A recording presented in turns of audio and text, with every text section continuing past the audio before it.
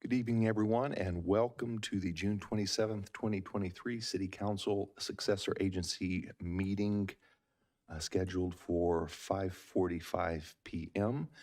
Pursuant to Section 54956 of the California Government Code. It is a special meeting of the City Council. We will call this to order. And Margaret, could I get a roll call, please? Councilmember Mendoza. Here. Vice Mayor Meyer. Here. Councilmember Orlemans. Here. Councilmember Pearson. Present. Mayor Bryant. Here. We do have a quorum. At this time, we'll open public comments. I'll turn to you, Margaret. This is the time to comment on items that are on the closed session agenda. If you're in person, please file a speaker card. If you're participating via Zoom, please raise your hand. Remarks are limited to 5 minutes per person, and your microphone will be muted after the timer has expired, and no public comments were received on this item prior to the meeting. I do have one hand raised. I'll call on Cinziana Todor. Cinziana, go ahead.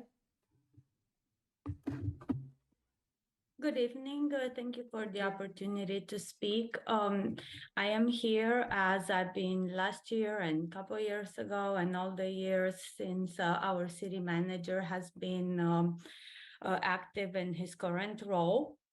I would like to mention that his performance has not improved over time. He had multiple opportunities to do that.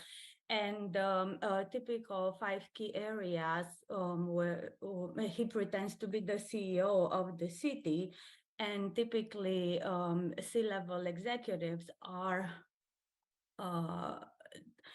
being evaluated on 5 key areas: leadership, people management, strategy, operating metrics, and external relationship.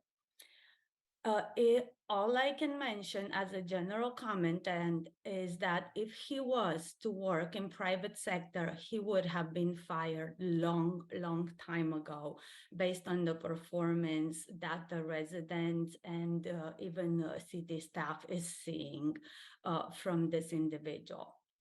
I never thought, and I'm repeating this statement, that we can have a worse city manager than Mr. Gus Viña. Gus was he always took ownership of any shortcomings, and he was always prepared to answer questions during the city council meetings.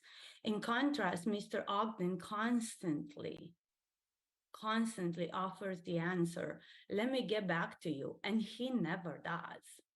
He's not even able to answer simple questions like, what is a CUP and how are the conditions of a CUP enforced? That is just basic, and it's unacceptable to have that kind of answer when his bosses, you, the city council, are asking these basic questions. I can't necessarily talk about his management strategy necessarily. I heard things, I wasn't there, so I'm not going to comment on that. But I can talk about operating metrics, strategy, as well as external relationship. From a strategy perspective, he keeps the line, so that he's been consistent on this by trying to drive the city into the ground.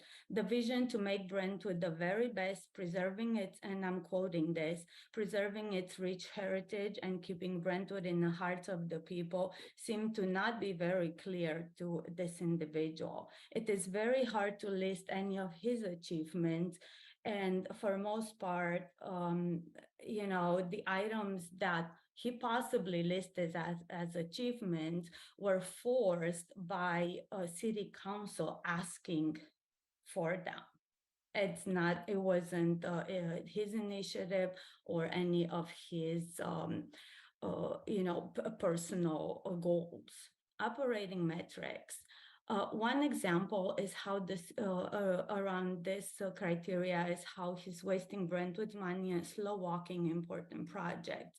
One of the most recent examples is that we spent $700,000 for housing element update. We incurred additional expenses because of the project being behind schedule, and we are still not in compliance and only self-certified. And I proposed the additional funds we had to pay from taxpayer money be deducted from his salary and not consider a salary increase for him.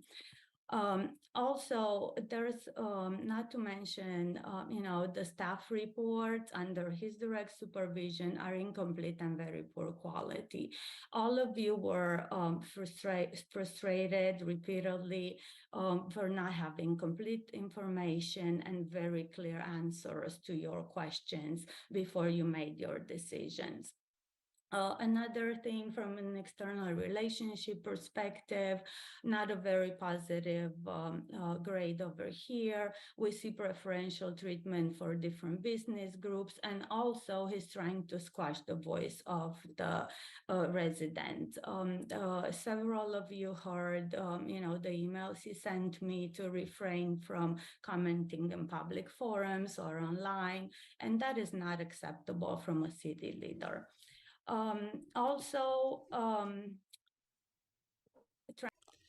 The speaker's timer has expired, and I show no additional hands raised. Okay, thank you. At this time, we will close public comments.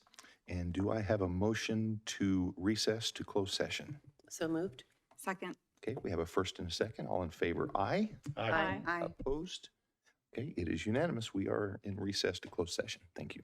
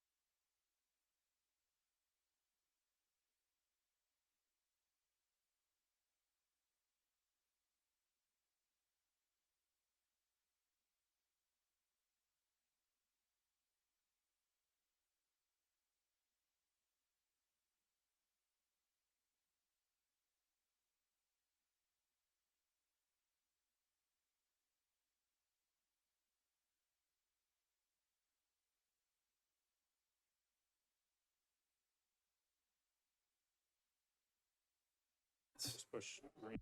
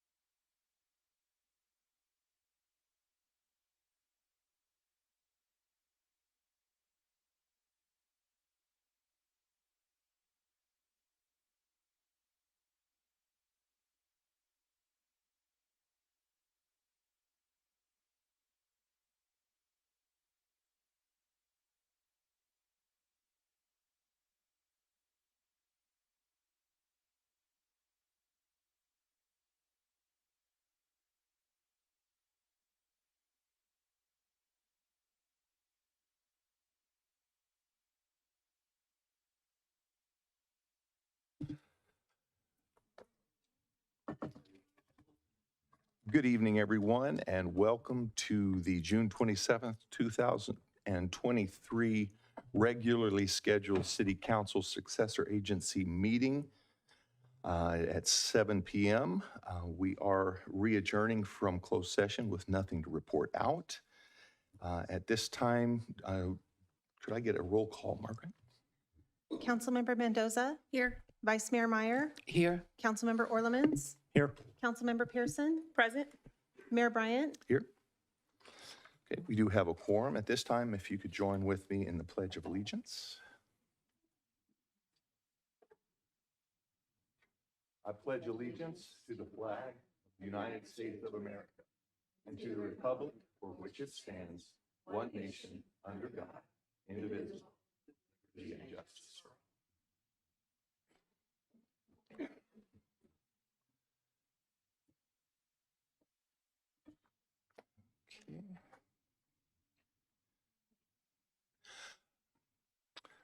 Margaret, I know we have a lot of items on the agenda tonight. Do we have, how many public comment cards do we have tonight?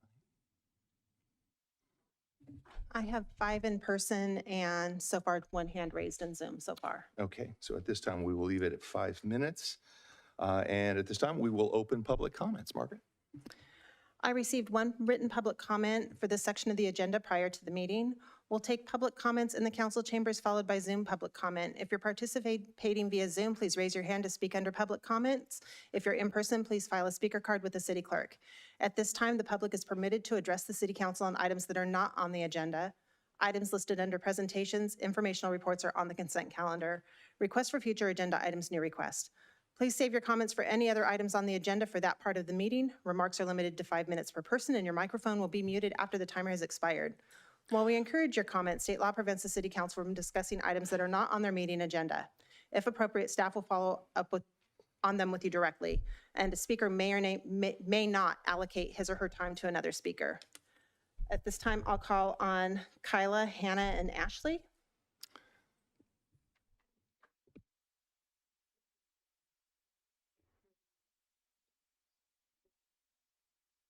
Good evening, everyone. My name is Kyla Scordellis, and I was last year's FFA Vice President. Although my time in FFA was short, it taught me more about myself and agriculture than the previous 16 years of my life.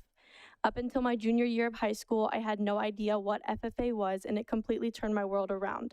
It taught me about how to be a better consumer, how to care for our animals, and how to be a good leader. It also taught me about my passion for wanting to teach agriculture to elementary age kids because most of them know little about ag.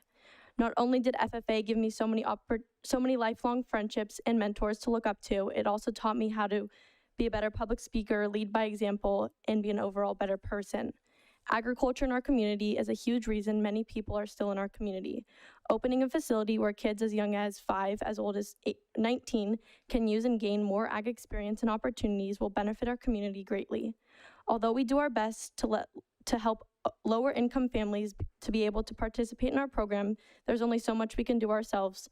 This facility will help improve our ability to help those families. This will also help increase our elementary and middle school age children's participation, which is something that needs to happen to keep Brentwood and surrounding cities agriculture alive. Thank you for your time and consideration. Have a good night. Hello everyone, my name is Hannah Gozo. I'm the president of the Brentwood FFA chapter. Agriculture education has opened up way more doors for me through high school. It has gave me opportunities that I didn't even know existed. It has taught me responsibilities with taking care of animals, and has also taught me more time management skills. With being an FFA, I have gained many new friends, as well as gaining confidence in myself.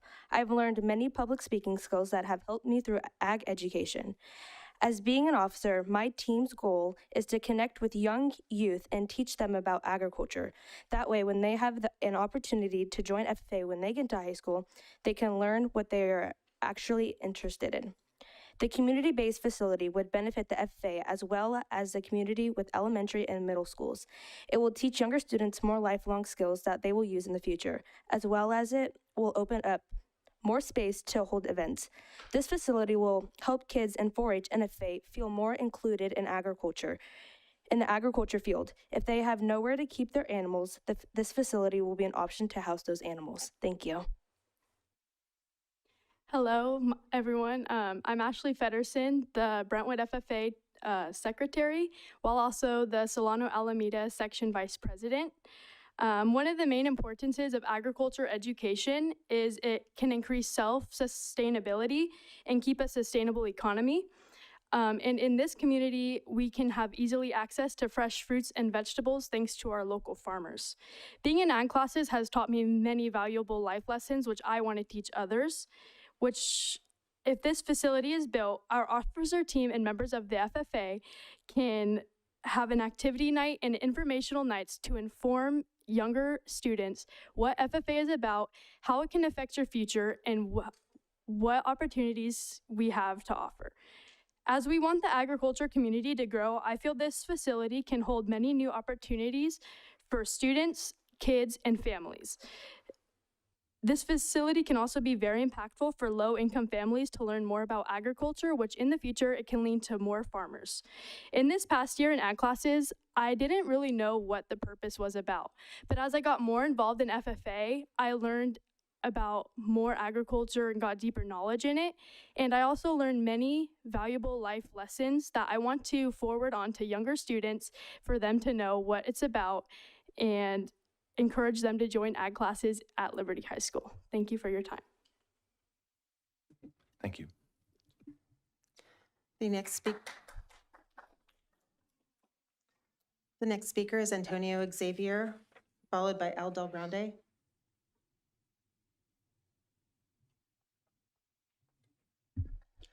Good evening, Mayor and City Council. Back in April, I spoke before you in favor of a 5-minute public policy for speakers.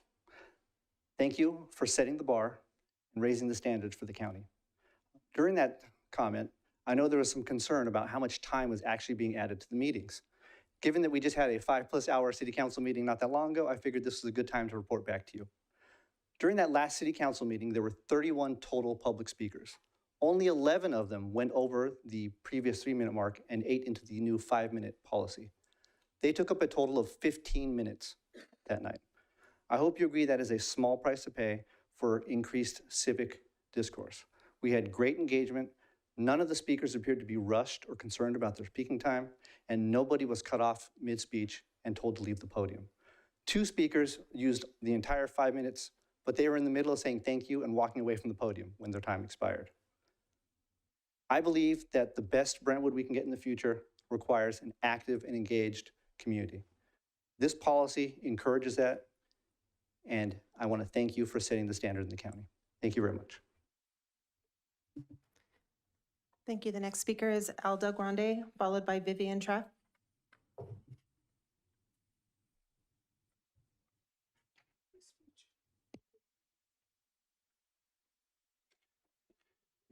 Good evening. I'm sure you're aware I was here 2 weeks ago, and I was talking about the city's lack of recognition regarding our veterans on days that commemorate certain days of the year, such as Armed Forces Day, Vietnam Veteran War Day, Flag Day, Veterans Day, Memorial Day. It was questioned by I believe the vice mayor at the time, asking staff why we didn't have that policy. And the response was, we never historically have included national holidays in our proclamations. Not more than 5 minutes later, you had this huge parade commemorating Juneteenth, picture taking. Juneteenth is a national holiday. Earlier this year, you had a proclamation for Martin Luther King Day, which is a national holiday. So I'm a little bit confused as to if there were exceptions made for those days, or there's an exception regarding military veterans who don't get any recognition from this council. You may be surprised to hear that even President Biden was astute enough to make 4 proclamations this year from last year. Veterans Day last year, Vietnam War Veterans Day this year, Memorial Day, Flag Day, and Armed Services Day. he had the wherewithal to notice and to respect the work that our veterans have done for this country. And I'm a little bit lost. I understand later this evening there's a council request to put this item on the agenda. So rather than make any more heat about it, I will offer my services to whoever decides to go ahead with this and let you know what days that we should be commemorating in proclamations. I have a packet here I'll give to staff so they'll have it for their education.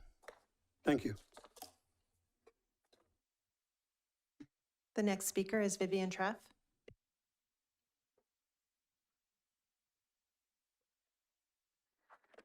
Good evening, council. I own a small business in town called Boondoggies. I started with a hot dog cart and over the last 5 years have built the business into what it is today. With a brick and mortar store downtown, 2 mobile units, and 3 concessions contracts. One of those contracts is at Sunset Park. Like most small business owners, I spend 7 days a week at 100 miles an hour. During baseball season, with the volume of people coming to the park higher than ever, 6 of them are dedicated to not just fulfilling our contractual obligation, but providing exceptional service at Sunset. At the end of the baseball season, burnout is inevitable. So at the tail end of the season this year, I was genuinely shocked to hear that comments had been made during the last city council meeting that our concession stand had been, quote, closed a lot and, quote, only open half the games. I was physically recovering from months of back-breaking work, ensuring that our stand was open 6 days a week starting in March. And I couldn't understand how anyone could have that perception of us, not just this season, but ever.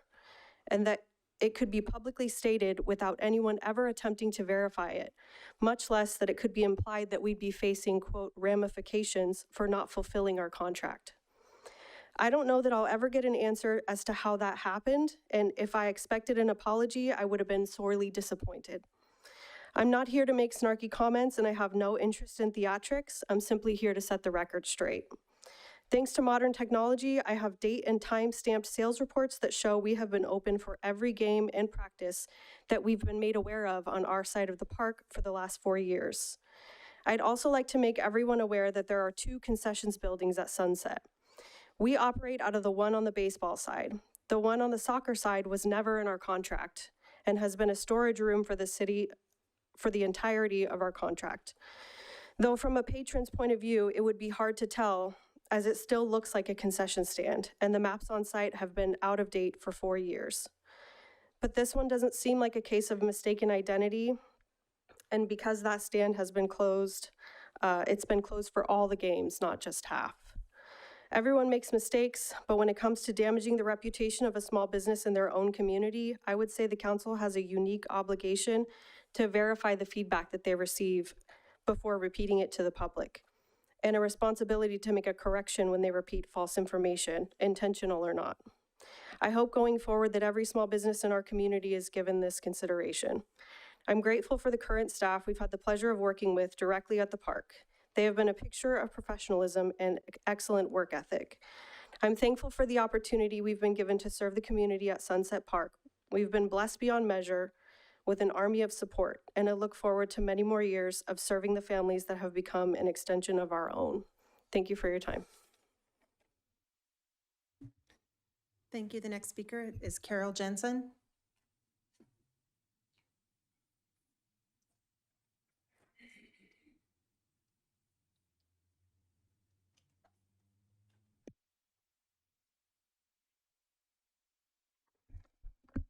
Wonderful.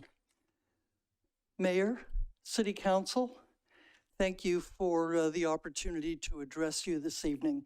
My name is Carol Jensen. I'm a resident here of Brentwood since, I hate to say it, 1956. Hard to believe. And I'm here this evening to lend my voice, along with many others in Brentwood, with regard to business item D1, your consideration from harvest time for the use of agricultural mitigation fees for a 3-year staffing and marketing program and the development of an innovation center at 3900 Sellers Avenue. This is a fabulous idea, and it's fabulous for 3 reasons.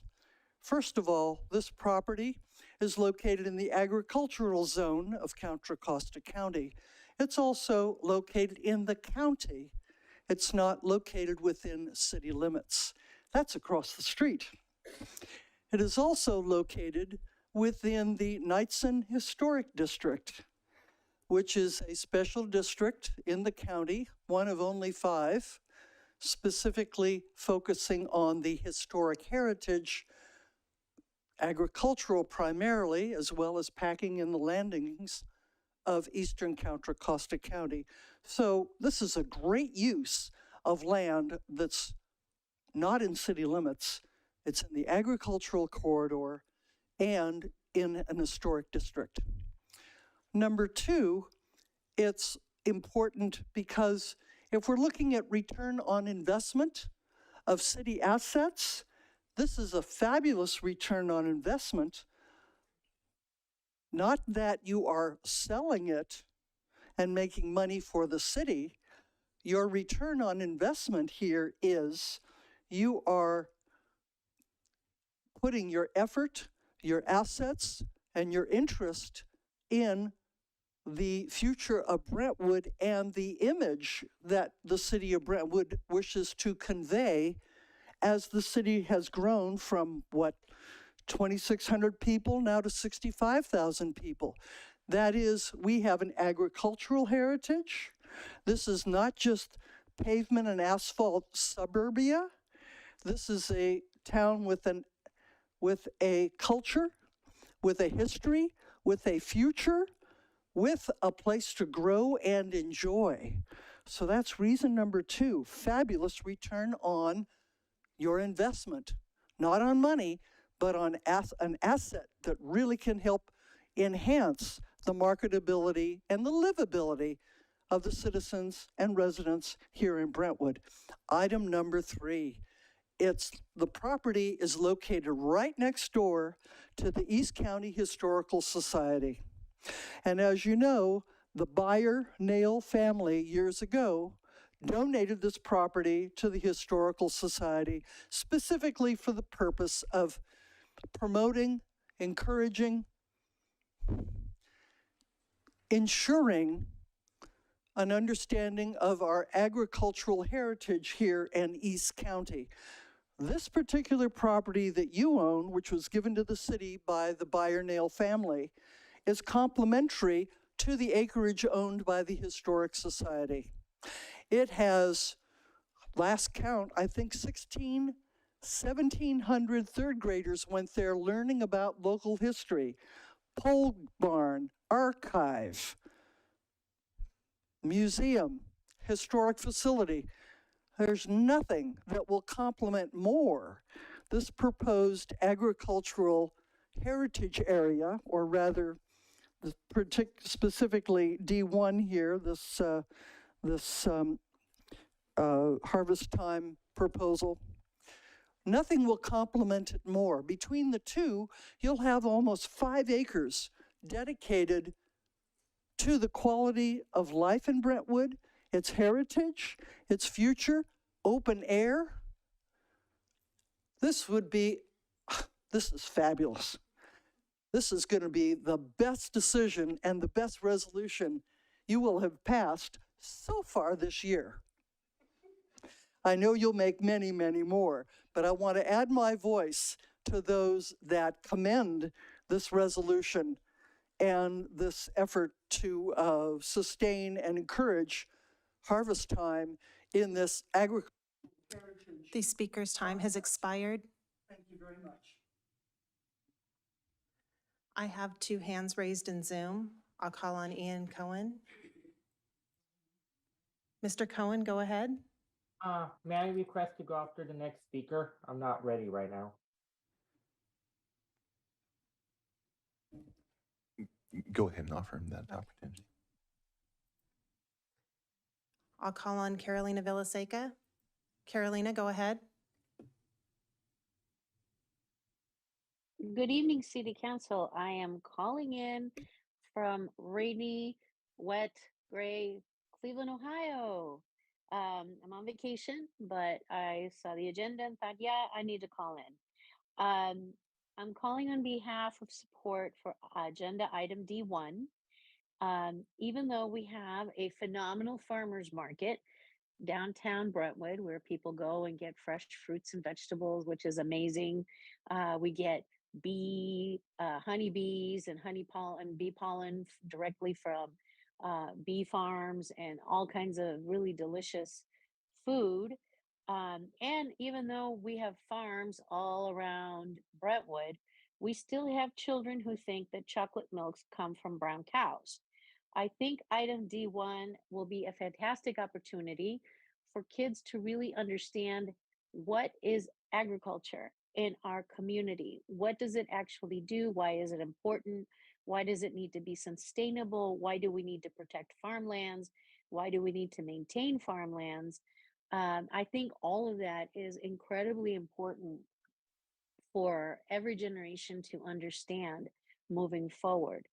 The most important thing, of course, is education. When my kids were at Pioneer, when they were in kindergarten, we had a petting zoo come in, and the kids were just gobsmacked at being able to pet a pygmy sheep. It was cute, it was fluffy. I mean, it was adorable. And kids got to learn about several other types of farm animals from this petting zoo. And for most of them, it had been the very first time they had ever seen live farm animals. So I am in strong support of this. As we can see, the next generation is learning a lot about sustainability and what it takes to keep a strong agriculture area going. So that's why I was calling in to make sure that D1 gets strong support. Thank you very much. Thank you. The next speaker is Ian Cohen.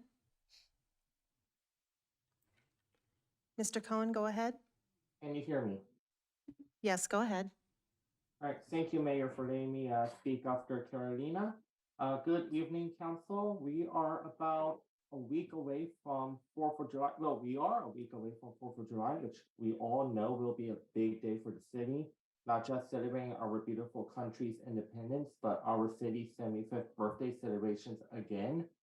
I want to say a big thanks to the Parks and Rec Department for having a massive lineup planned out from the carnival, or not from the carnival, sorry, from the parade all the way down to coordinating with Amy at Downtown Coalition for the drone show. It's going to be busy, crazy. I am speaking because I am the student advisor and the co-founder of the Heritage High School Business Club over at Heritage. We are being approved for DECA this coming school year, so that's a great new improvement to the city of Brentwood. DECA is this amazing competitive business organization where we get to compete across the Bay Area, state of California, and internationals. So we are excited to say that we are going to be a part of Carnicue with the amazing nonprofits like Icas Campo and The Village and all the other epic nonprofits. A huge thank you to Recreation Supervisor Stacy Dempsey for helping us get approved for that. I just want to say thank you to Council for helping get this Carnicue approved, because this will be amazing, not just for the community and Brentwood's history, reliving this amazing past and trying to bring Cornfest back, but also for these nonprofits in my high school club to be able to raise funds and keep killing it in Brentwood, making it better in Brentwood. Again, thank you so much, and I cannot wait for 4th of July. I'll see you there all day long. From the parade, I'll be there, and I'll be there all the way to the drone show. So downtown will see me a lot. Have a great day, Council, and have a great meeting tonight. I have no additional hands raised in Zoom and no additional speaker cards. Thank you. At this time, we'll close public comments, Okay. and Another hand did just pop up. yes, please take it. If Twee Dow Jensen. Twee, go ahead.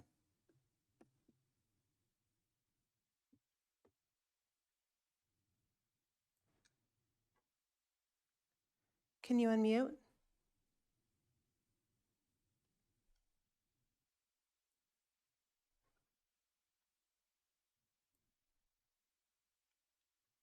She doesn't appear to be unmuting. Okay. Okay, can you hear me now? Oh, yep, go ahead. All right, thank you. Good evening, Mayor Bryant and Brentwood City Council members. I cannot come on later this evening, so I wanted to comment on the pending liquor license application that is within less than 600 feet of Guerin Elementary. Speaking as a parent with a child in BUSD, I'm asking Brentwood City Council to not approve the liquor license application as the business is 433 feet away from Guerin Elementary School, much less than the 600 feet that the law stipulates. Speaking as a Brentwood School Board member, the safety of our children is my utmost priority, and I hope it is yours too. According to the law, the California Department of Alcoholic Beverage Control may deny any retail license located within at least 600 feet of schools and public playgrounds. Brentwood City Council has the opportunity to follow the law today by not approving the liquor license application. Thank you for your time and consideration.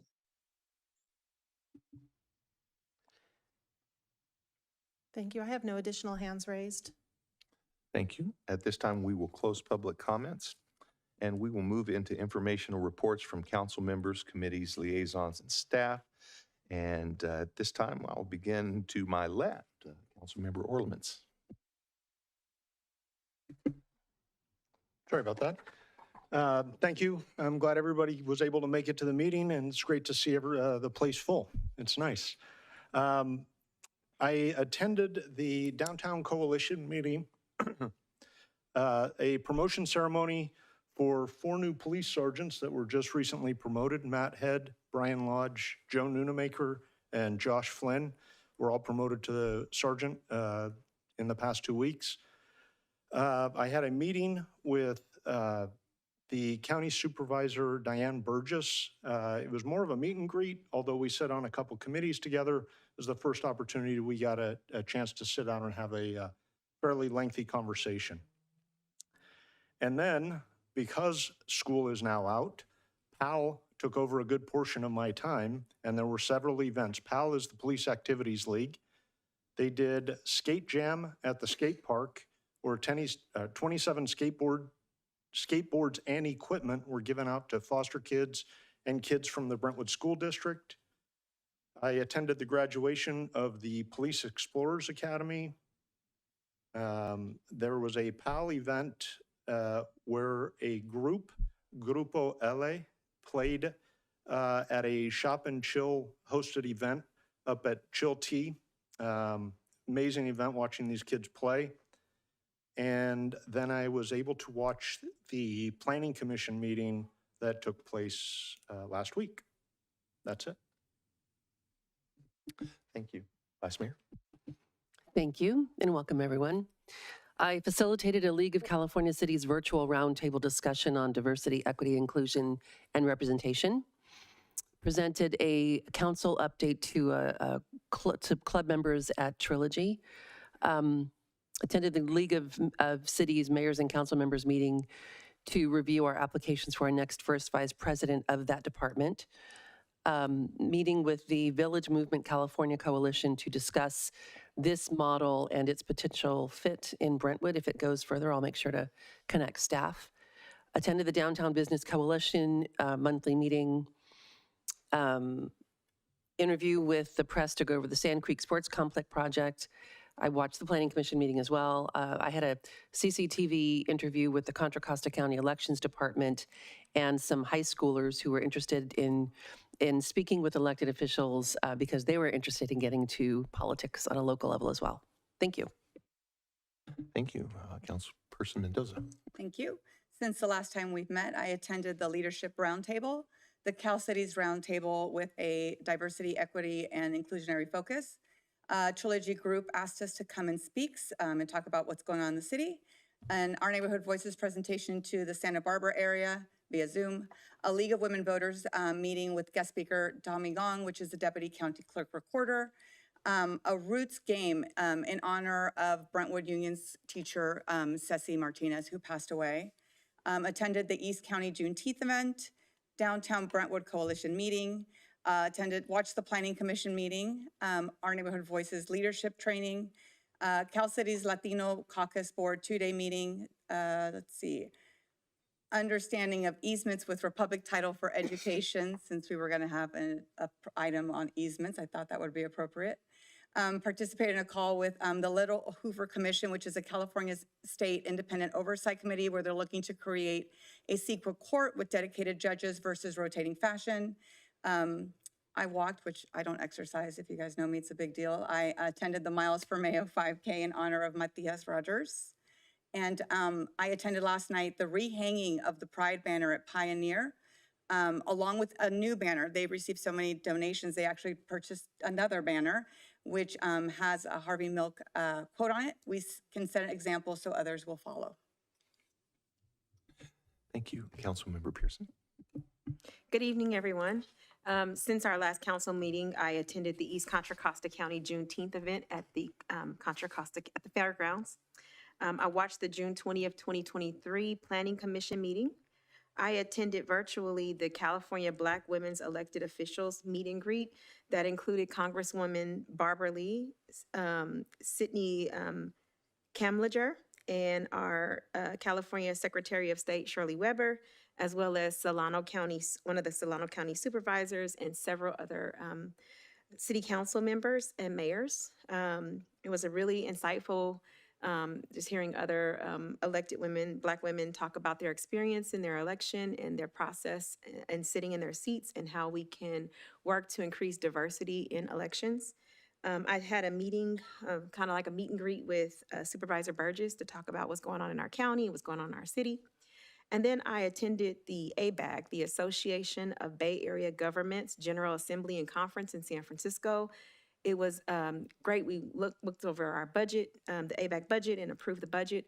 But what was really good was there was to see that we're not the only city that's dealing with frustrations with the housing element, and that other cities feel like they have a lack of support from the decision makers.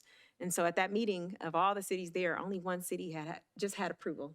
And so it was just, my heart went out to our staff with all their hard work, but it was just, you know, kind of eye-opening that everyone's struggling with this. So that's everything I did. Thank you. Thank you. It is really great to be back. I do apologize. The last council meeting, I believe, was only the second council meeting in 12 years. I was unable to be a part in either physically here or electronically. I do want to thank staff for all their efforts in making that happen, but the location I was at, a storm had taken the Wi-Fi out. We brought in whatever Elon Musk's satellite thing is, it also did not work. And so I was unable to attend remotely, but I have confidence in our council members and our vice mayor.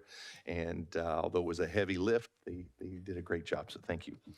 I do have some things to report. Since last council meeting, I attended the Habitat Conservancy Board meeting where we discussed the approval of the new price and cost tables, as well as speaking about one of our newest residents, the Golden Eagle couple and their single egglet that has unfortunately delayed our beginning of the construction at the Sand Creek, making it go all the way through to Deer Valley, our connection part.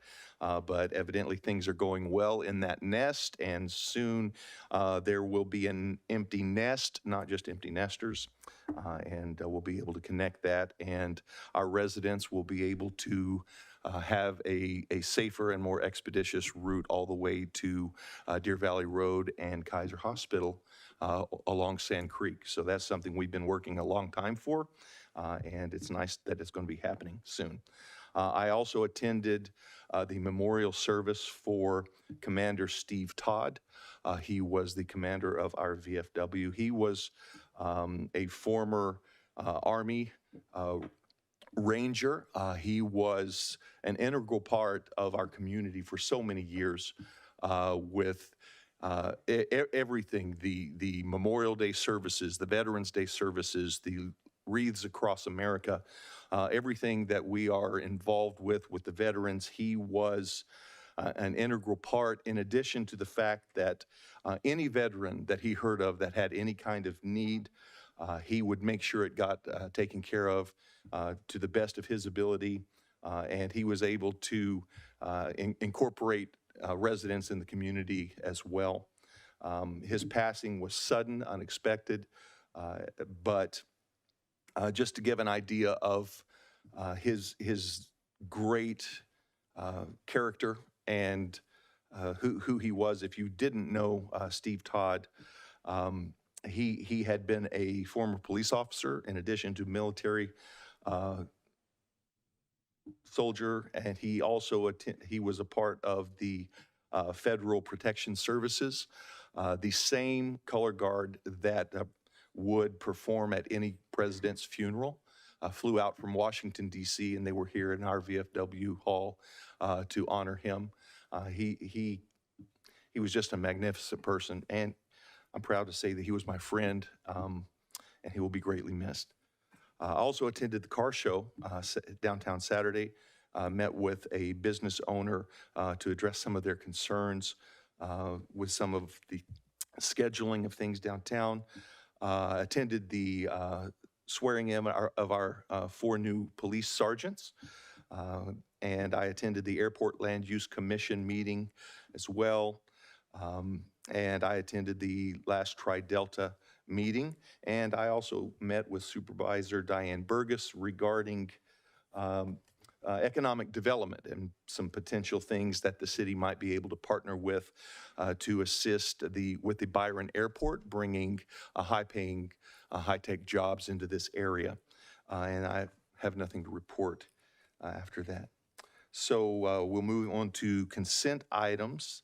I would like to pull item B1 from the consent calendar.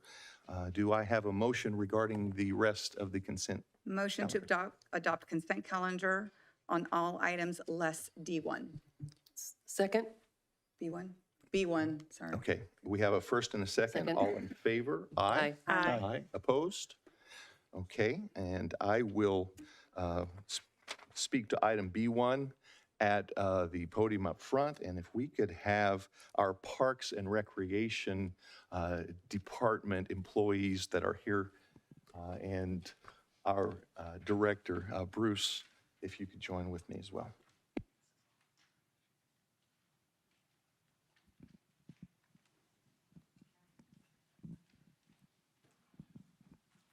Thank you.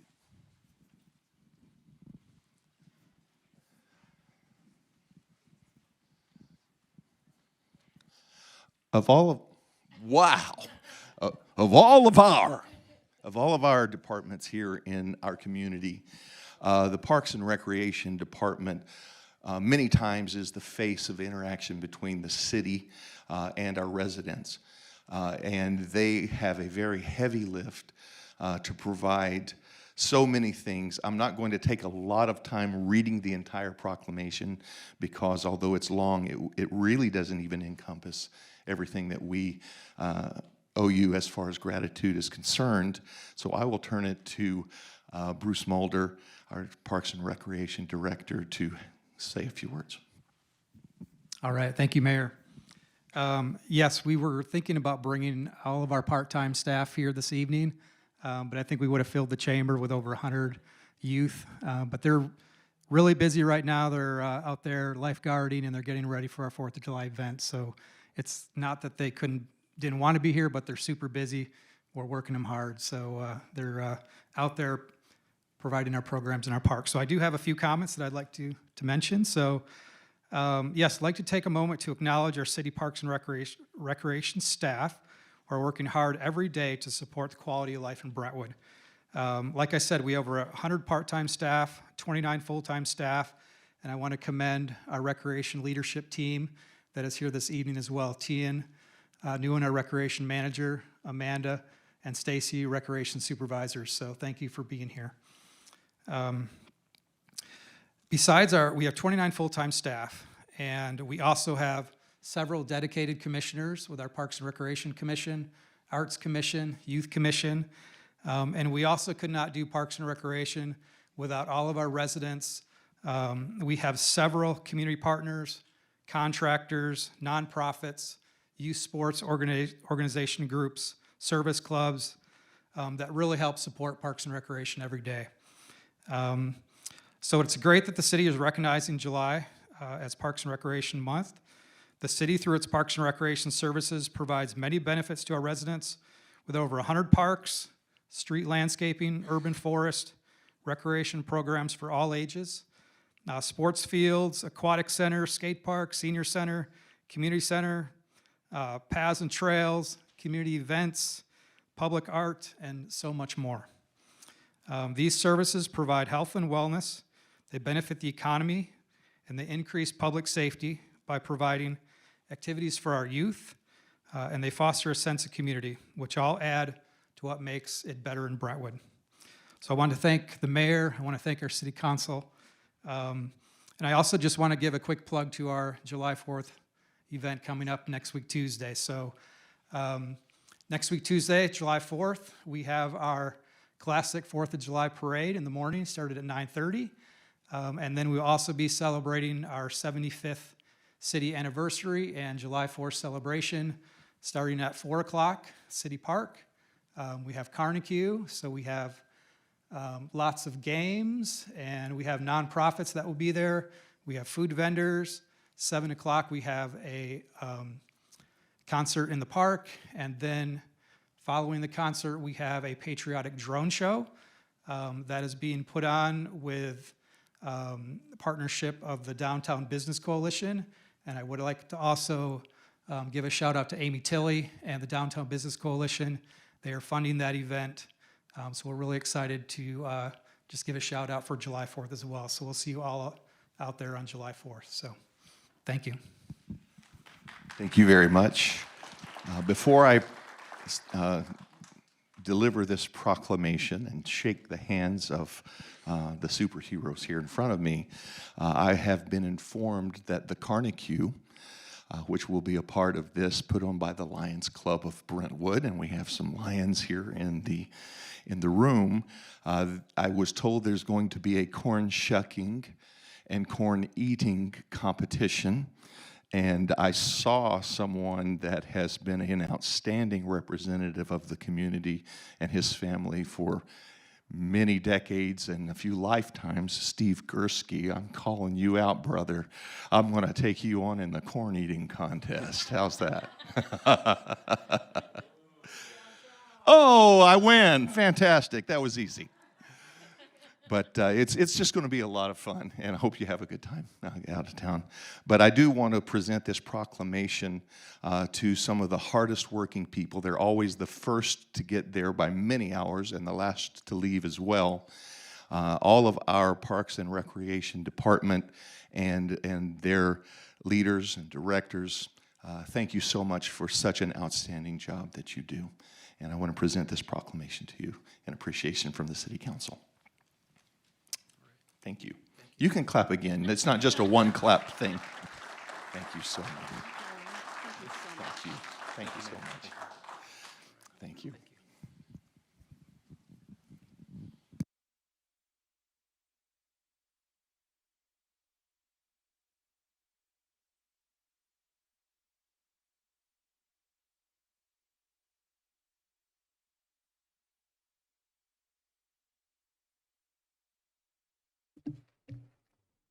So Mayor, can I make a motion to adopt consent item B1? Yes, and I will second that. All in favor? Aye. Okay, opposed? It is unanimous. We will move into item B5. I'm sorry. There we go. C1. Mayor, I know that we have a lot of people here for, from harvest time. Do you want to, I don't know if you want to move that up. I know it had been requested. I don't know how you feel about that. I would be very happy if council is amenable to it to move the harvest item forward. Okay. So then at this time, we'll give staff an opportunity to shuffle. I'm sorry. We will move to item D1.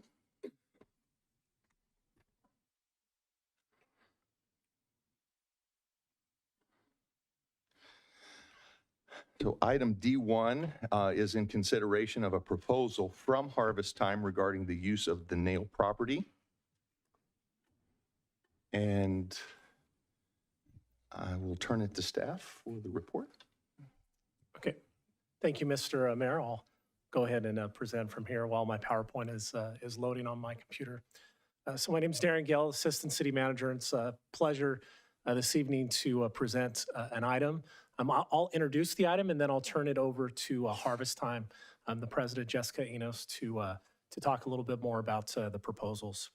So it's been discussed a little bit earlier today. The city in 2007 purchased a property on Sellers Avenue, which is commonly referred to as the Nail property. They purchased that property with ag mitigation funds for just a little over $1 million. In 2008, the city actually had drafted a draft design for the project. And in late 2008, it was decided that the city did not have the funding or the ability to build a facility, and that they would look in the future for someone to hopefully come forward and come up with an entire plan for the Nail property. Since 2010, the city has had an agreement with the East Contra Costa County Historical Society, as they use a portion of that land. Earlier on this year, in March of this year, the LUD, the Land Use Committee of the council, heard a couple proposals. So first in March, there was a proposal from Harvest Time, and really this is a two-item, there's two items attached to this staff report. The first was a request from Harvest Time to fund a staff person for $55,000 and then an additional $26,000, a little over $26,000 for marketing. The LUD committee heard that proposal and they recommended moving that forward as a 3-year project for the city council to consider. At the same LUD meeting in March, DIG, Developmental Informal Gardeners, gave a presentation, and the LUD committee recommended moving forward with a ½ acre of property for them to continue their I'll call it their Mother's Day sale. So they propagate plants on an annual basis, have a greenhouse, and then they sell property on Mother's Day. Unfortunately, the property that they've used for the last 10 years is unavailable, and they're looking for a new site. During the discussion that evening in March, the two council members of the LUD committee recommended an entire plan for the Nail property and making sure that the DIG proposal did not get in the way of some future uses of the 7 acres. Harvest Time was at that meeting. They heard that message loud and clear, and they brought forward a proposal to build out an innovation center, an agricultural innovation center on the Nail property. And so the two items that are before you this evening is a recommendation, and there's a resolution before you this evening to allow staff the opportunity to continue working with Harvest Time to enter into an agreement as they've requested $2.4 million for the Ag Innovation Center, and then a 3-year program to fund a staff person and to do marketing on an annual basis at $55,000 a year for a staff person and $26,400 for marketing. At this time, I would like to introduce Jessica, who's the president of Harvest Time, and she has a PowerPoint presentation that we'll go through. And after that, staff can answer questions, and I'm sure that there might be some additional public comment from there. Thank you.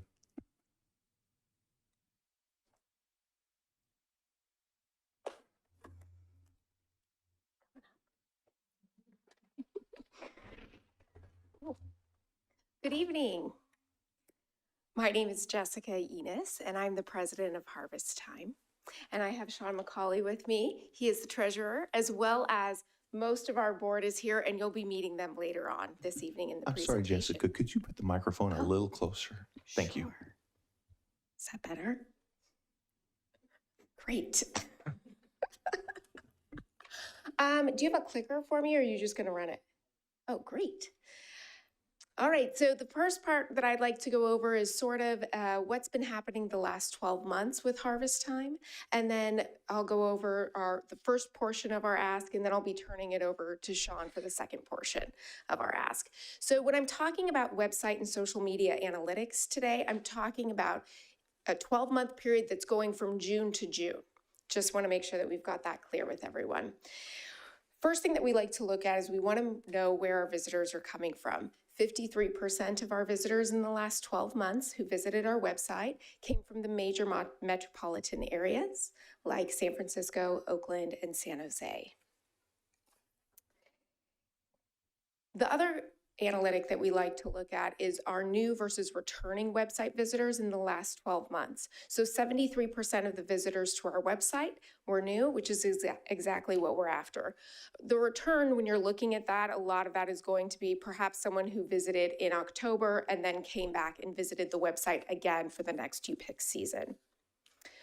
Overall, our website traffic was up 16.7%. And what is really sort of important about this and what we like to look at is oftentimes the traffic on our website will start to speed up prior to the UPIC season. And when we start to see these increases year over year, like we've seen here, then we know we're going to start to hit that number of bringing in 180,000, 200,000 people into our area to visit our farms. The next piece that we like to look at is our Facebook video views. We put a lot of time and effort into our videos, as you all know, and we want to make sure that they are being viewed correctly. So we did have a 13% increase this year on our Facebook video views. Now, on Instagram, that's not a mistake. So this is a real number. So we were up over 4,000%, excuse me, on Instagram. And there's a reason for this. So every year, Harvest Time sits down and we walk through what is going to be the most cutting edge way for us to promote our members. And we decided this year that we were going to focus on influencers on Instagram. We looked at 3 different genres of influencer. That would be family activity, foodie, and weekend explorer, wants to do something maybe off the beaten path. We were able to partner with several different influencers within those genres. Now, when you partner with influencers, it takes a little bit of an extra step, and Nancy was able to do that for us. So what happens is she would put forth the contract with the influencers. She would speak with them and say, hey, what is it that's really important to your content? What is it that you need to see? Is that low-hanging trees? Is that the best cherry for a pie? Is that a different kind of produce that you cannot buy in a grocery store? And once she has that, then she took them around to various farms that fit their need and was able to host them, which was fantastic. So that way then they could get the content that would work best for their audience. After that, then we go back and we look at their copy, and we want to make sure that their copy is correct. We want to make sure when they're showing a beautiful cherry that they are calling it a coral and not a Rainier. We want to make sure that we've got all that information correct. And by using through all of this, we were able to organically grow our Instagram, which is what you want to do, because when you're on Instagram and you hit that algorithm and that algorithm sees, hey, this profile is creating a lot of buzz and people are staying on my app for that, they want to promote you. So the organic growth is what we were looking for here, and it's what we were able to achieve. So overall, with our social media reach, we were up, when I say reach, that's different than views. So reach means individual profiles, whereas views you can get on and see a few times, right? So reach is individual profile pages. For Facebook, we were up 136%, and we were up over 2,000% for Instagram. So in all, 2.4 million people saw our videos this season. Moving on to our UPIC Capital project, this is our logo. We are really excited about it. It shows our permanent crops, our row crops, our vineyards, Mount Diablo. It has the Brentwood sash. We are so excited that we are launching this project. So over the course of this project, over the last 12 months, we have here, they're labeled 1 through 5 just for ease of looking at it, but really 1 through 3 were almost happening in parallel. As you already heard from our great historian, Carol, she was able to meet with us, and as we said to her, hey, we're pretty sure we're the U-Pick capital. We all feel that way.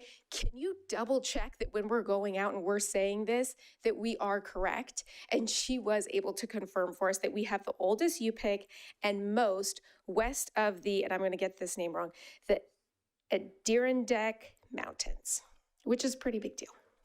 Did I have it wrong? Alleghenies. I'm so sorry. I knew she would correct me. Thank you. That's why we have her, right? So we were able to get all of that information thanks to Carol. In addition, we began to trademark because we want to make sure that we have that Harvest Time owns this asset. It was about a 9-month process. We were able to trademark U-Pick Capital, and we also own all of the digital assets. So this is fantastic for Harvest Time to have ownership of all of these things. In addition, Carol was able to connect us with some fabulous documentarians, and we had a fantastic meeting with them. And they were able to provide for us a path. And basically out of the meeting, what came was that when you're looking at a documentary, there are 3 sort of buckets that a documentary can fit into. There is the history, there is the what's currently happening right now, that what's the call to action? Why do you need to come here? And then there is the how-to. So how are you farming? What is the path of a cherry? These sorts of things. And they said, usually you want to pick one bucket. And as we're thinking about it, we're like, oh man, we could do all of those, no problem. So we started going back and looking through our footage. We started having lots of really good conversation amongst our board. And what we've decided to do is we have created 3 vignettes, and each one of those vignettes hits each of those buckets. 2 of the vignettes have been released already, and 1 will be coming out soon. And based on what the feedback that we're getting from some of those vignettes, it's going to help shape our story, so that way then we can continue to move forward with the project. This year we were able to launch, because we had our logo design, we had our trademark, we had our historian checkoff. So we were able to launch our website, our Facebook page, all of our social media, and we're starting to get our merch together. So we're really excited about where this project is going. So I wanted to show this next slide because you've seen this before. So when we're looking at this cost breakdown, where we are right now is we're coming out of that pre-production phase, sort of making sure that we have all the right pieces, all the right stage set. So that way then we can start moving into production. We can start looking at what is this story going to be. We can hone it. We can go back and look at all of the amazing cinematography that we've collected over the last 4 years. And we can start seeing what's missing out of there and what do we need to go back and get. So I'd like to share with you now one of the vignettes that we released this year.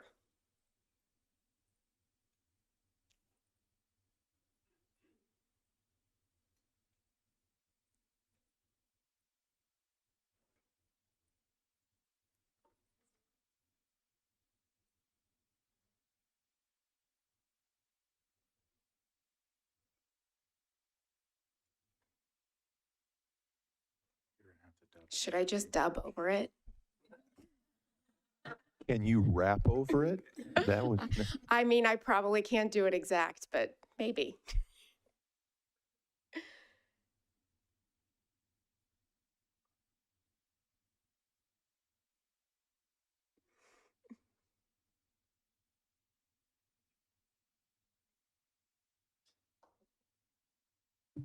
Margaret, if you switch to this one, or Amanda, I can.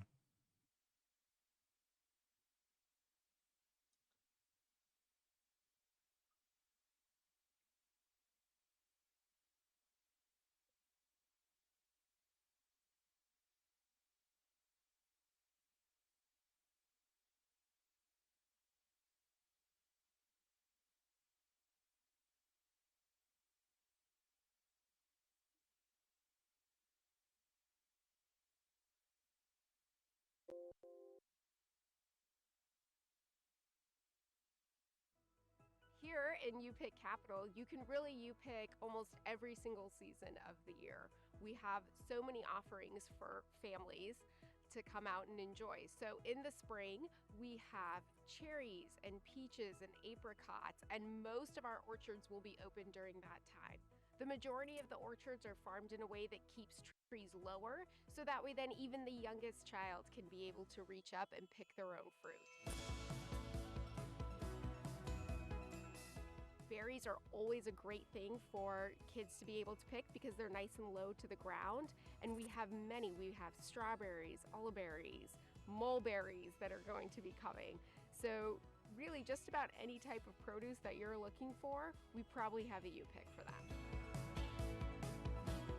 As we move into fall, we usually have pumpkins and pomegranates and tomatoes that people can come out and pick. Families can enjoy tractor rides, picnics. They can even shoot pumpkins out of cannons if they want. So there's a lot of interaction that happens between your family and picking your own fruit and enjoying the whole farm experience. As we move into our cooler months, we often have opportunities for Christmas trees even. We've got opportunities where you can come out and you can pet animals and you can pick flowers. We've got picnicking. They can interact with farm equipment. When you come out, you're going to be able to spend an entire day here. It's a really great opportunity for families to understand where their food is coming from, what goes into growing it. They're able to speak to farmers and speak to people that live here in the area.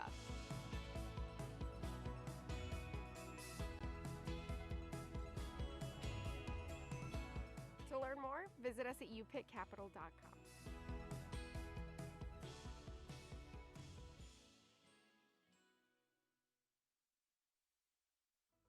Here in UPick Capital, you can really UPick.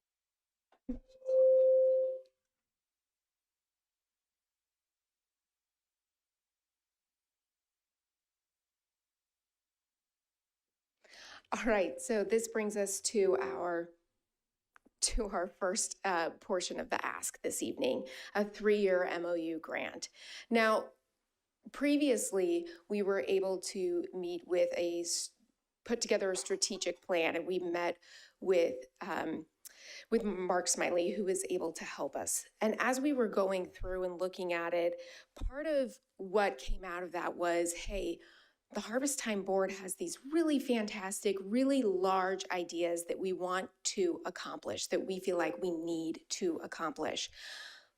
But what happens is there is oftentimes this administrative tasks that need to be done that our volunteer hours are going towards. And what we want to make sure is that we are hitting these really large projects that we have that we're really excited about. So we think in order to help us execute on all of our really large things that we have coming up is we are going to need probably some project-based contractors that are going to be able to come alongside us. So that's the ask for the $55,000. In addition, for our social media and user interface improvements.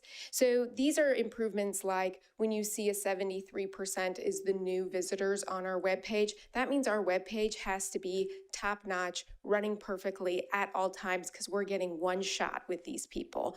And that means that every single year it has to be refreshed, it has to be make sure we're at the top of all of the Google searches, things like that. We also always put dollars towards our Facebook ads and in addition, contracting with these influencers. Overall, we think in order for us to execute on the large projects that continue our mission of promoting harvest time and agriculture in the Brentwood area, this is what we're going to need. It comes to $79,000 per year with a 3-year MOU. And I'll hand it over now to Sean McCauley. Okay, thank you, Jessica. Don't you like her? She's a great spokesperson on video. This next video you're going to see, not so much. So yeah, so I'm gonna handle the project vision for the Ag Innovation Center. And thank you, Mayor and council members, for having us today. This is a project that has come to us. We've thought about it for years, but has come to us through what Mr. Gale has said through a planning commission or a ag mitigation meeting that we had with DIG. We were attending with DIG, and I think the opportunity It's an excellent one. I think timing was perfect, and we can't wait to present this next project to you guys. I think there's a video that we're going to shoot first, and then we can go from there.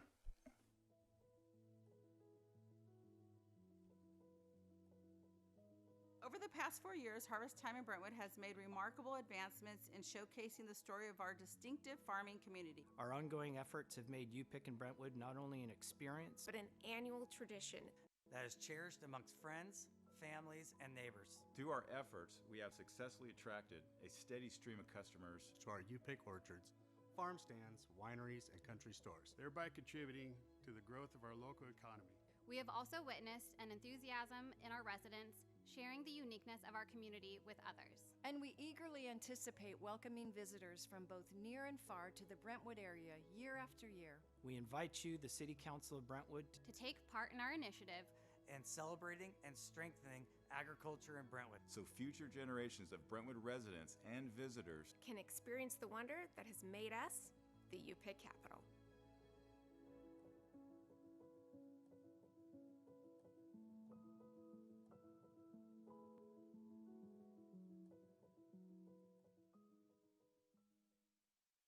Good evening, Mayor and Council members.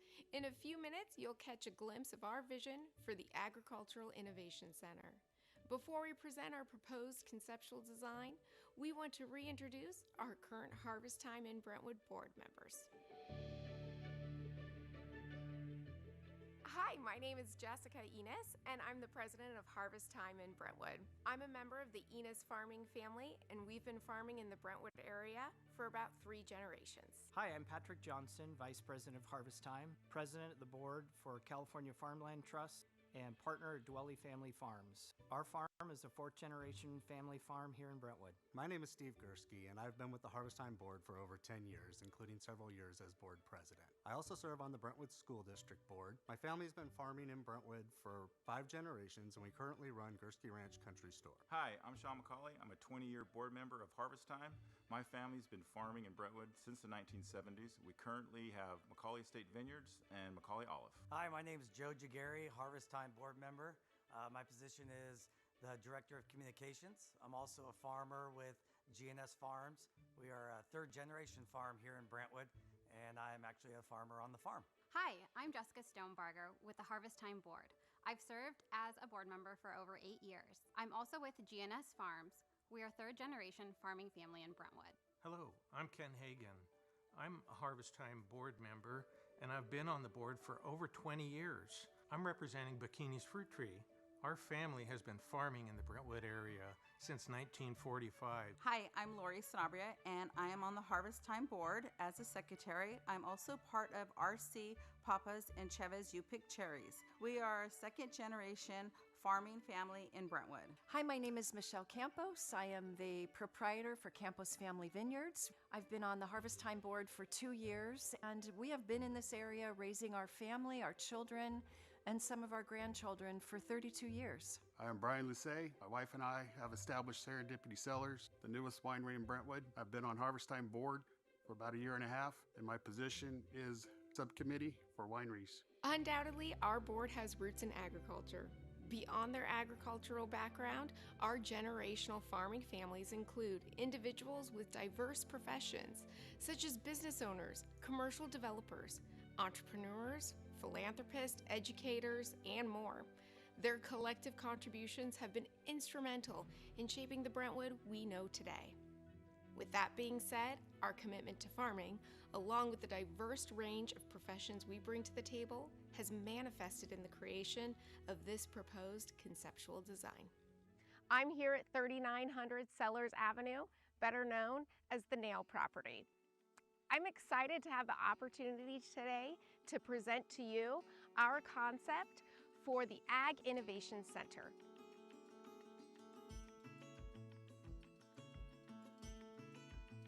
This conceptual design was crafted with a focus on youth, education, agricultural nonprofit organizations, and the farming community. Let me walk you through our vision. The driveway leading into the property is lined with antique farm equipment and blossoming trees. As you turn into the parking lot, you see multiple trails heading deeper into the property. The trail directly in front of you leads you to a community garden. Further down is the location of DIG. DIG is a local gardening club, and they have a greenhouse where they are growing their plants in preparation for their Mother's Day sale. The trail to the right of the parking lot takes you down a gravel pathway and ends at the site's original farmhouse. Inside the original house are office and conference room spaces. Local ag entities are able to rent out these spaces to accommodate a variety of classes, from spray certifications to ag digital media workshops. To the right of the farmhouse, you find another walking trail that leads you to the 4-H pens. Children who do not have enough space at their homes are able to rent these pens so they can continue their 4-H education. Some have goats, sheep, and you'll find families here most days tending to their animals. The north and west portions of the property hold the Learning Orchard and Vineyard, where UC Davis hosts classes on pruning techniques, and many of the UPIT Capital's famous produce is displayed here. As you head to the center of the property, you'll see the barn surrounded by an expansive lawn, complete with an extended porch overlooking the irrigation pond and a produce cooler to host farm-to-table restaurant pickups. This entire space can accommodate local events up to 250 people. Some of these events are the annual Harvest Time Dinner, Wine Growers Dinners, FFA Conference Banquet, Farm-to-Table and Farm Worker Appreciation Dinners, just to name a few. This isn't just our vision for harvest time. This is the vision for the agricultural future of Brentwood. Welcome to the Harvest Time Agricultural Innovation Center.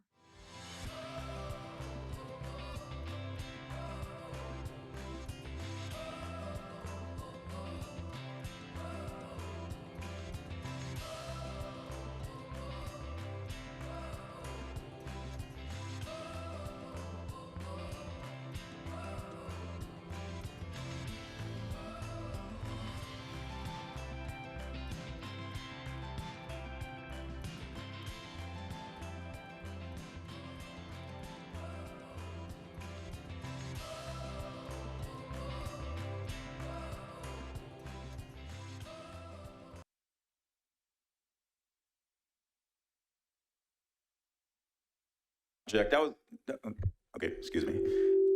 That, going over the highlights of this project to get through it, because I know there's going to be a lot of questions. Community education, I love the gals that came up here earlier, the young ladies that came up here earlier, and I think that really kind of galvanizes the reason why we need ag education. These kids are obviously passionate about agriculture, and having a location for us to help foster that would be hugely beneficial to Brentwood. I don't know if you guys know this or not, but a lot of 4-H organizations throughout other cities are disappearing. And whatever we could do to keep these kids engaged in agriculture, I think is extremely important. Sustainability for harvest time. We really want to be sustainable going forward. We've requested funds year over year simply because going from Ken Hagan's not here today, but I remember back 20 years ago, all we did was a map. And that map was distributed by us personally and physically going down to the peninsula and to other locations and distributing that. And now it's really kind of evolved into a social media piece, right? Driving people into the city, and that's expensive. And we've year over year asked for money to do this. We've done it well, as you can see from the numbers. But we also want to be sustainable so we can do this and fund this ourselves. Promotion of ag-related business and organizations. Not only do we want to support 4-H FFA, the ag department, and these ancillary businesses that are associated with agriculture, but I don't know if you guys, I'm sure you guys understand this and know this, but this community is supported by the people that we bring into this harvest season every year. So we're extremely happy to hear from our downtown merchants, et cetera, that we've brought in incrementally more money to them during that harvest season through people patronizing downtown and other areas of Brentwood, and they're extremely happy that we're doing what we're doing. And lastly, but not certainly the most important, would be we're just bringing this property to its original vision. Mayor Bryant, I think you were on council back when this was procured, and this was the original vision for this property. And I think that we could have it come to fruition for you. Harvest time due diligence. So we conducted over the last 2 months intensive due diligence on the property. We had a couple meetings with Contra Costa County Land Use and Zoning. It is in the outside the city limits, as Carol mentioned. We don't feel like that's too much of an issue. We had favorable meetings with them. Mr. Gale, I believe, attended one of them, and we have a pretty good path what we need to do to get this off the ground. The phase 1 environmental report we're comfortable with. There are some issues there, but we will take on that liability for the city for whatever phase 1 issues are there. We could actually clean those up and get a clear bill of health on the property. Financial feasibility, we're going to go into some slides a little later. I have, I think slide 74 will depict, or I'm just kidding,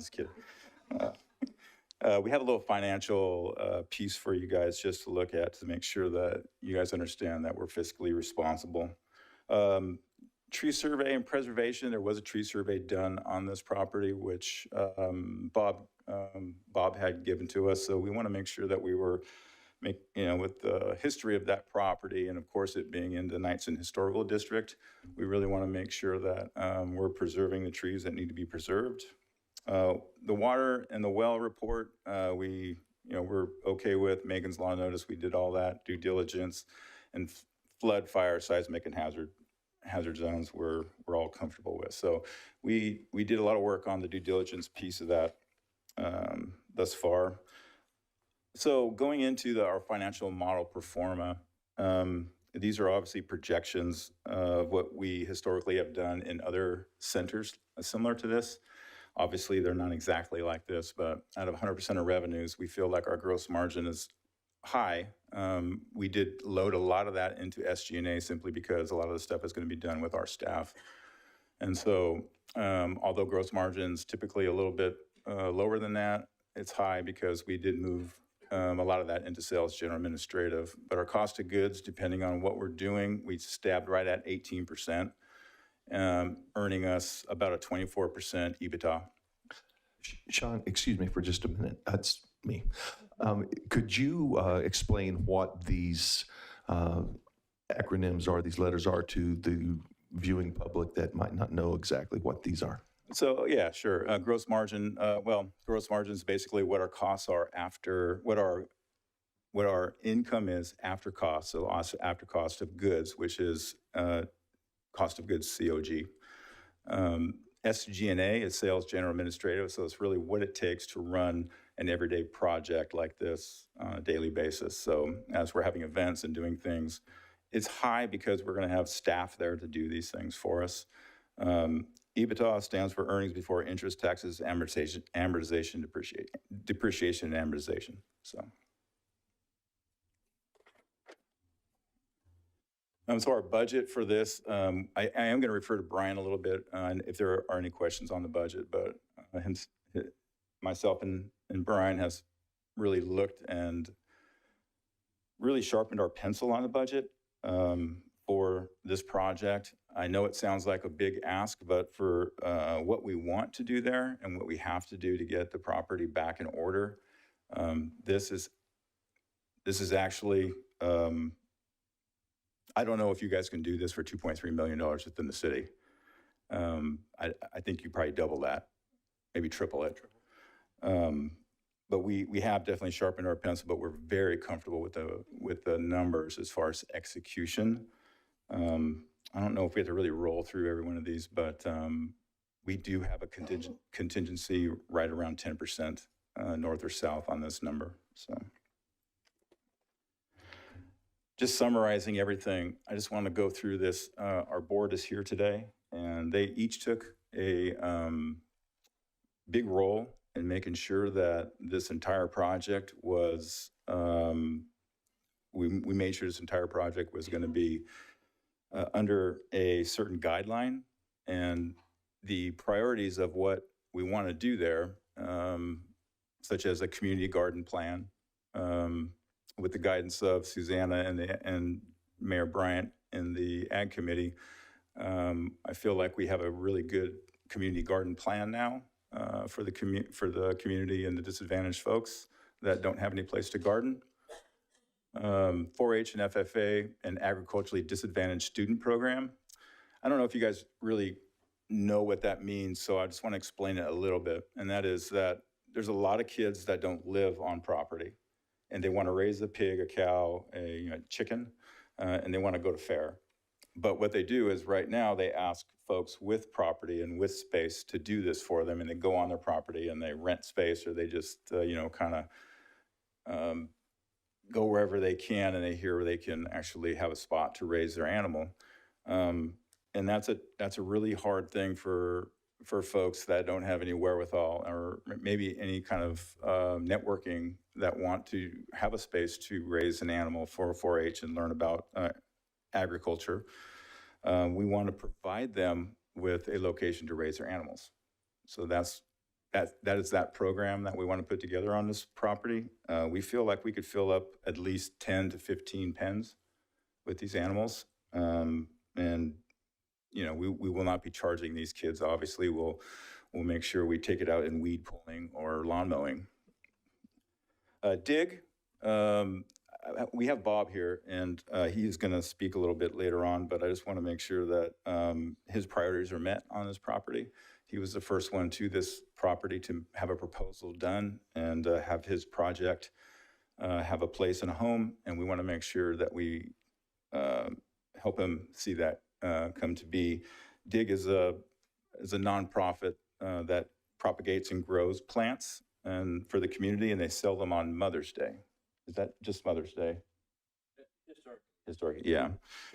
Farm worker safety and training. This is something that's dear to my heart simply because pesticide safety training and training for farm worker safety in general, there is no real good programs for that in Brentwood. There's no real central location, epicenter for doing this, and we want to make sure that we provide an area for this to take place. Ag education for local and regional schools. Not only the local schools, we want to make sure that they're exposed to agriculture, but regional schools, we feel like a specialized city like this, an ag specialized city like we have today, really needs somewhere where a regional school could come in and say, hey, my city's way different than this one. Right, parents can see that. UPIC Capital and HT offices, we want to house that piece there. We believe that UPIC Capital is going to be the future of Brentwood. I'm not just being corny about that. I really do think that the UPIC Capital is going to gain traction within the whole California and then nationally. I think that we have a very unique city in between two metropolitan areas, and we need to exploit that. Training and learning orchards. UC Davis, Patrick from Dwelly Farms has taken this project on for us, and these training and learning orchards from UC Davis are very beneficial to have pruning techniques and spraying techniques and other things of that nature for farmer education, not necessarily resident education, but just training techniques. Half-acre site for row crop testing. We don't really currently have that right now for UC Davis to come down or the Ag Department to come in and do that. We want to provide area for that. Produce cooling and distribution center. So farm to fork is a very important, we feel, sustainable piece for the future of Brentwood. And I know that a few of you feel the same way. And so the real problem is finding a location to have farmers bring their produce to, an essential location for restaurants to pick those up. We want to offer that amenity to the local restaurants that are within our area. Indoor and outdoor event space. Our priority there would be to just make sure that we have indoor-outdoor event space for things like the Art, Jazz, and Wine Festival or other events that need the opportunity to have a location to have their event. Okay, so in summary, yes, we're asking for a lot of money, but it's really not. $2.24 million. We feel that we can. The most important thing is that we feel that we can pull this off for that amount of money. And I don't feel that we do. We're pretty confident we can. And just to let you guys know that several of us have pulled a project like this off within that budget. So yeah, I guess we can kind of go into the Surplus Land Act a little bit. Did you want to mention, did we talk about that a little bit, or? We're asking for two things. We're asking for $2.24 million, and we're asking for that land to be contributed to our association, to our nonprofit. So that is the ask today for the Ag Innovation Center. And just to clarify, if we enter into a lease longer than 5 years or sell the property, we'll have to go through the Surplus Land Act process and make sure that we meet state law. So I think that's what Mr. McCauley is referring to. So with that, I will open it for questions from our board and anything you guys have. Thank you. Thank you. Do we have any clarifying questions from council right now? Thank you for everything. It looks amazing. I'm as excited about this as I was about the soccer fields. I love everything outdoors. But when it comes to your financials after 3 years, you're just going to be making enough money that you think you're going to be comfortable after that?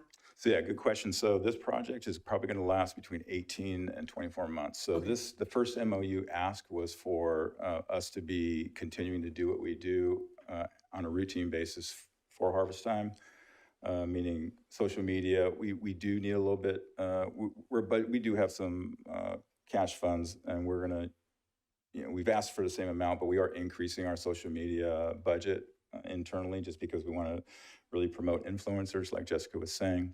But this is mostly for administrative help. The 55K is for administrative help to promote UPIC capital, help us with small ancillary projects, map distribution, social media pieces that take administrative help. One project that we want to do, that we want to have a project-based contractor do for us with that fund, is to find land to put a big sign coming into Brentwood that says, now entering the UPIC capital, which would be fantastic, we think, in several areas of the city. But they're all outside the city limits, of course, but coming into Brentwood, we want to do projects like that. So this ask is mostly for projects that we already have kind of rolling right now. Secondary, it's not really have anything to do with the Ag Innovation Center ask. So to answer the second part of the question, yes, we feel that after 12 months of operating the Ag Innovation Center, we will be sustainable. We will not have to ask for money year over year, and that's our main goal, is to not have to come back and continually ask for money. And then my other question would probably be for you, Carrie. Like, I'm not familiar with the public versus private financials. I know when we give money, we usually give grants and it has to be very specific. How would it be to do a one-time $2.24 million versus what we've done in the past? And what are the constraints accounting wise? And I'm sorry, I caught you mid-candy, I think. Sorry. Is there anything we have to worry about, I guess is what I'm asking. Okay. Good evening. So I would envision, and Darren may be able to elaborate on this, but there would be some sort of MOU that would outline the responsibilities and milestones where we would contribute the funds, what we would expect in return for the funds, those sorts of things.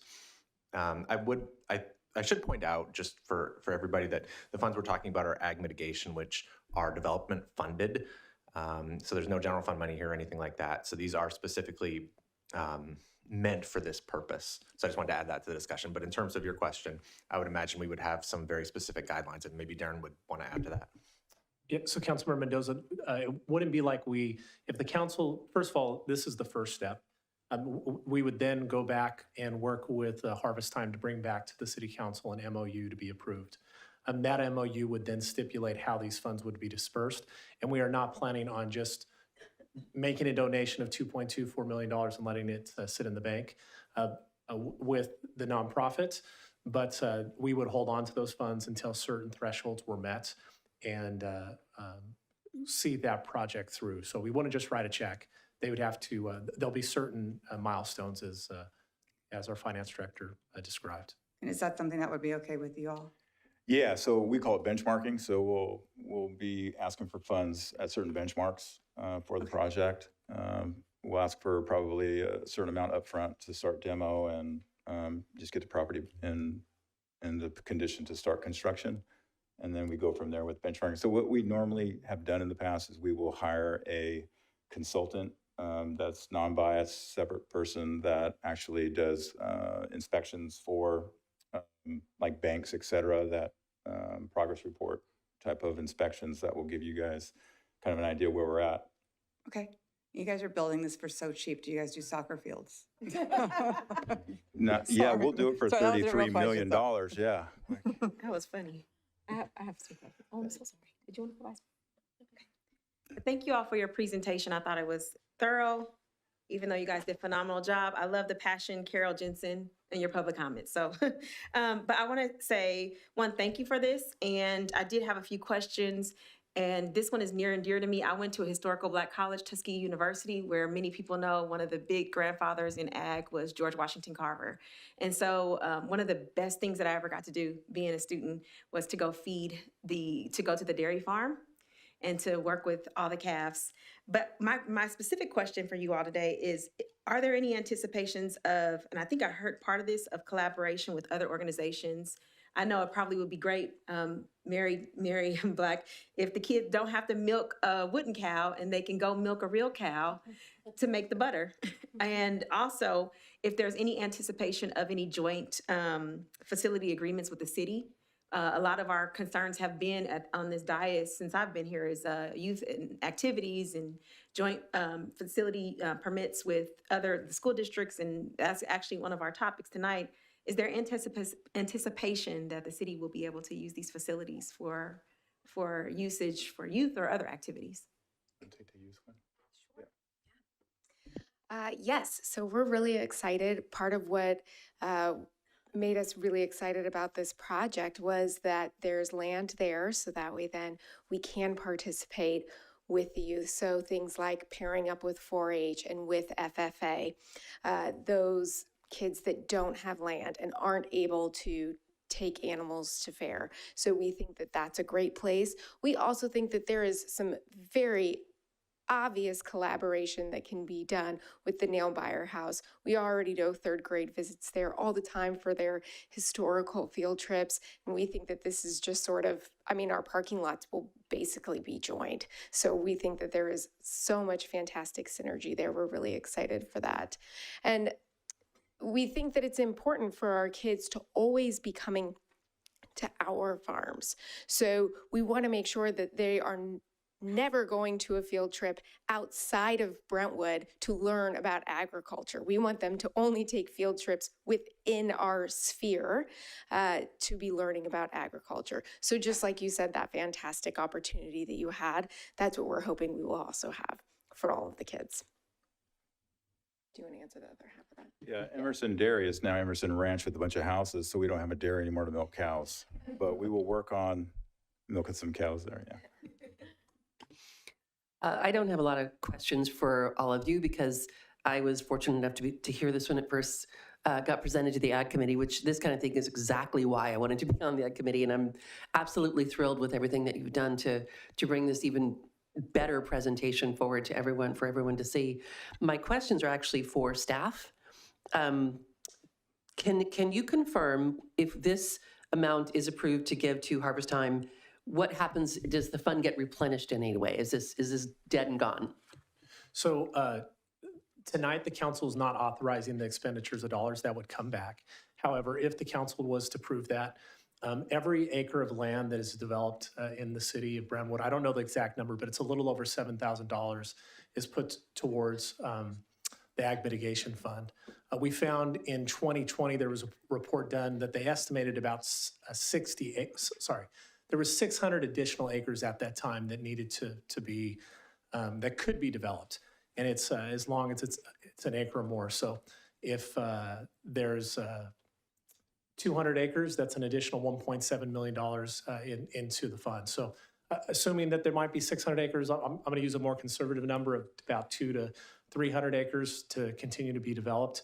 And that would put us, at about $2.4 to $3 million of additional funding that is going to come into the Ag Mitigation Fund. But that only occurs when development occurs. Thank you. Can you talk a little bit about the impact on, your projected impact on economic development for the city? Yeah, thank you for that question. This is the most exciting project that your economic development team has had to work on since I've been here.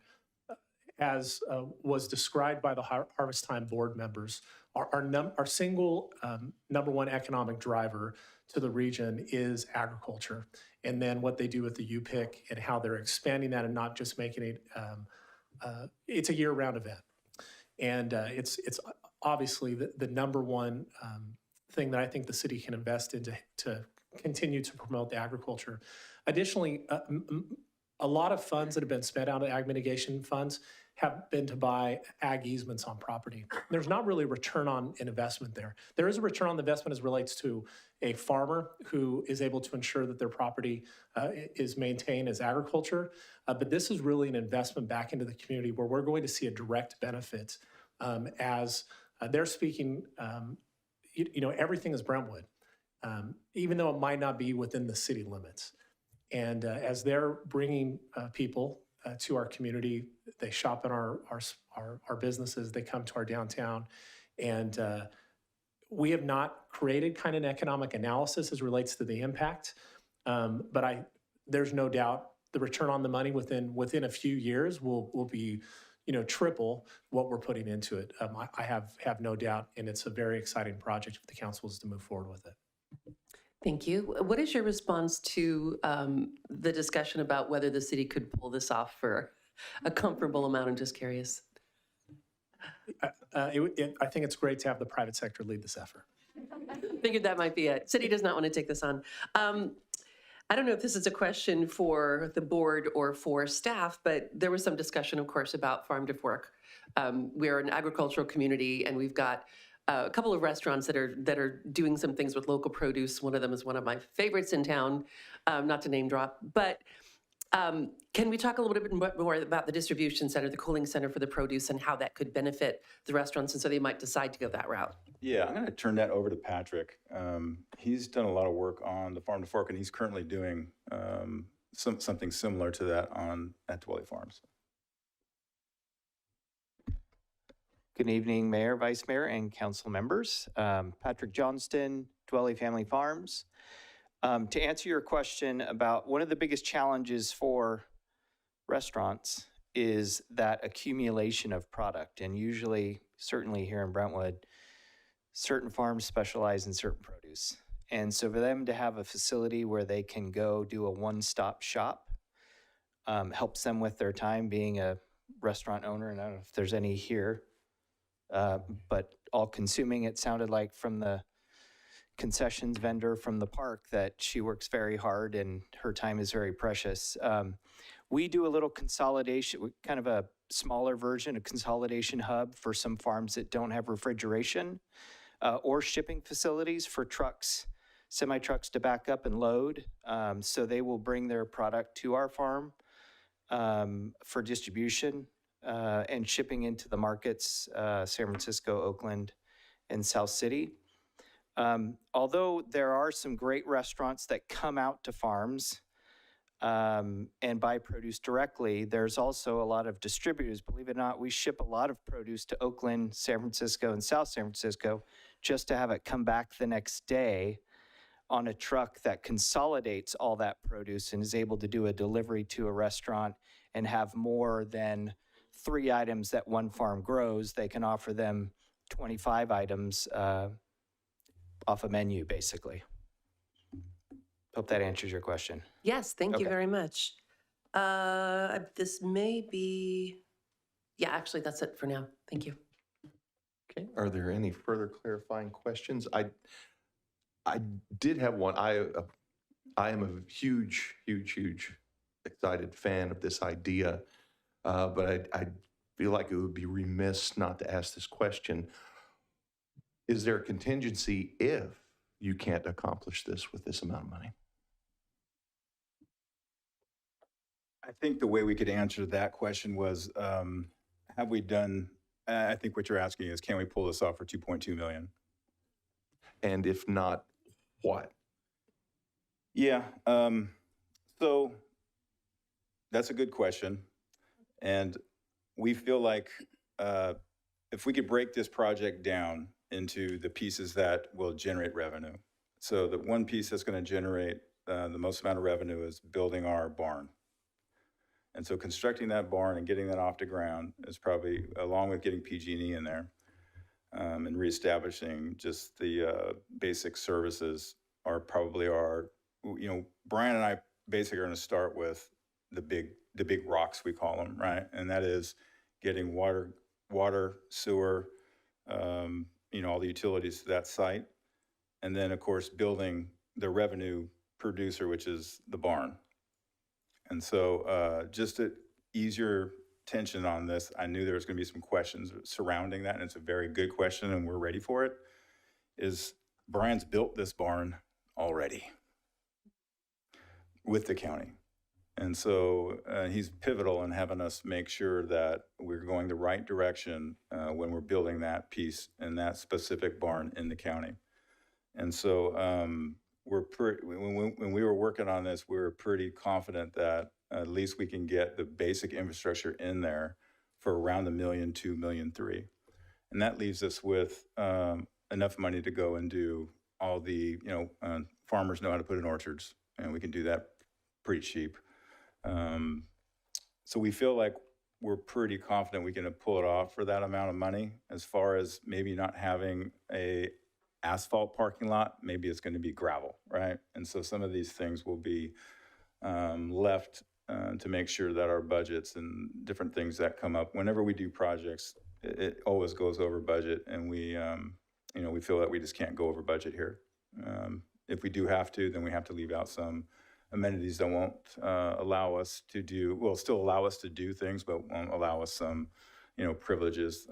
One thing that we do want to do is have handicap access to, to the area with the community garden and different areas that you guys had mentioned. We thought that was an excellent idea.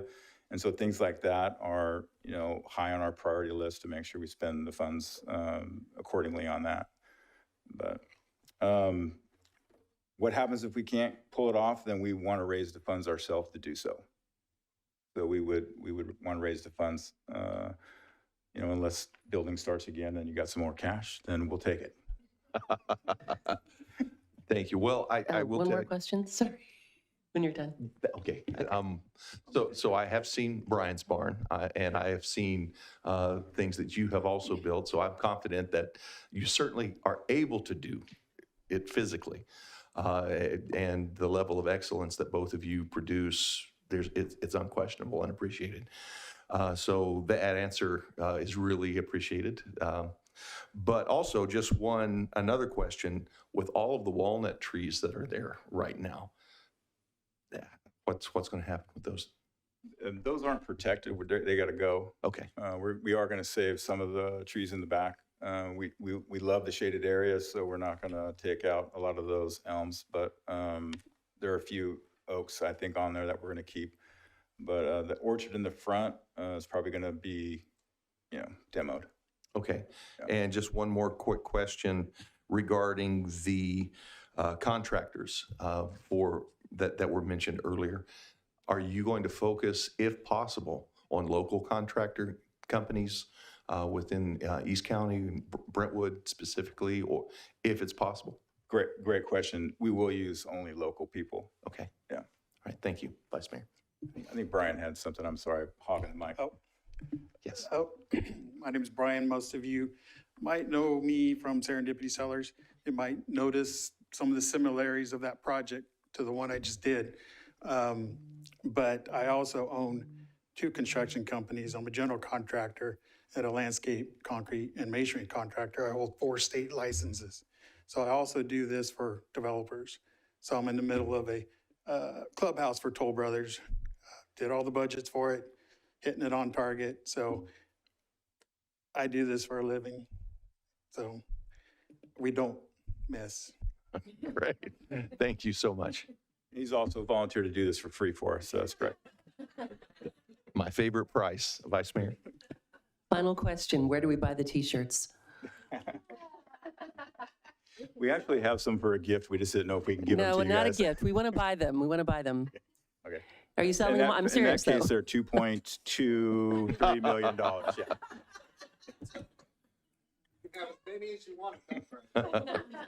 But if we wanted to buy them, or the public wanted to buy them, where would they go?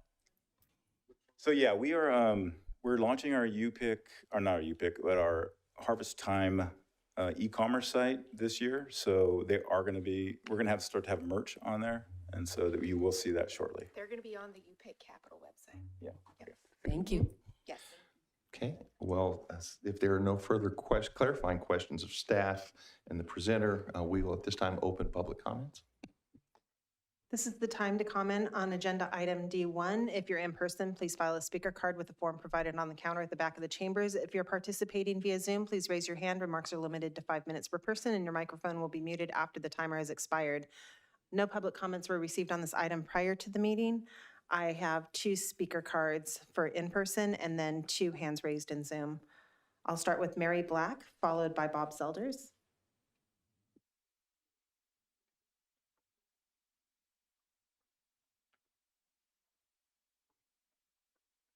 Good evening, everyone. I'm representing East Contra Costa Historical Society here this evening, as well as being a longtime resident of Brentwood. And I just want to let you know that the East Contra Costa Historical Society wholeheartedly endorses and supports this project presented by Harvest Time. We think it's an exciting project. We look forward to working hand in hand with them. We think they'll be good neighbors. Now it's on public record. We feel that this center would be a perfect complement to our museum grounds, as it is adjacent to our property, and we would really love to work with Harvest Time to strengthen that connection from the heritage of our past to the present and to the dynamic future that they've envisioned. Sean mentioned in his presentation that this was bringing back an original vision planning for this property that the city had 16 years ago, I guess. I want you to know that this is that plan plus, plus, plus. And the biggest plus that is added to this version is that they are incorporating the community groups. That original version was a presentation, if you will. And this is actually a working ag center, and that is so exciting for us. We believe that, just one note on the community groups, they mentioned 4-H. You need to be aware that Knightson is the original first 4-H group in the state of California. So it would be a great honor to have that there. We believe that the synergy that will happen between Harvest Time and East Contra Costa Historical Society is going to create a dynamic and unique experience, not only for our community, but far-reaching, and Brentwood will become a shining beacon, if you will, for agriculture. And I think they've done a great job. Thank you so much. Thank you. The next speaker is Bob Selders.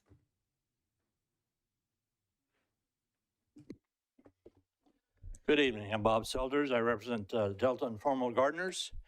A quick history on our organization. We formed in 1988. In fact, our first meeting was June 26, 1988, 35 years ago. Our first sale was in August of that year at Harvest Time. It was a table and a few plants. But over the past 35 years, we have expanded and grown significantly. Currently, we have about 95 members. We've had more, we've had less. Right now, we have about 95 members. And our annual plant sale has historically been on the day before Mother's Day, whatever. Initially, like I said, we had a sale at Harvest Time. We had sales under the water tower. We were able to propagate under the water tower, and we sold from there for a number of years until the road opened through there and it was no longer feasible. We've had locations throughout East County, and now we're at a point where we need to find a new, new location. Our our procedure, and it's not just a one-day sale. We start propagating in September. And we work through, we break over from Thanksgiving through Christmas, and then we start up again in January. And we propagate and grow plants up until the day of the sale in May. And we historically, we have done between 7,000 and 10,000 plants, gallon plants that we propagate and sell. We don't necessarily sell all of those, but we sell a lot of them. What we don't sell, we typically give to, we've given to like the park out at Bethel Island. They don't really have a district out there, so we've given plants to them. We've given plants to churches. We've given plants to schools after the sale, et cetera. And this sale is our primary fundraiser for our organization. We are a 501c nonprofit. And our funds that we raise, that we don't use to pay for our meeting grounds or our setting up for our sale, we contribute to local local charities, such as what we have scholarships that we give out. There's the Community Chest, Hope House, and a number of local organizations that we fund annually. Or provide funds to annually. We don't fund them. So that's where we're at. And as indicated in the staff report, we came before the Ag Committee in, I believe it was March, and the committee agreed that it was a good idea to lease a piece of property to us, or a portion of that property to us. We started that process, discussion actually last year with the city, and was able to collect a lot of information that we provided to Harvest Time as part of our due diligence and their due diligence as well. So since March, we've been working closely with Harvest Time, and we strongly support their efforts because we see the benefit of having that entire project out there, not just our project. I think we can benefit the Harvest Time facility as well as the Historical Society as we bring people out there, et cetera. So we would really request that the city approve this proposal this evening so that Sean and I can move forward with taking a project to the county. One good thing that the city might be interested in, we're not asking for any money. We are funding our own site out there, and that's it. If you have any questions, I'd be happy to answer it. We're looking forward to hopefully being able to have a sale next year because we couldn't have one this year. Thank you very much. Thank you. I have no additional speakers in person. I do have 2 hands raised in Zoom. I'll start with Danny Dorman. Mr. Dorman, go ahead. Great, thank you. I apologize in advance. I didn't catch the entire portion. What I did catch, I really like. This is, people have often heard me say that we are the jewel of East Contra Costa with the Innovation Center on one end and now the Agricultural Innovation Center on the other. We're just reaffirming that. It is a wee bit expensive, but I don't know if this question was asked, but if, and I'm afraid I don't know the proper term, but if we could do something like the Chase Center or the naming rights to go along with the facility, we would be able to bring in money that way to help offset costs. I'm not quite sure because this is a nonprofit, but I just wanted to throw it out there. In any event, between this and Smith Ranch and the soon to be built, eventually, Innovation Center, we are going to be the jewel of East Contra Costa. Thank you. Thank you. The next speaker is Chris Jess. Chris, go ahead.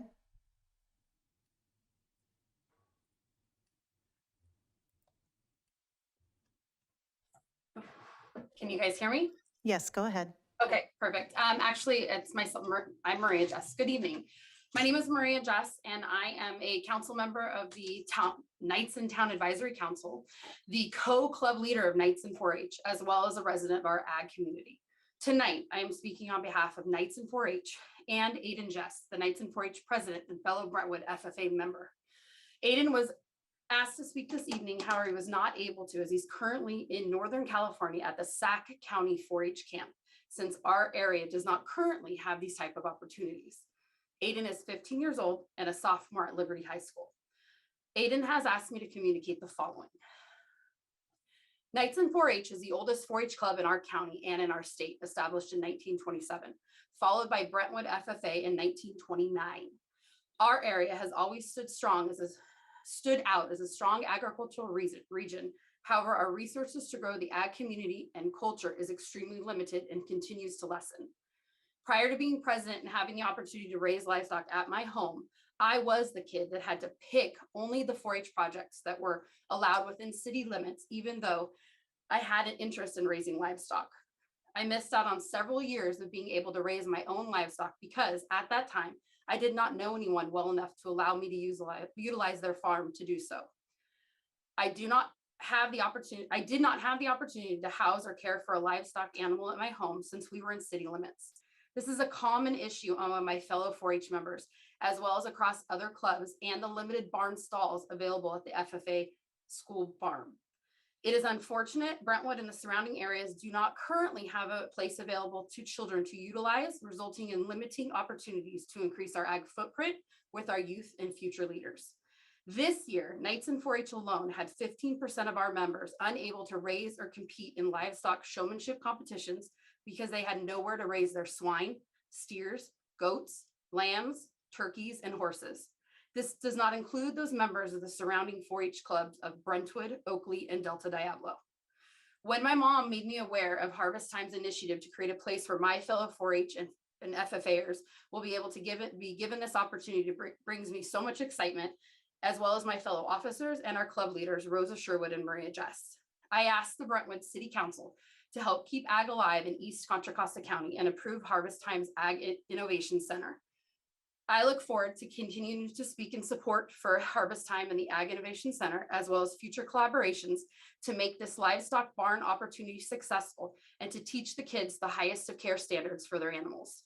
To Jessica Inos, the Harvest Time president, I thank you for allowing me to speak in support of this project, and I'm happy to speak in support in the future. To the Brentwood City Council, I thank you for allowing my mother to speak on my behalf. In closing, I would like to share with you the 4-H pledge that is recited by each youth member at our club meetings. I pledge my head to clear thinking, my heart to greater loyalty, my hands to greater service, and my health to better living for my club, my community, my country, and my world. Thank you and good evening.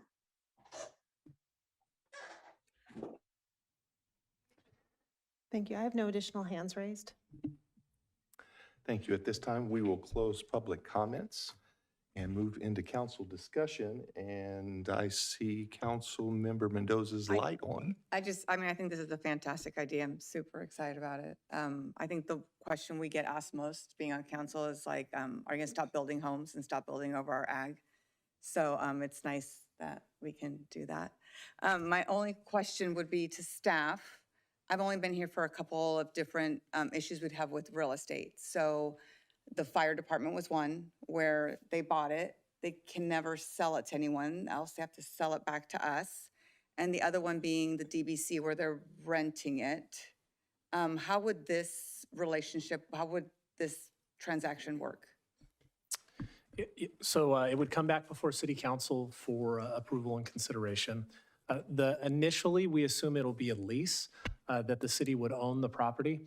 that Harvest Time would then build the improvements because they want to get started prior to any Surplus Land Act type process. So the city would still own it that way.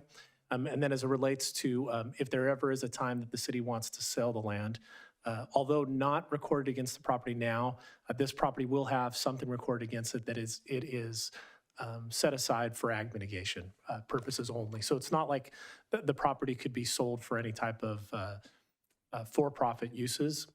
In addition, there are reversion clauses that can be put into agreements, although may be difficult to implement. At least it has the threat that if something was to occur on the property, it would go back to the city. The city would have the opportunity of purchasing back the property. We will work closely with legal counsel first to ensure that everything that we're doing meets the intent of the ag mitigation funds, and that's part of the resolution this evening, and then all of the other things we've talked about. So I see this probably being 2 additional steps, maybe an MOU coming before the city council authorizing, and then there will probably be an additional agreement after that.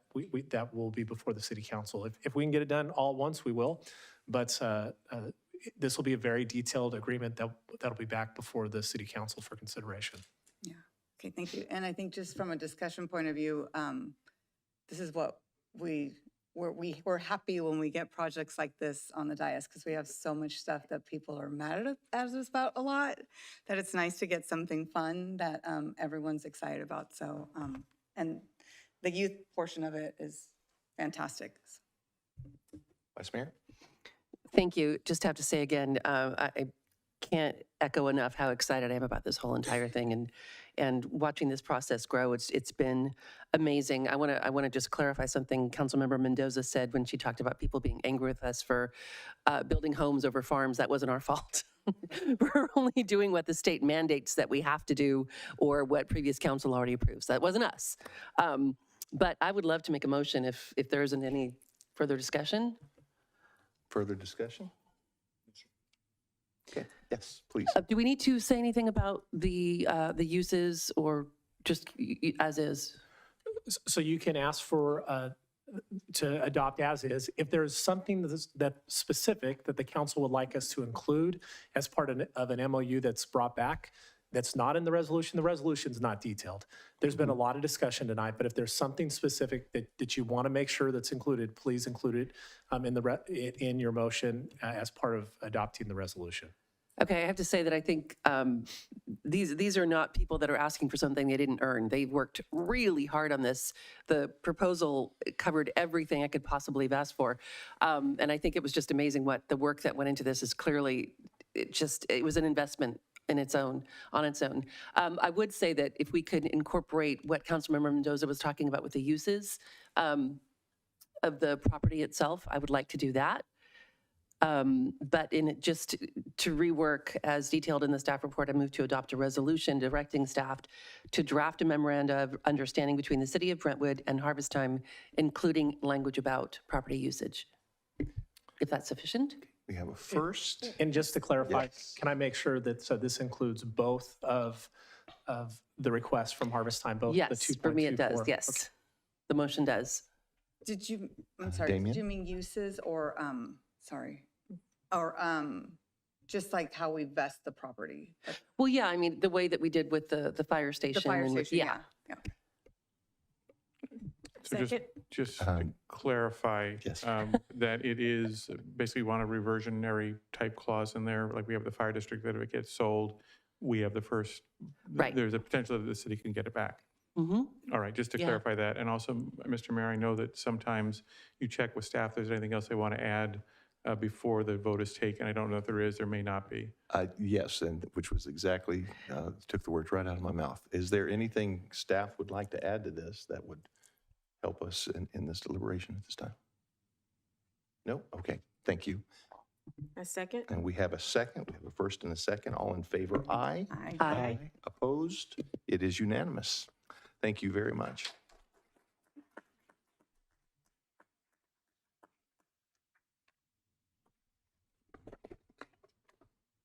It was awesome. Yes, very. Now, at this time, we will be moving into public hearings. Item C1 Our next item is an appeal of a planning commission decision for Trinity Estates. And Eric Nolthenius will present the staff report. Eric?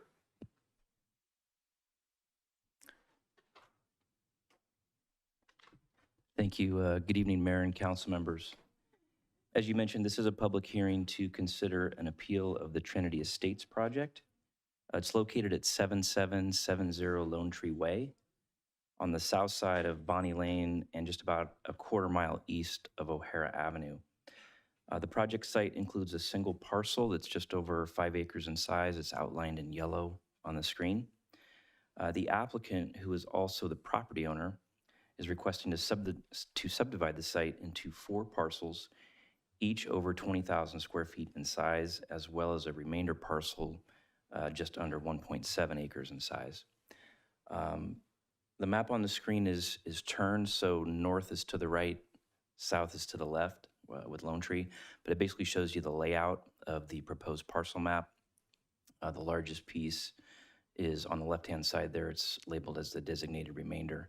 There is one single-family home currently on the property, and that would continue to remain on what is shown as Parcel D. So the Planning Commission held a public hearing to review the proposed tentative parcel map back on January 17th and approved it by a 4-0 vote. There was one commissioner absent at the time. The approval was subsequently appealed by Mrs. Carmen Briones, who owns an adjacent property just on the north side of Bonnie Lane. This is just a real quick bullet list of the points that Mrs. Briones raised in her appeal. These were previously considered at the first appeal hearing back on February 28th by the City Council.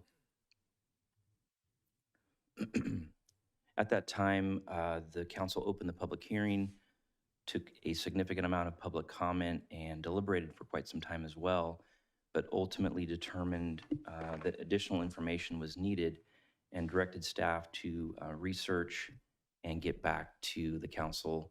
So here we are at the end of June with the continued public hearing on the appeal.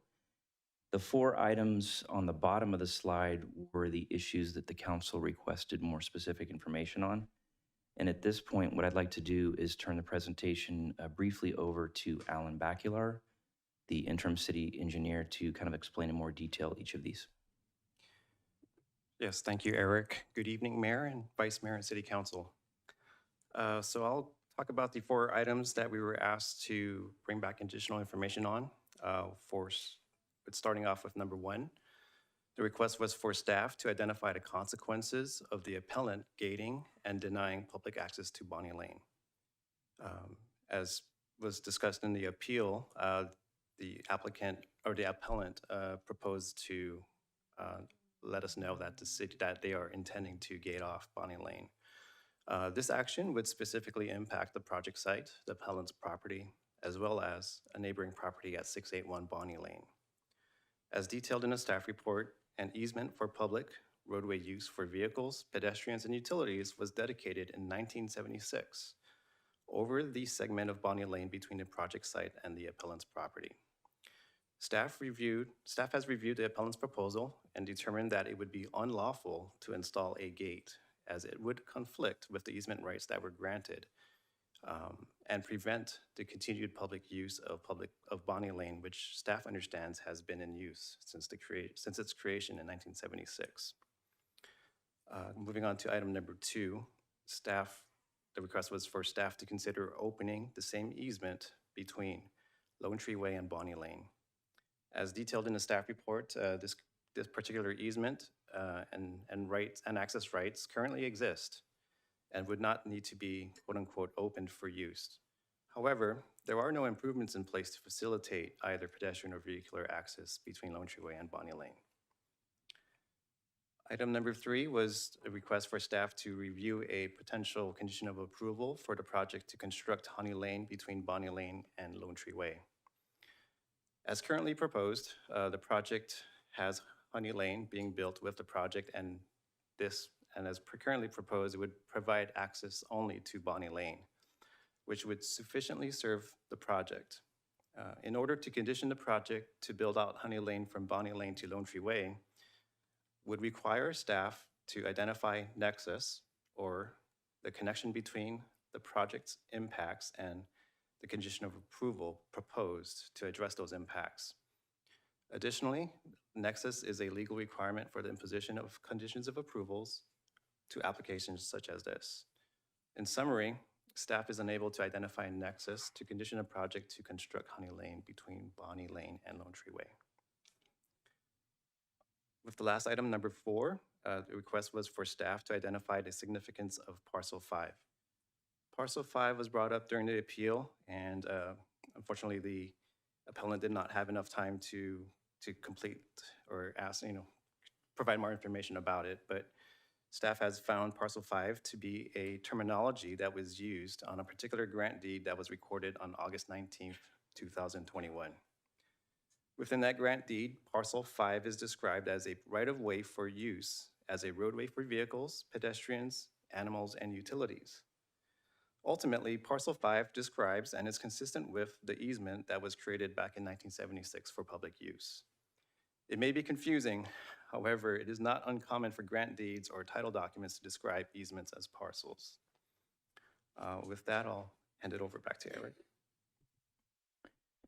Great, thanks very much, Alan. And just in conclusion, I wanted to note that if the council ends up denying the appeal tonight, the entitlement granted by the Planning Commission would remain in place as approved on January 17th. If the appeal is upheld, however, the council would need to provide findings for denial.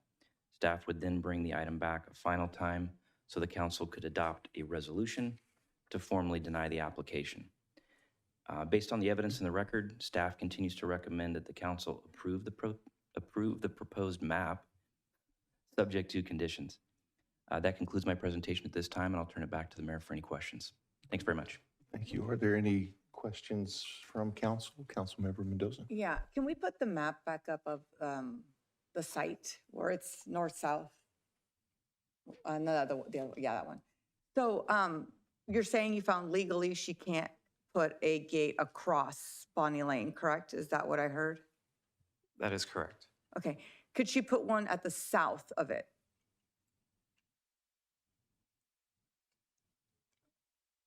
So going across Bonnie Lane, could she legally put a fence all the way, kind of like your backyard? Could she put a fence all the way across that? We would have to see what that would look like, but basically any gate that would prevent pedestrians, vehicles, or animals, as described in the old easement, from traversing Bonnie Lane, we would consider that a violation of... Traversing east or west or north or south? East and west on Bonnie Lane. So if she doesn't inhibit north and south, she can put up a fence? You mean to her property specifically? To the end of her easement, yeah. Where it butts up to this property.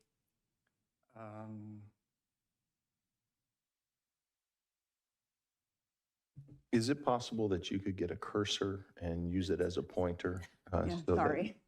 We could know exactly. I would say, Councilmember Mendoza, that as long as the fence is outside of the existing 30-foot access easement along that portion, we have to see specifically where it is, but as long as it's outside of such easements, then that would be okay. We would have to verify that location. There is a 30-foot easement on the project site as well as the appellant's property. So it's 30 and 30 plus, so. So if I'm walking down Bonnie Lane, heading to the existing property on this side, the one that wants to be subdivided on this side, and this is the road, could I put a fence up on this side of the road? If it's this property owner, can they put a fence up here? It's hard to visualize, but I would say as long as it's clear of the easements, we'd have to. So the easement only goes east-west, not north-south? In this particular stretch between the project site and the appellant's property, it does go east-west, and then it makes a turn up to Dahlia Street, further to the west. But in this particular area, it's primarily east-west. Okay, thank you. Okay, are there any further clarifying questions of staff at this time? Vice Mayor. Thank you. I would like some clarification on what the appellant was originally asked to improve.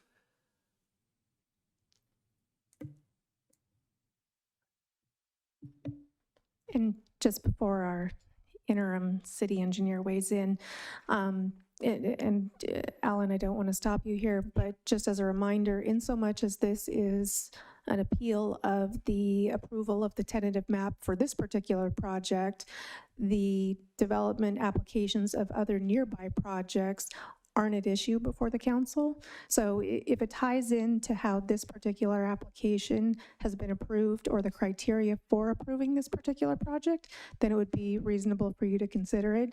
If it is only as to the criteria that have been applied to other projects, that might be a subject for another time.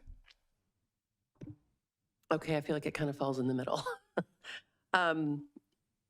Is there a way I can reword that question to get the information I'm looking for? I'm trying to establish fairness, basically, equity between projects, and maybe there's some justification for the appeal based on that. So the appeal is really as to the propriety of the city approving this particular application. So if your question goes to those issues and how the findings necessary to support this application have been determined by staff, then by all means. If the question is really the nature of requirements that were imposed on an earlier application for another project, that's a little further afield. So I'll leave it to you to determine if you can make that connection with your question. I think it's kind of more like the information would help me to make the connection, if it's okay, if we can do maybe a modified version of my question that works within the realm of what Katie's talking about.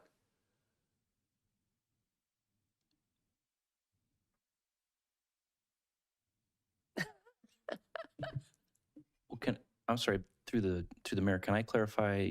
Vice Mayor's question has to do with what the appellant was required to do? Yes, Because and I'm trying to ask it in a way that stays within the criteria, but what I'm interested in understanding is the previous meeting, when we had this meeting, I think there was some question about whether there was unfair ask when it comes to improvements on Bonnie Lane, surrounding areas, between applications, that if I'm leaning too much in the other direction now, it sounds like I might be. So really no other applications are before you tonight. So what I guess one version of your question might be is the applicant whose subdivision approval is here before you tonight being subject to all of the lawful requirements that we would impose on anyone seeking to approve or seeking approval of their subdivision? I can Is ask it that fair? way. That makes sense. Thank you.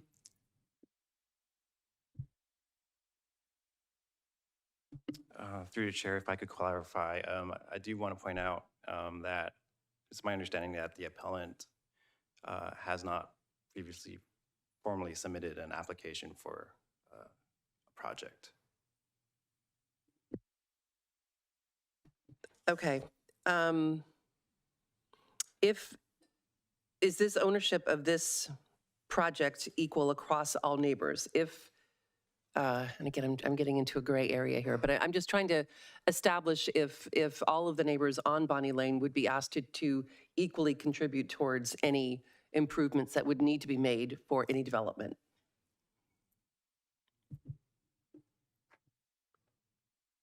Because Bonnie Lane is not quote unquote a public street maintained by the city, it would fall upon the private property owners that have the benefit of Bonnie Lane. And I would say that it would, this project would bring an additional four homes to have shared in that responsibility that is shared equally among all the property owners. Hopefully that answers your question. I think it does for now. Thank you. Okay. Are there any further clarifying questions this time? Okay, at this time then we will open, let me make sure I'm going through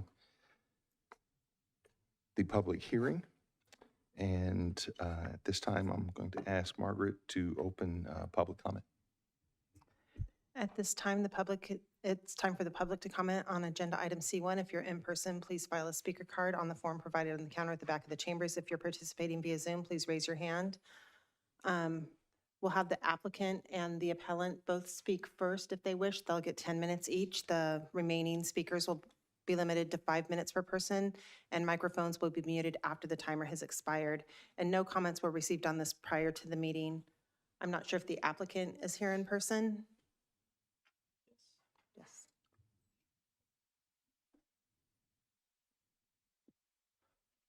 It's okay with the council, I'd like to defer our time to the end after public comment and the appellant comment. Is that okay? Is it okay with council if they defer their time to the end? Okay, that's fine. Thanks. If I could have the appellant speak.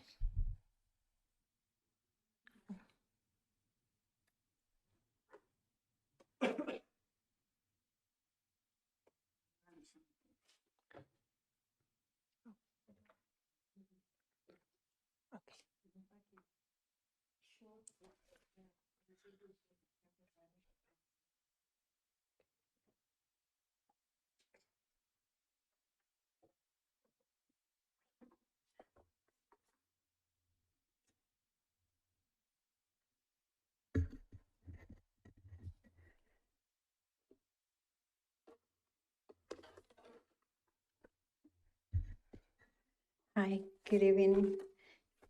I'm Carmen Briones, and thank you very much for letting me be here. So I'm going to point out like that right now. This is my land. So if you go this way, and the green one, that's this cul-de-sac I created for the utility on my land, not on the easement. Of course, this easement is a little bit, but it's on my land. On the previously, last time I said that I was going to close my cul-de-sac. If it wasn't properly done, this approval that is supposed to be. I have no problem with approval as long as it is right. They do have an easement, 30 feet on the highlighted yellow and 30 feet going to Laundry Way. That should be using for the utility. That is the safe place for Bonnie Lane and for everybody. If you use it, the long one. Instead of going to my land, which I will be closing, if I close, there's no pass, no mailman, no garbage, no fireplace or anything like that. I want to work with the city of Brentwood, and that's why I allowed the cul-de-sac. I gave permission, but not to be invaded, and you are going to bring me 4 more cars in Bonnie Lane. That's not fair to the other people either, to Bonnie Lane. It's only, the road is not. I usually maintain my easement. I take care of that. And many times I came to the city of Brentwood, can I surrender my easement? They said no. They told me that I can close it. I didn't close it because I have one person that I have to give the right of way, which is the person that is a landlocked person, okay? And she has the right of way. There's no problem. But I tried to do that and work with the Bonnie Lane so they can have, without me closing that. But that's not fair, what they're doing. My neighbors, 7770 in the past, that they passed away before they sold the land, they never came or drive to Bonnie Lane. They used to come to my house to bring me tomatoes or whatever it is, plants, walking. They never did that. All Republican, when they sold me in 1998, told me there was only 4 parcels. I complained to them, and they said, Carmen, you're right. You only do give to the landlord. That's all. Okay? However, Mrs. Alfaro bought the house, I think, on 2020, Oh, no, 2020, no, 19. It was no parcel 5. But she, if you see it in this file on the last page, in the last 2 pages, it was added on August 19, 2021. She bought it on 2020. That is the parcel that was, it was recorded on 1995. It's nothing to do 1976 or anything like that. That part was recorded on 1995, including everyone in Martinez that I went and said, this is what they told me. Whatever they recorded, that doesn't mean that it's legal. That's not 1995. I bought it in 1998. This thing that they found it on 1995, they recorded on August 19, 2021. And that's what they're trying to say, that they have the right of way to Bunny Lane.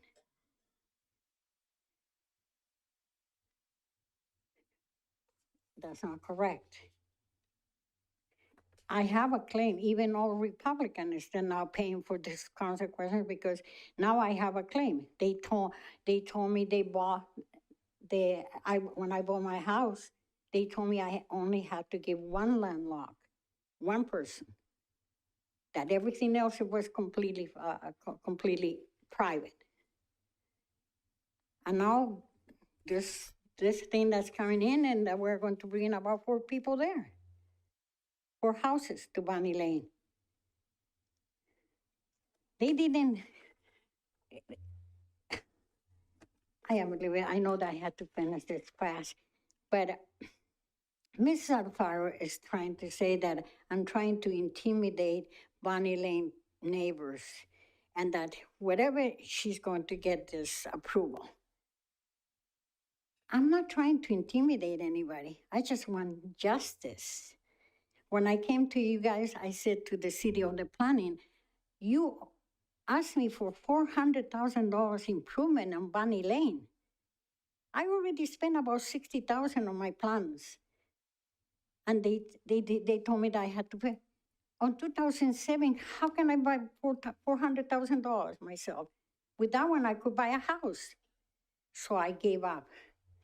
Then I had the opportunity to sell my house on 2016 or something. We came with the Mrs. Alvarez. She was interested only half of my property, the house plus a lot. So we came to the city with her. And I said, can we do that? By explaining, I said, yeah, you can use that, one of the plans that I had, but I still might have to make the improvements.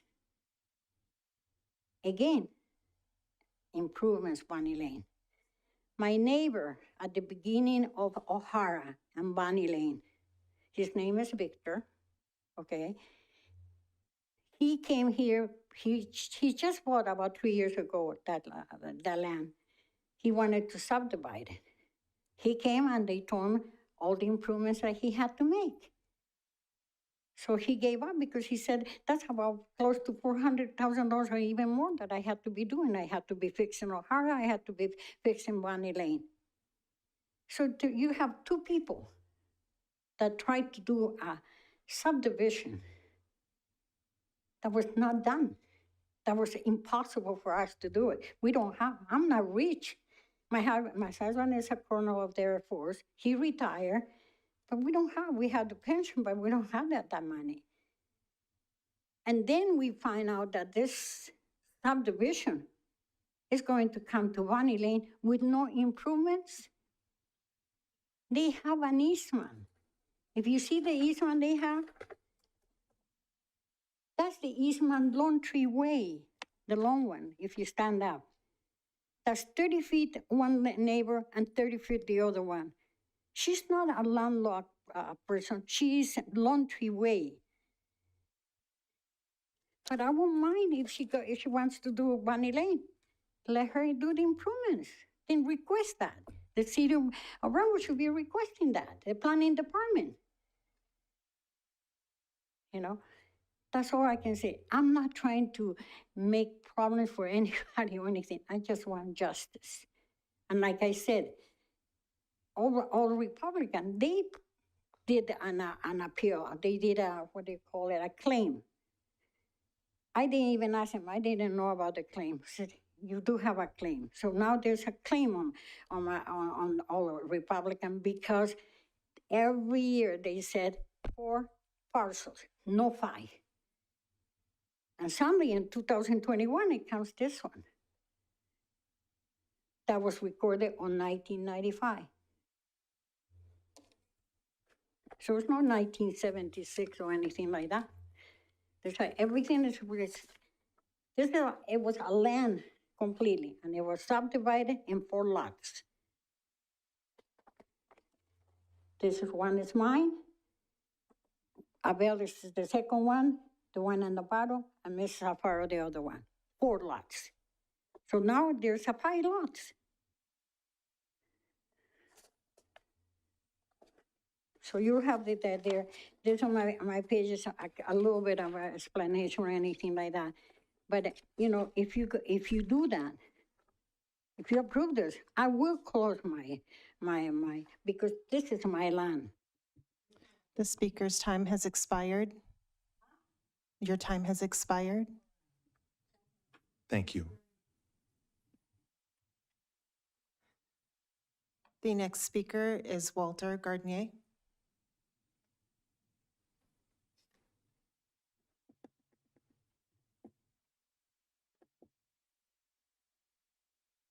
Sorry, I'm a little slow.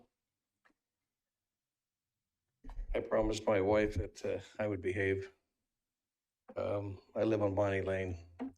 We bought our property in 1985, built a house, nice private street, still a private street, as you've all stated. And we're not against the development going in. What we are against is Bonnie Lane being the only access when their address is 7770 Lone Tree Way. Obviously, the developer does not want to spend the money, which is going to be a good chunk of change, to develop a road that's going to be a public road off of Lone Tree Way. Progress is a double-edged sword. Progress, we can't stop it. We don't want to stop it. I mean, I've been here, and when we moved in here, Brentwood was about 4,000 people, and now we're pushing 70,000, I guess, pretty close to it. And there's a lot going on. We've got a Costco going in. We've got a new complex center going in on Sand Creek Road. We've got a lot of infrastructure problems that we're going to be looking at. We also need to look at our private street. Bonnie Lane has always been a nice, quiet street. The neighbors have always kind of pitched in and taken care of it. This lady says that she's going to help pay for any, maintenance on the road. I have seen nothing in writing to this. And I do know, and I have checked with the city, that I can put speed bumps on my easement, and the road is in front of my easement. And that Bonnie Lane has turned into a racetrack lately.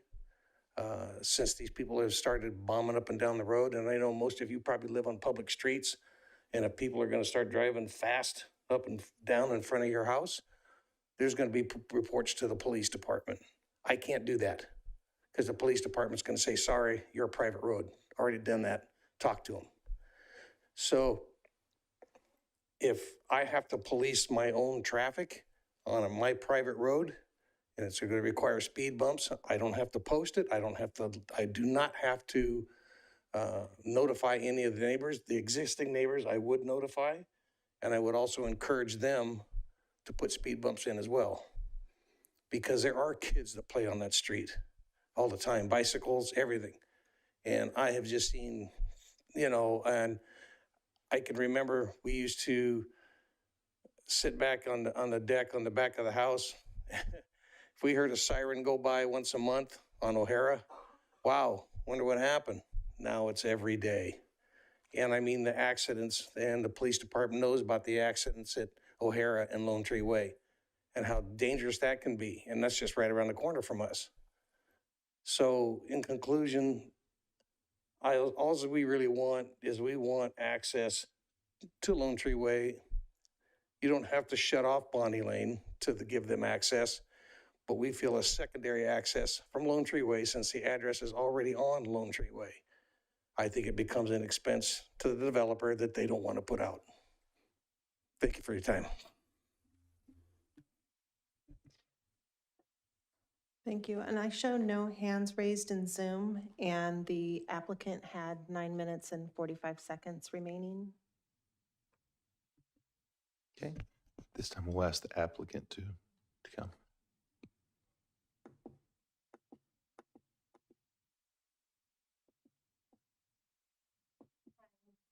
My name's Leanne Alfaro. This is my sister, Nicole Jones. I'm really nervous, so don't take it too hard on me. But basically, just to give you guys an idea, we're a young family, obviously. These are mine and my husband's 3 kids who are here. My sister has 5, and we've grown up our whole lives in the area. We've gone to school, we go to church. We bought this property in hopes to split it, and we're each planning to build a home so we can raise all the cousins together.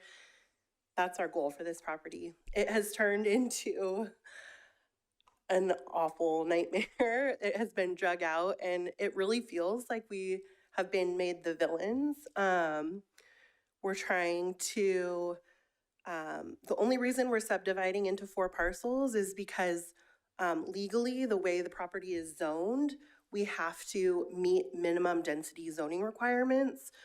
We actually had proposed less parcels, but we're stopped and we're required to subdivide more ways because of that. So there will not be 4 homes going in. It's 2 homes, and it's for our 2 families. That's our plan. So just so you guys have an idea of where we're coming from, it's really discouraging because we have invested everything. I mean, we're young and we've invested a ton in this, and we're hoping to just, you know, have a safe place to raise our kids. We're not wanting to fight with neighbors. We're more than happy to contribute to the private road, although we don't feel it's our responsibility to improve the entire thing that has been there since 1976. But we are happy to pay our fair share and contribute to that if that's something that the neighbors want to do. I also want to address, it keeps coming up, there's 2 neighbors who keep saying, comparing it to their case of that they were going to be charged all these fees and $400,000. Neither of those neighbors filed any application to subdivide. So we have gone through, we bought it in the end of 2020. This has been 3 years of process. So it's almost an insult, I feel like, to us when we hear that, because neither of them have taken any formal steps to do that. We've gone through every appropriate avenue. We have hired every appropriate person. We have gone through our savings to make sure that we are, you know, obeying the city rules. And I mean, we want to do things the correct way. We're not trying to come in and build a development. We're not developers, we're 2 families. And then one other thing I also want to address is, since we've owned the property, Ms. Briones has listed her home for sale at least 3 times. It's currently on the market. And that's just something that I want to address. I believe she's not even living there. So it's also a little frustrating that it feels like we are, you know, being hounded, and we're happy to contribute and participate, and we have little kids. We want Bonnie to be a safe place, but we want to be part of that community, and we want to contribute. So I don't know if you guys have any questions for us or our intentions or our goals, or yeah, I mean, it's frustrating because it feels like this should have been a pretty straightforward project, and we have just come up against obstacle after obstacle. So yeah.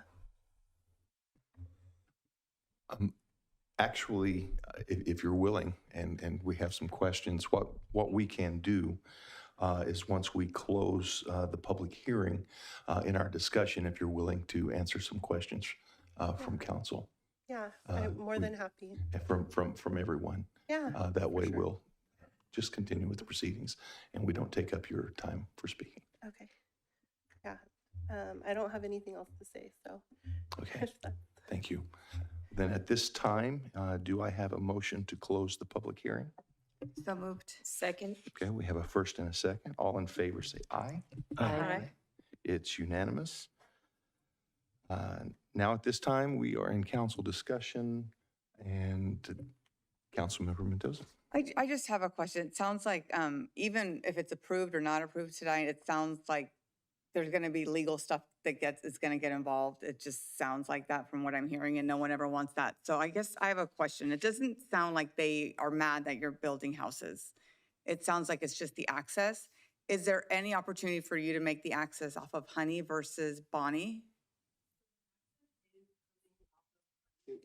I'm sorry, if you could step up to the microphone so everyone can hear that it's online as well.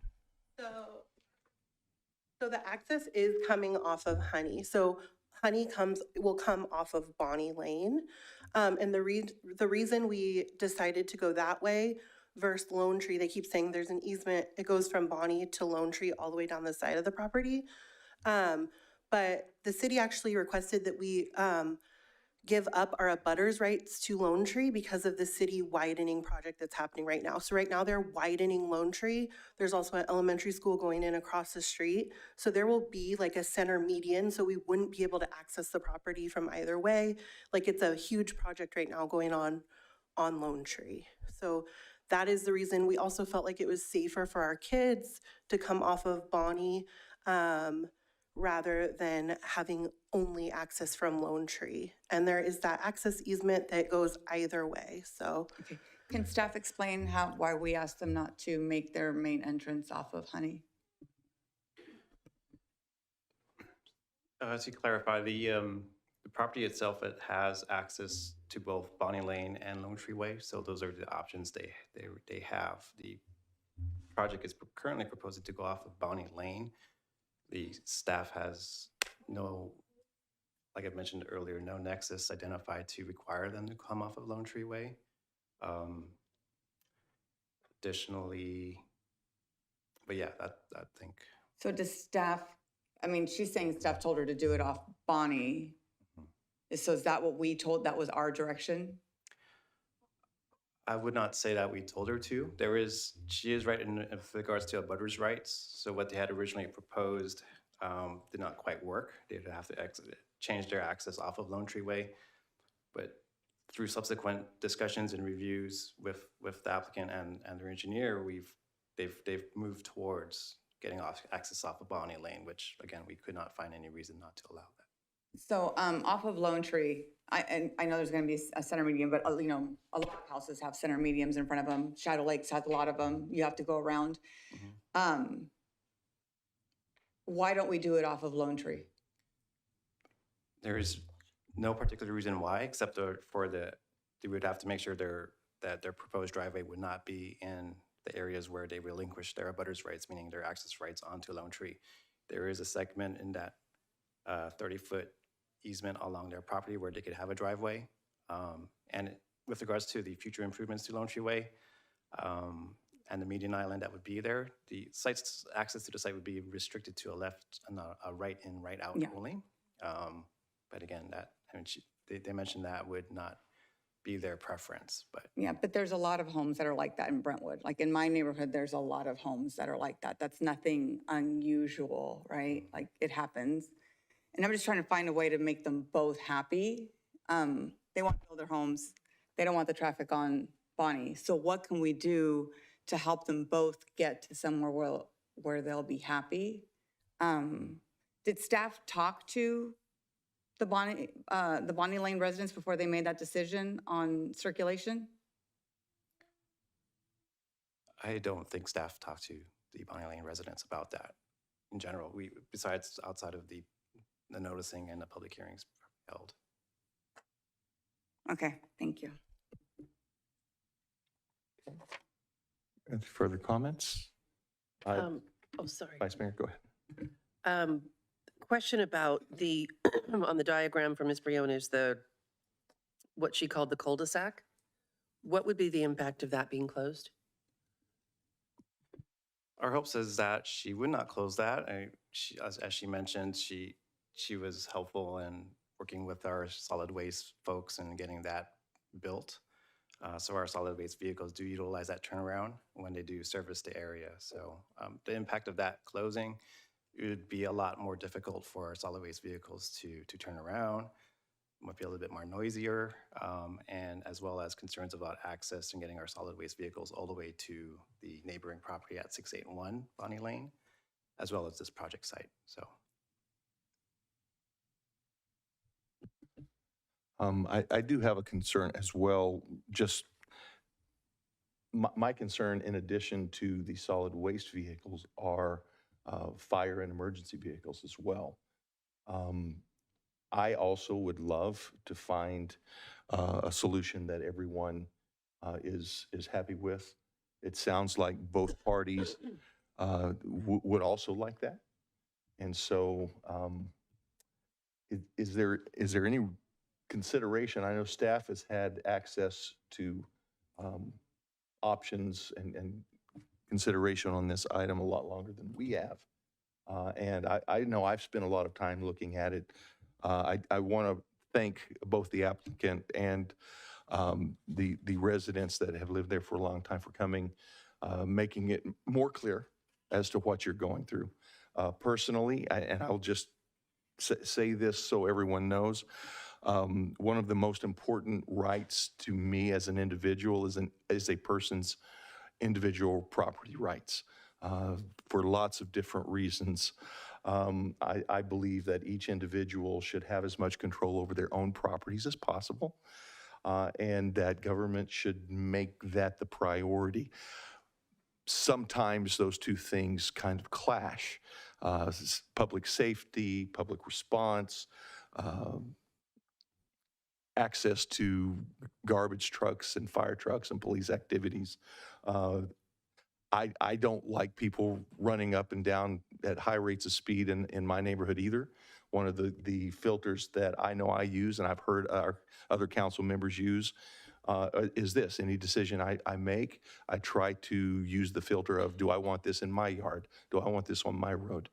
And so this is something I have high hopes that we can come to some sort of solution on. We're very limited as to what we can talk about because we can only talk about this application legally. And so in the context of getting as far out in the legal bounds as possible to find a solution, that's what I'm really interested in. So having said that, staff, do we have any insight that we haven't discussed yet that might be some direction that we could consider? And I'm not trying to put the onus of the burden on you. I would add, and it would be good to hear from the applicant as well, but it sounds like council is interested in seeing if the applicant would be interested in having their access off of Lone Tree Way only, correct? And that has been looked at by staff, and that would be doable from our perspective. So I just wanted to add something really quick, if that's okay. Oh, I'm sorry. So I just wanted to add that Bonnie Lane is also half on our property. So the easement literally runs right down the middle of Bonnie Lane. So when we're being requested not to use Bonnie Lane, they're literally asking us not to use our property and access our property. The largest part of our property runs along Bonnie Lane, not Lone Tree, and our designated remainder is what's going to be up against Lone Tree. I don't know what you guys think, but we did it that way because I personally don't want my home right near Lone Tree where they're widening it. We wanted space between the traffic. We have little kids. It is our preference to come off Bonnie, and we feel really strongly about that. We feel that we have legal rights to it, and we should be able to access where we want to access as long as it's within our legal rights. And we want to work with the neighbors. We're happy to help improve Bonnie, but we feel really strongly that we want to come off Bonnie. We have little kids. We don't want to have to deal with Lone Tree. It's going to be wider. There's going to be more traffic. We're purposely positioning our homes back as far away from Lone Tree as we can because of that. And like I said, half of Bonnie is on our land. The easement goes right down the middle. More of our land touches Bonnie Lane than touches Lone Tree. So that's just something else that I wanted to add. I feel like that goes along with the property rights stuff where we own this piece of land. Why are we being told how we can use it or access it if we're within our legal rights? So. Okay, before there's further comment, could we get the map back up here so that we could have a visual of that piece of property, so that I could have a visual? Others might have no problem with this, but I'd like to.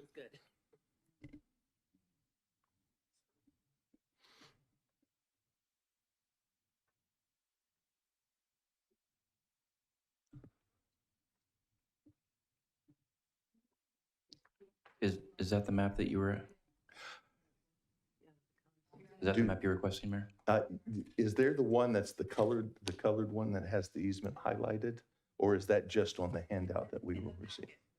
It's in the packet. Yeah, I could try to pull that up. Well, while you're doing that, if it's permissible for council, I've been asked if we could have a 5-minute recess. And if it's okay with council at this time. Okay, yes, at this time we'll take a 5-minute recess.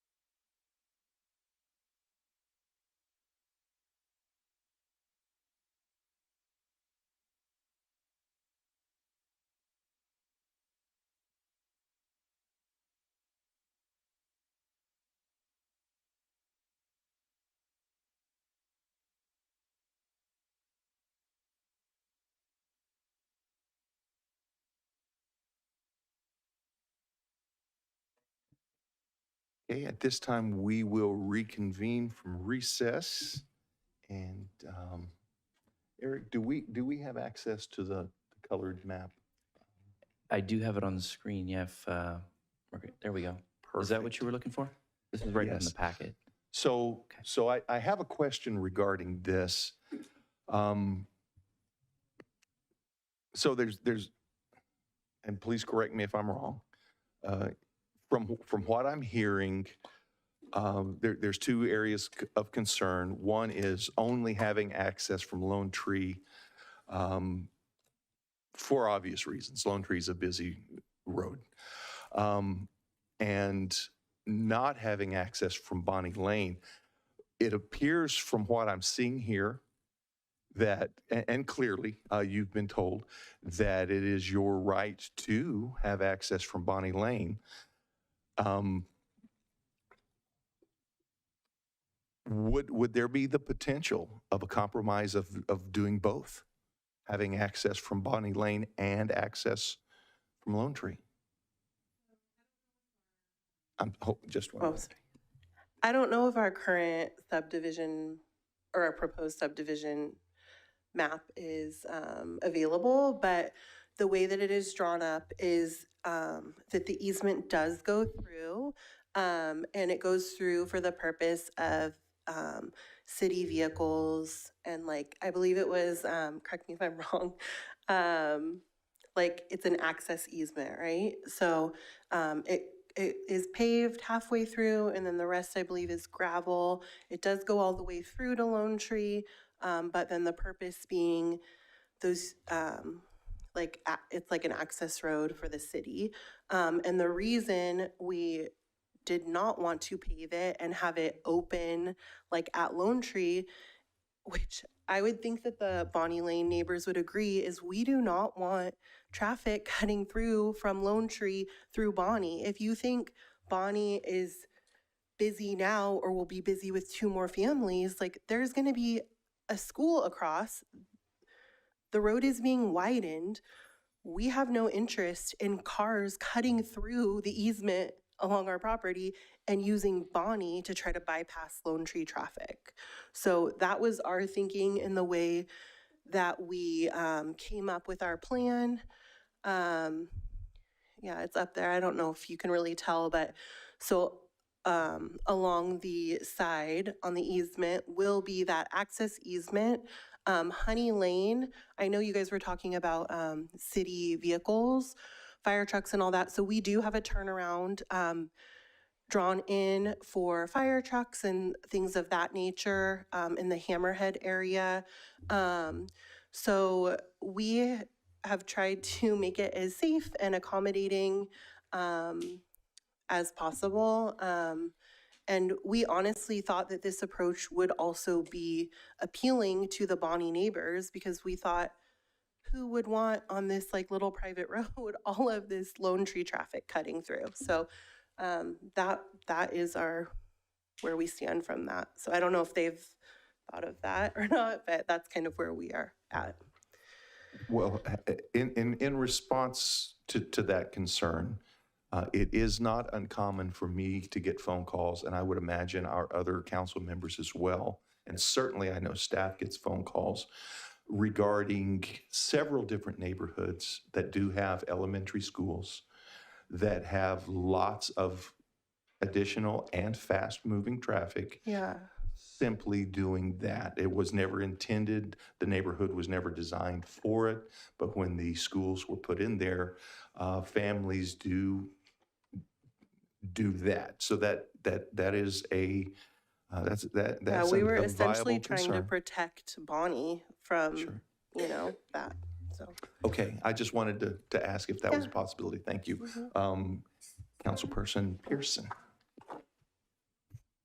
Can I have just one thing? One moment, and Councilmember Pearson will speak, and then if no one else asks you to come, I will ask you. Why don't I ask her now to come down? Because I don't want to have you wait. Go ahead.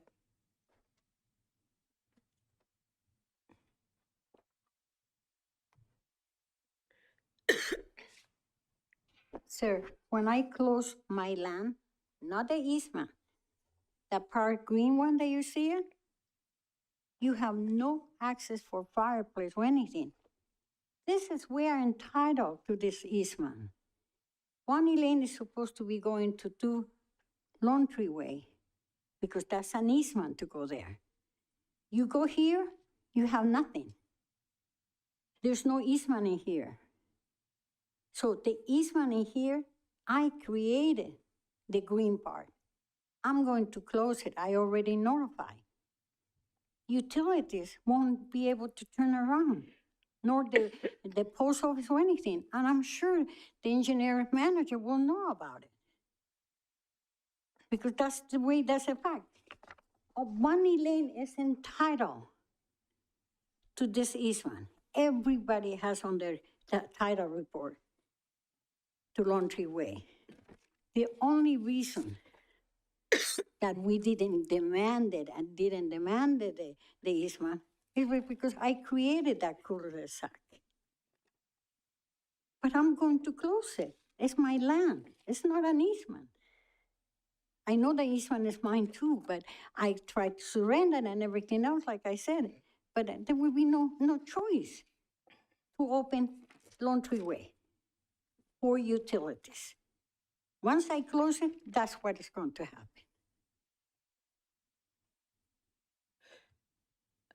I just want to let you know, and it's not something that I'm doing wrong. You know, I'm taking a big lump of my land to do the cul-de-sacs to turn around the, you know, utilities, the garbage and everything. But I'm not going to be, if I did that, it's because out of my heart, out of seeing that for Bonnie Lane, for my neighbors and everything. But that doesn't exist. Utility has to go from Bonnie Lane to Laundry Way, regardless. Unless they decide to do an improvement to the other side. So that's what I was going to ask you. Thank you, ma'am. I was going to ask specifically the question about the easement that we're seeing here, that is access and utility easement that goes from Lone Tree to Bonnie Lane across parcel A and parcel B with in the area that's the designated remainder. If that's open to all of the residents, is that an easement that's extended to all of the residents on Bonnie Lane, or just the applicant in the neighboring house? It sounds like from what your representation is, that your understanding is that that easement is for all of the residents on Bonnie Lane to have a utility access from Bonnie to Lone Tree. The utility, that's for the utility. Okay. That is the correct way. Utility should go to Laundry, from Bonnie Lane to Laundry Way. Okay. Nothing else, because everything is closed. Thank you. And is that the applicant's understanding? That was going to be my question too. That it's an easement for everyone to use. Thank you. That it's an easement for everybody to use. Yeah, that was our understanding as well. The city had said that we could gate Lone Tree so that we. I'm sorry, could you speak into the Sorry, microphone? the city had said that we could gate Lone Tree to prevent that, like the traffic cutting through from Lone Tree to Bonnie, and that it is a access utility easement for the city. So that is what our understanding is of that part of the easement. So okay. I don't know, am I wrong, Ellen? Or I don't know, legal might have better understanding of that. Through Sheriff. Currently as shown, Bonnie Lane does not extend all the way to Lone Tree Way. I believe, if I recall correctly, we were intending for a paved roadway from Lone Tree Way to Bonnie Lane. However, because of cost, I don't want to go into it, but there is a water line that's going in, and at a bare minimum, that's what the city would require, is a water line from Lone Tree Way to Bonnie Lane to provide service to not only the project, but to all the neighboring properties as well. With regards to a roadway, again, we could not find the nexus to require them, because the project would be sufficiently served off of Bonnie Lane in terms of access. And And I just want to also point out that the easement over the appellant's property, as well as the project property, it's been there since 1976 and it's been in use. So I want to say that, you know, I want to reiterate again that gating off access to Bonnie Lane would not be legal. How long has access from Bonnie to this home been used? Because she was saying it wasn't used until when? To the project site, Yeah. I would have to defer to Leanne. So there's one small existing house on the property. So there's like a really old, like little driveway kind of off of Lone Tree. And then it's basically just like field. So there's like there's like, you can kind of see where people drive from Bonnie to the property, but there is nothing paved because it's almost 5.5 acres of just land that has been neglected, and nothing has been there. The owners who owned it before us died a while ago. It was in a trust. That's how we bought it. So it was essentially like abandoned. So, I mean, ever since we have bought it, we have accessed from Bonnie. Yeah. So, so the easement it doesn't feel like the easement was for this home, right? Like usually. The easement is for all of the neighbors. Okay, but I'm asking staff real quick. So, she mentioned that the Bonnie Lane was half on her property, but when I look at the GIS map, it doesn't look like that. Can you confirm, is Bonnie Lane half on her property or not? Because the GIS map doesn't look like it when I pulled it up. I don't think that one shows it. The other one you were on shows it. I think it's best shown on the tentative map. Eric, if you could refer to, sorry, you're jumping back and forth on it, but.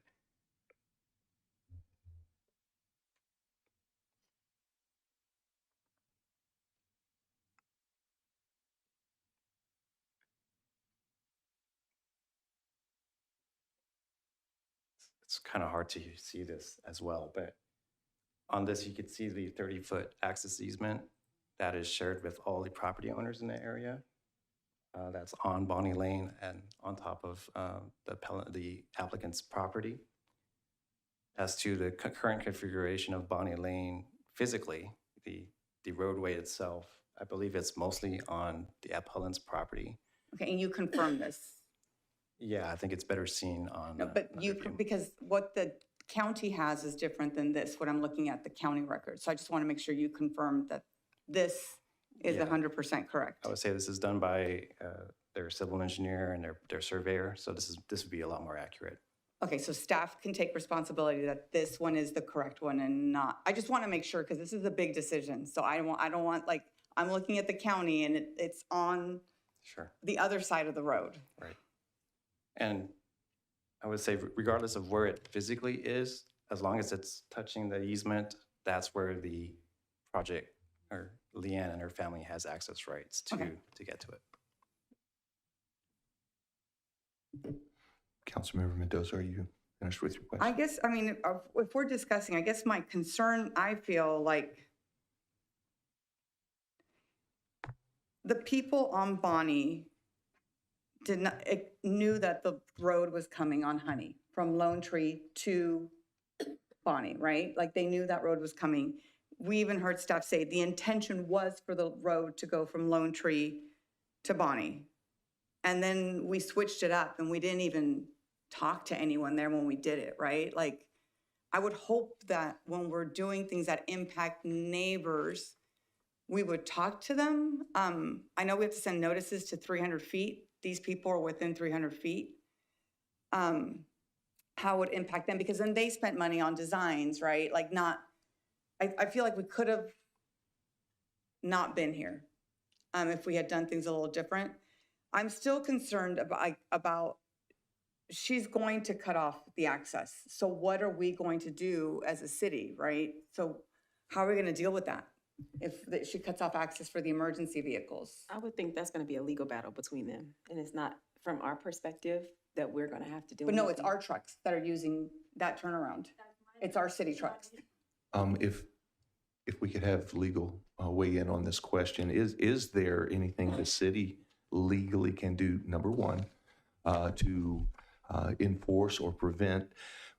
I have a question before that. How long has there been access to the cul-de-sac? Is that a component of the legal decision as to whether or not the property owner can close access to that cul-de-sac?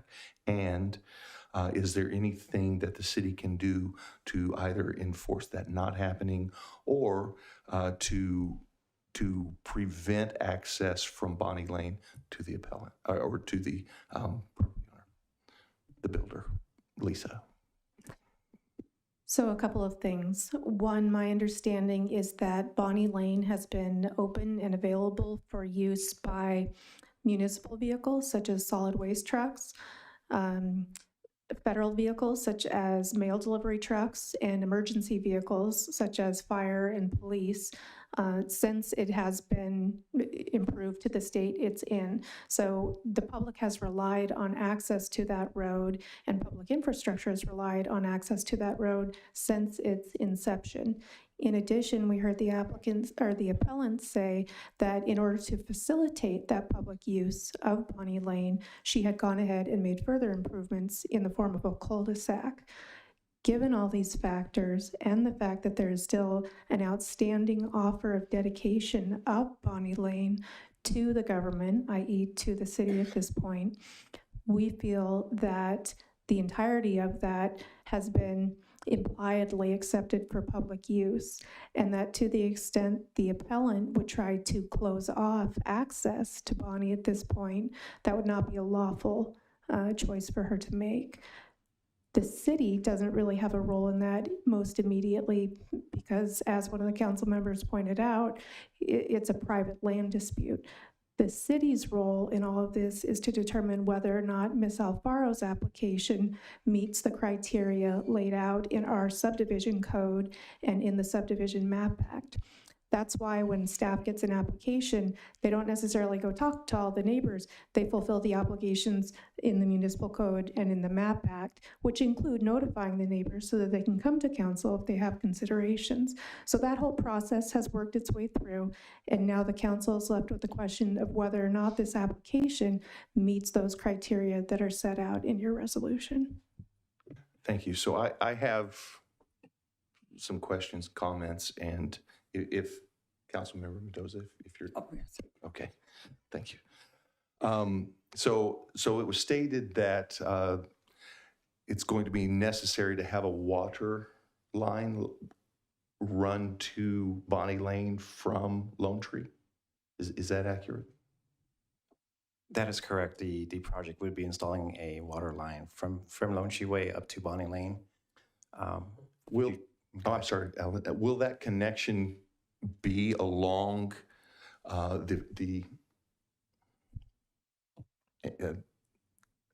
I just lost the easement. Thank you. The word just left my mind.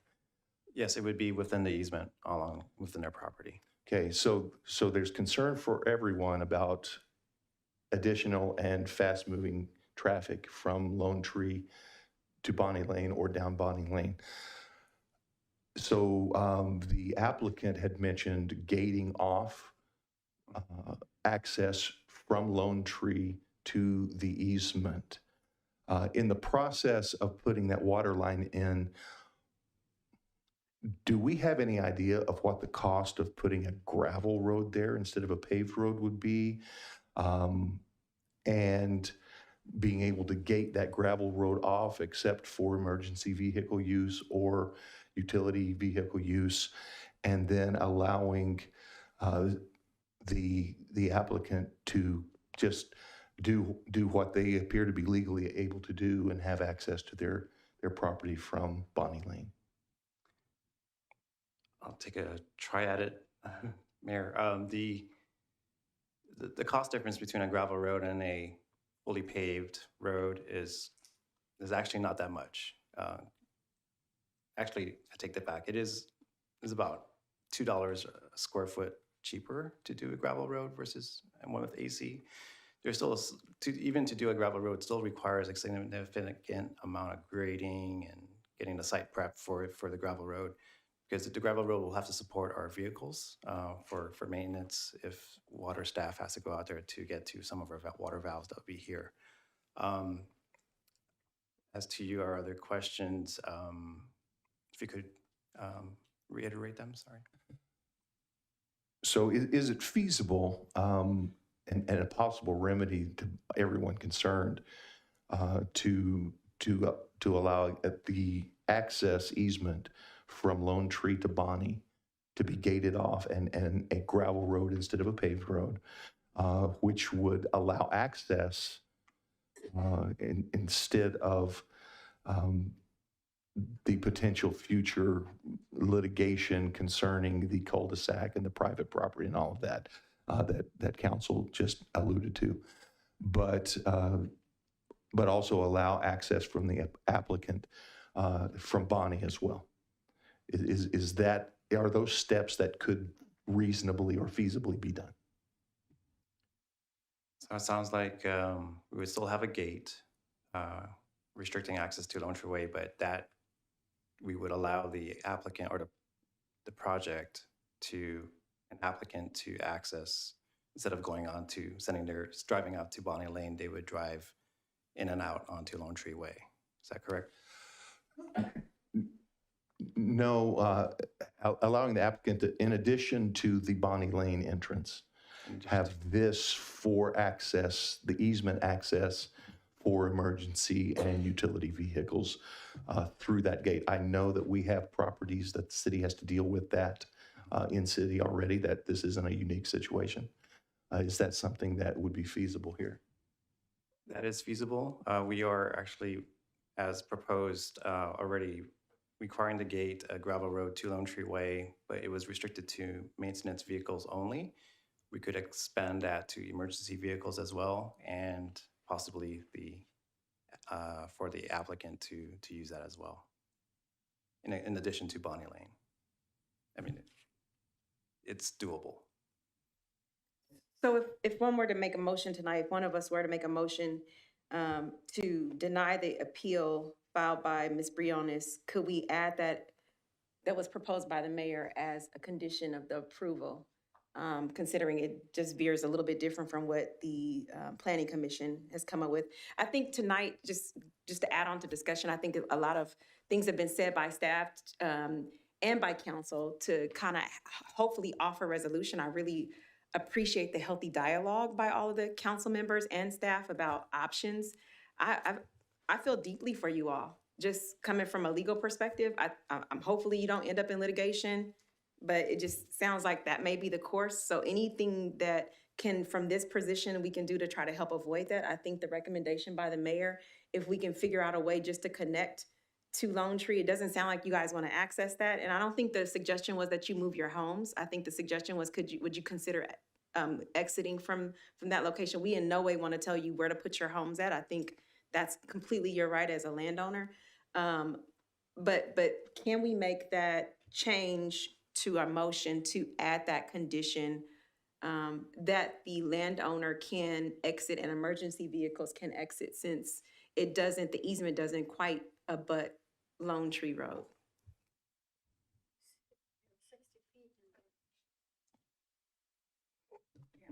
I think that's a good idea, because if she's going to take away her turnaround, we need another turnaround, right? Is that kind of where we're getting? Yeah, I mean, I think so, and I mean, from what I'm hearing, she may take it away. Doesn't mean legally she's going to be able to do it. But in the interim, I think that this may be a resolution to make sure that people have access to utilities and emergency and other options to exit. So I would defer to Mr. Bacalar as to whether or not a gravel road off of Lone Tree would be sufficient to meet the requirements of our subdivision ordinance with respect to providing access to these residences. It would be sufficient for the homeowners. I would say I would precaution against the emergency vehicles, because when you have fire trucks coming onto a gravel road, they tend to get stuck. So It would require improvements to the gravel road to be sufficient to handle the truckloads expected with fire vehicles. So I might recommend checking with the applicant to see if she'd be okay with it.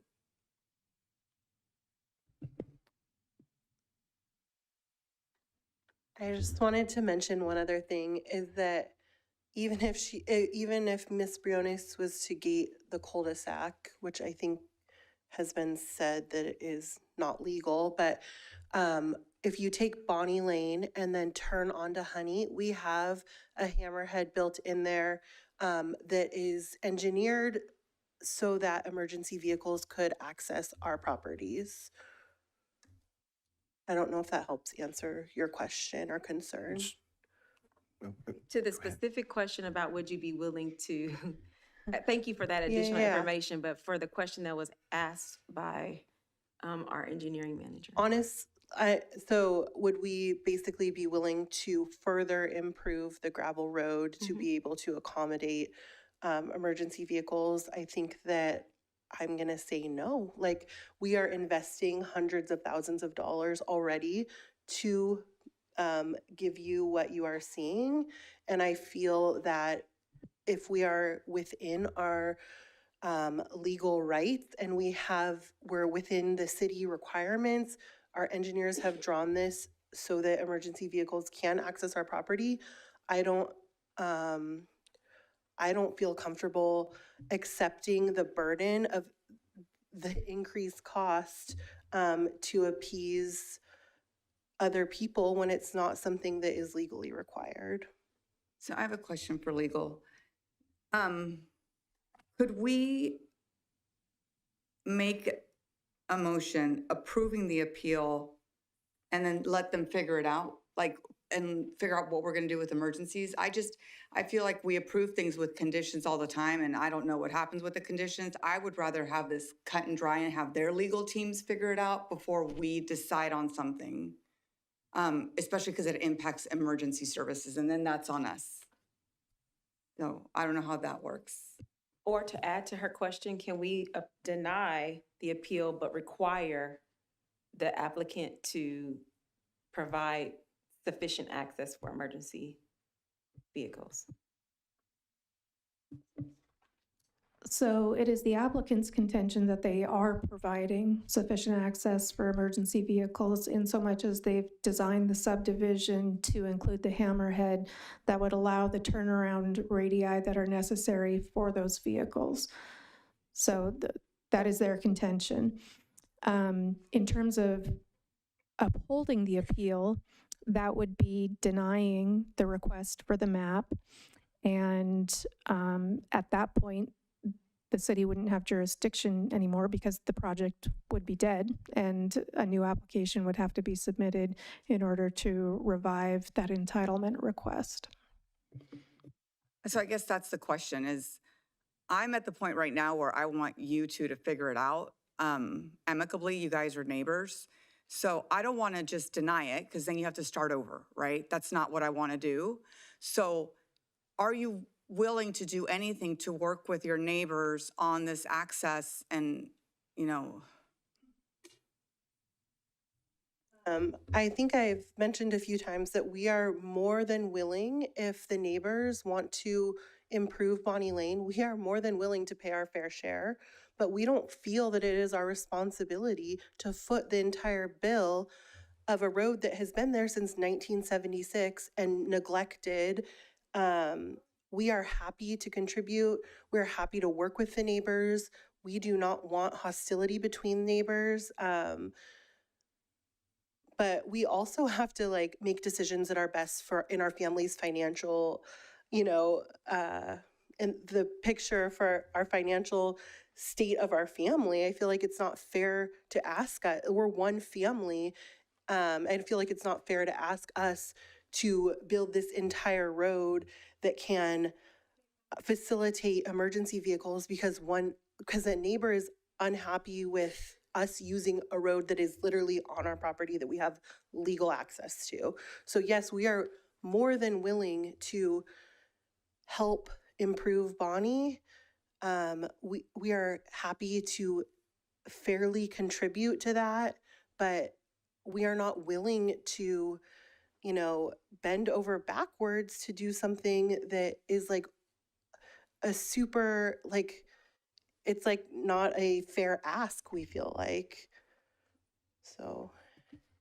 I guess right now, I'm at the point where the comment that kind of solidified how I feel is when staff said the original intent was for it to go to Lone Tree all the way up to Bonnie, right? That was the original intent. So that intent somehow or another went away. And I've talked about this even before I was on council. I was like, I hate the bait and switch. I hate it. And I feel like it's a little bit of a bait and switch in this case. And again, I would love for them to figure it out on their own and not, you know, but I don't know. I mean, isn't the reason we're here to discuss, like, if the map fits into the city's general plans? It feels like we're we're reaching way beyond that. And I get working with neighbors, we're happy to work with them and try to, you know, maintain a peaceful environment, but it also feels like it's getting way too like personal, and that there's like a lot of overreaching happening when we have like gone through all the necessary avenues to make sure our map fits in with the city's general plan and that it is a legal and complete map. Thank you for those comments. I just want you to understand our process and questioning is just simply trying to get as good of understanding of everything that's going on as possible. And so I greatly appreciate all the input. But at this time, Vice Mayor, you had... Yeah, everyone has spoken about their willingness to work together on the improvements for Bonnie Lane. Is there any improvement to Bonnie Lane that could help get us a little closer together? Like any area that we could more effectively do a turnaround that wouldn't be on Ms. Briones' property, for example? As the applicant mentioned, the plan does include a hammerhead on her property that would provide a turnaround as well. So playing this out, once this project is subdivided and the hammerhead and the internal honey lanes built out, Ms. Briones, the project appellant, would not necessarily need to maintain that cul-de-sac anymore, because then they would have the adequate turnaround with any project site. So not sure if that helps you. I guess it doesn't really, for the short term, kind of more long term, that might be something. Okay, thanks. Well, and then if the road was intended to be there, and now it's not intended to be there. So, I mean, it was part of our general plan, but then it wasn't part of our general plan, like? My understanding is Honey Lane and Bonnie Lane was never part of the general plans. These are not general plan streets. But we planned to do something with it, right? Because these were originally, back in 1976, under the county's jurisdiction, that there was a vision at that point under the county. So under the county, Honey Lane was going to be there? Correct, but it would require not only the applicant's side, but also the neighbor, which is a full 60-foot. So that was the intent. Okay. I think if you look at the exhibit on the screen, you see the 30 on the applicant's property and the 30 on the adjacent property. I believe the county's vision at the time is that this whole area might be subdivided for a much bigger project. So that's a 60-lane curb, gutter, sidewalk road that would lead to a section of town that would have a much bigger subdivision than the 2 homes and the few that are on Bonnie Lane. So they reserve that right away if that vision were ever developed. It's still there since 1976, but clearly our general plan, our land use designations, our larger lots, the will of the people of Bonnie Lane, it's not going to be in the near future this big subdivision of multiple homes. But I thought we talked about at the last meeting, Kenwood coming in and it becoming a major artery. I thought we talked about that last time. It becoming one? Yes. Well, if there was a much larger development here, that would precipitate that. Yeah, so it is a vision, it's just a matter of when, right? Well, the current zoning are larger lots, right? And so it's not a the amount of homes you would get here is probably not that type of subdivision right now. Okay, I think we've discussed this as far as we're going to be able to. Does staff have any clarification before I ask for a motion regarding this? Okay, So as detailed in the staff report, I move to adopt the resolution approving the appeal filed by Carmen Briones of the Planning Commission approval of minor subdivision number 354-21 for Trinity Estates. I'll second. okay, we have a first and a second. All in favor, say aye. And just Aye. before you Yes. vote, I'm so Do you want me to sorry. read the rest of it? So, no, if your motion is to approve the appeal and thus deny the map, Mhm. then we're going to need to get some information from you to populate a resolution that we would come back to you with to explain why, under our subdivision map ordinance, the council is denying the project. Okay. So, Emergency access to residents would be one reason. So- Emergency service access, like final decision, what can we do? I don't have a clear answer. We're saying we do have rights, but then like, you know, she's saying she's gonna get an attorney, so I want to figure out exactly how our emergency vehicles, our garbage vehicles, everything's gonna get there, depending on what we find. Because she said she's gonna close off that turnaround. so are you wanting to take final action on this, or are you wanting staff to do further work on this? I'm almost done. Like, I mean, we could do further action, and maybe they can get together and do some find a resolution. That would be fantastic. That would be the best case scenario.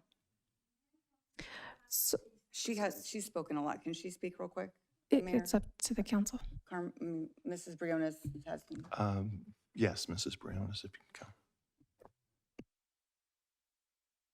Came in with the subdivision. It was nothing against her. It was against the building, the planning. They did that. They're the ones who did that. They were supposed to investigate more in easements, roads, everything before doing that. And especially how they done it with me, I'm telling you, it was unfair. I felt that I was mistreated, that I was discriminated. That's what when I came over here. Now what is happening is a fight between her and I. I think that the planning department and engineers should be able to fix it since they're the ones who did it.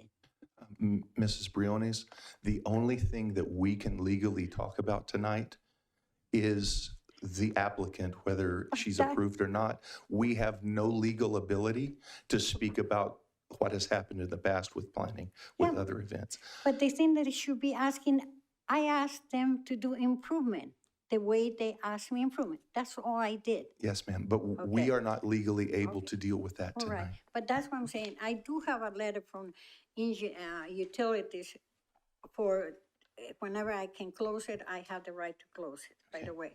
Thank Okay? you. Thank you. Mr. Mayor. We have a motion on the floor, and I'd like to give the opportunity for the clarification of that motion. I do want to say, though, I feel like I feel the same frustration, and without projecting or anything, I'm a little bothered by the lack of willingness without telling the landowner what to do, on like just being stuck on this is how things are going to go. But I do feel like we are kind of slightly veering into the lane of being a judge on a land issue versus what we're here to do. We did see here that our representative from the city is saying that there is a portion of Bonnie Lane on the property, and that the applicant did say that they will provide a turnabout for the utility vehicles to come there. They've articulated that in a public record. So my concern is by us approving the appeal, I don't know if we really have, I get where you're going with everything, but I'm just concerned we don't really have a legal rational basis for why we would approve the appeal and deny the map. Okay, so why don't we do this? Further questions. I need to know for sure how emergency vehicles are going to get in there. that she really can close this off or not close it off 100%, not like we think or whatever, 100%. I asked her earlier about the fence. I know it can't go north to south. Can it go east-west on the easement at the bottom of her easement? Is that possible?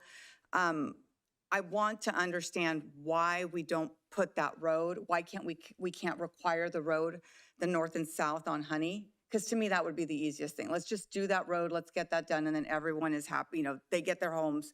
They don't get the traffic. It's good to go. So those are three big questions for me right now.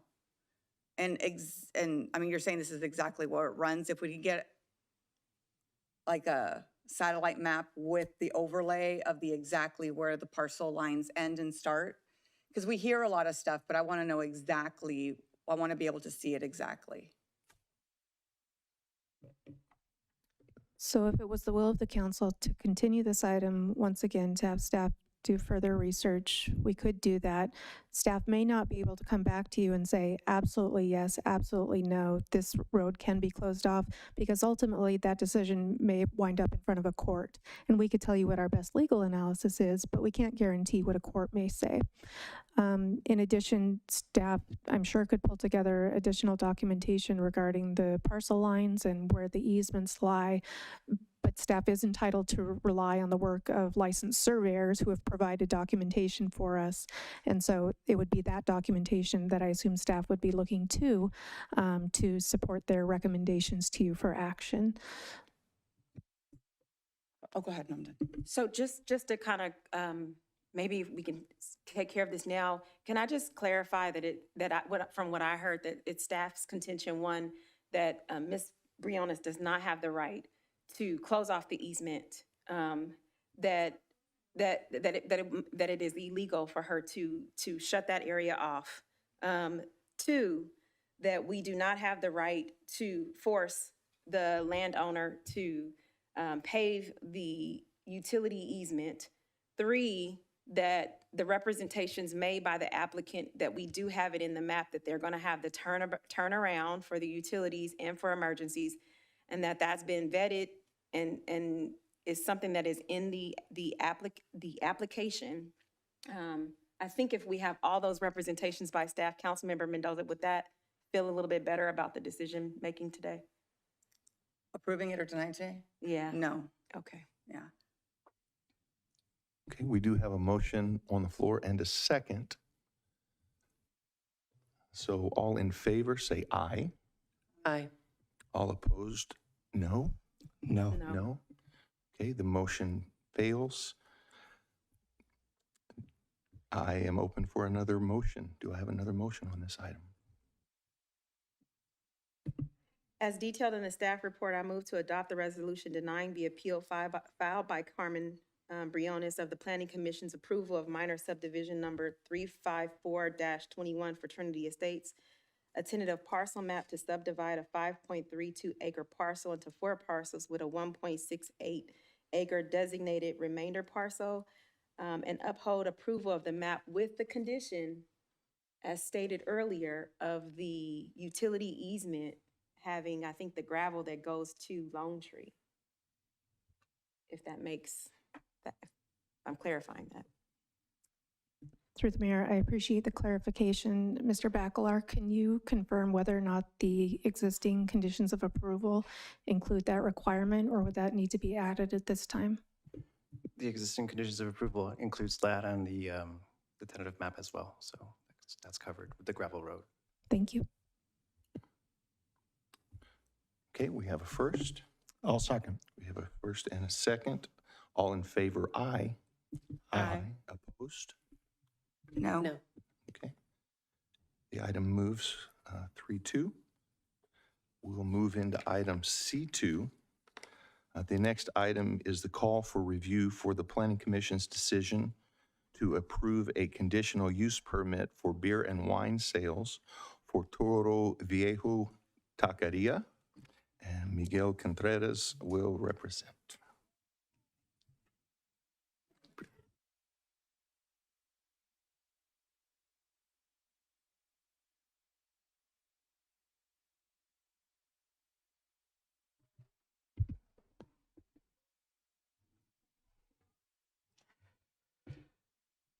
Good evening, council members. Mr. Mayor, it's my first time here, so just a quick hello. Miguel Contreras with the Planning Department, Associate Planner. Been about a year here, and I'm here to present the call for review for the Toro Viejo Taqueria, which submitted a conditional use permit 23-004, seeking to sell beer and wine for on-site consumption at an existing restaurant. Just a quick background on the project. So the application came in March of this year with the request for a Type 41 ABC license for on-site sale and consumption of beer and wine. On May 16th of this year, the Planning Commission held a public hearing to consider a conditional use permit 23-004. And during the Planning Commission hearing, there was some deliberation and some questions regarding the proximity of an establishment that sells alcohol to child facilities. And staff clarified during the public hearing that the city doesn't have any regulations or doesn't regulate the proximity of child facilities to establishments that sell alcohol. And there was also some question regarding an ABC rule regarding 600 feet from a facility that sells alcohol. And legal counsel was able to provide that language and clarify what the meaning of ABC was. So real quick, verbatim, this is what the ABC language says. ABC may deny any retail license located within the immediate vicinity of churches, hospitals, or within at least 600 feet of schools, public playgrounds, and nonprofit youth facilities. Generally, ABC will deny a license in the above situations when there is evidence that normal operations of the licensed premises will be contrary to public welfare and morals. Mere proximity by itself is not sufficient to deny the license. So, staff clarified and city attorney clarified that this means that ABC may deny a license that's within 600 feet of a establishment for children, but the mere proximity is not reason enough to deny an ABC license. And that's how, for example, Dino's can have a Type 41 license and it's across the street from Liberty High School, or how CAPS can have a Type 41 ABC license across the street from City Park. On May 26, the project was called for review by a vice mayor, and within the timely allotted 10-day appeal period. And so here we are. And let me give a quick background on the location of the Toro Viejo restaurant. So it's located at 8610 Brentwood Boulevard, Suite F. It is highlighted in red. I also set up the map so you could see the proximity of the restaurant to the Guerin Elementary School, as well as the Kitty Academy, which is located right here. Once more, the proposed use is beer and wine sales for on-site consumption at an established restaurant. The conditional use permit, if approved, would limit the beer and wine sales for indoors only within the 1,245 square foot suite. The business hours, it's open 7 days a week from 10 a.m. to 9 p.m. The applicant proposes to sell beer and wine the entirety of when they're open, so 7 days a week from 10 a.m. to 9 p.m. And the type of license they're seeking to obtain is the Type 41, which allows beer and wine sales. It also allows children to be on the premise, like any other eatery that sells alcohol, such as Applebee's or Chipotle. The alcohol will be stored behind the counter. The customers won't have direct access to the alcohol. You just order it and it'll come to you the same way your tacos and burritos will.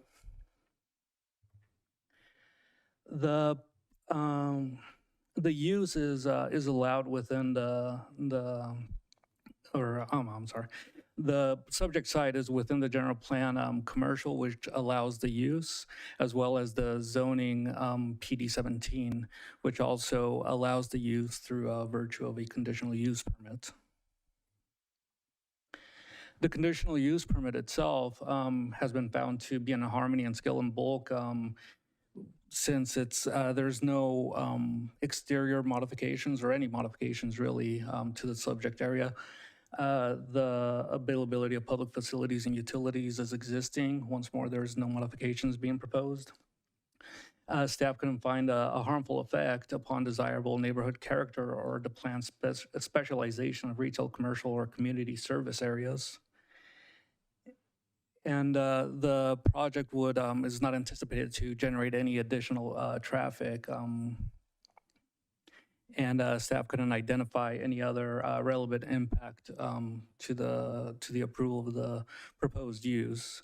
And just to note, the PC determined that the above criteria was met, and the project was approved 2-3 with or 3-1 with a one absence. Staff's recommendation is, or let me just go down these bullet points. So the call for review was noticed in the Brentwood Press. It was noticed on site within 10 days of this meeting as required by code. The project is exempt under CEQA under categorical exemption 15301 for existing facilities. The project is consistent with the general plan and the PD or the zoning. And staff recommends that City Council adopt a resolution upholding the Planning Commission's approval. And that would conclude staff's presentation. If you have any questions for me, and I know that the applicant is present as well for questions. Thank you. Thank you, Miguel. Is there any clarifying questions of staff at this time? Yes, I have several questions. Once, has there ever been a CUP at any of the businesses in that area? For alcohol? No, not in that area.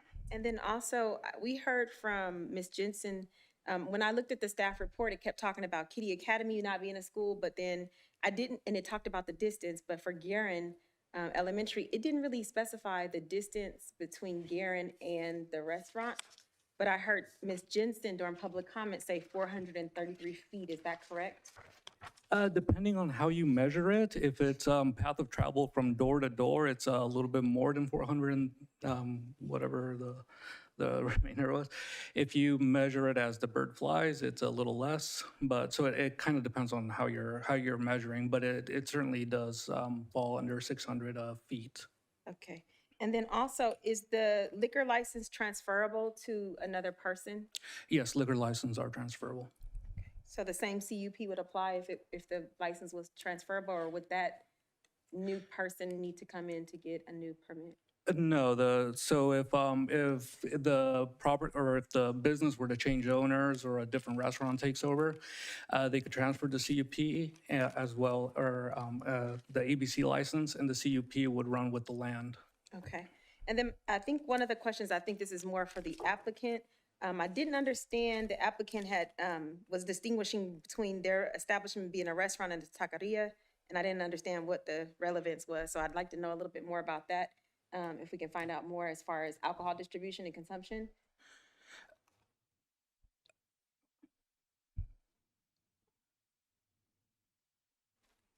Hi, everyone. Good evening. Well, good night now. I know it's definitely past some of our bedtimes. My name is Noelia Casares, and I am Edgar's wife. Edgar is one of the owners for Toro Viejo Taqueria. I'll just answer the question versus, giving you guys a little bit of background, just to be respectful of everyone's time. The difference and the intention behind that comment is really it's not a bar, it's not a restaurant, it's not a place where people go in for an hour, 2 hours, or even 45 minutes. I mean, we have folks drop in for 20 minutes. I think I mentioned on the email, roughly 69-70% of our sales are takeout, most of them being, some of them being DoorDash, other ones phone orders. So we really don't have folks, like I said, like restaurants that will come in and sit down for 30 minutes. It's extremely rare. I've seen a lot of familiar faces that have stopped by, and most people, including folks from Garin, come in during lunchtime for 15, 20 minutes, get their taco, water, or Coke, and leave. So that's really just a little bit of history behind. Be a little unrealistic to think if we were to sell alcohol that anyone would drink maybe more than 1 or 2 beers. Okay, thank you for clarifying that. Of course.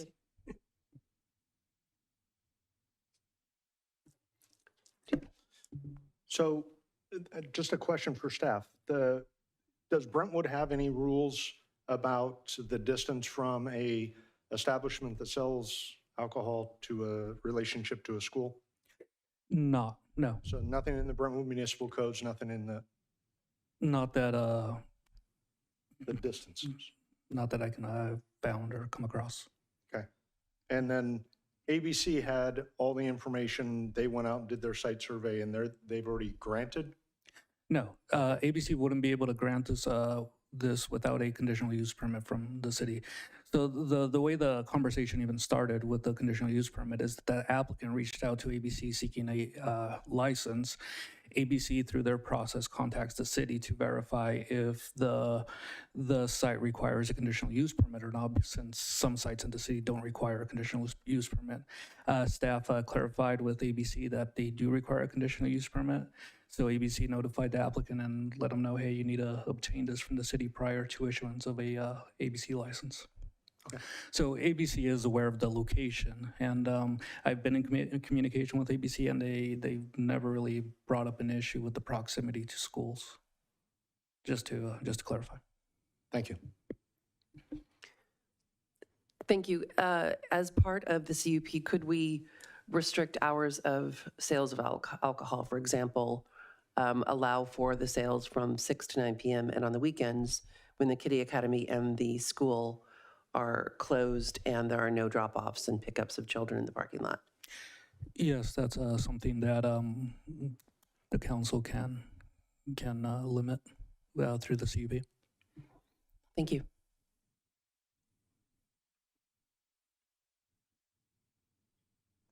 Are there any further clarifying questions of staff at this time? Okay, seeing none. At this time, then, we will open. Mr. Mayor? I'm sorry.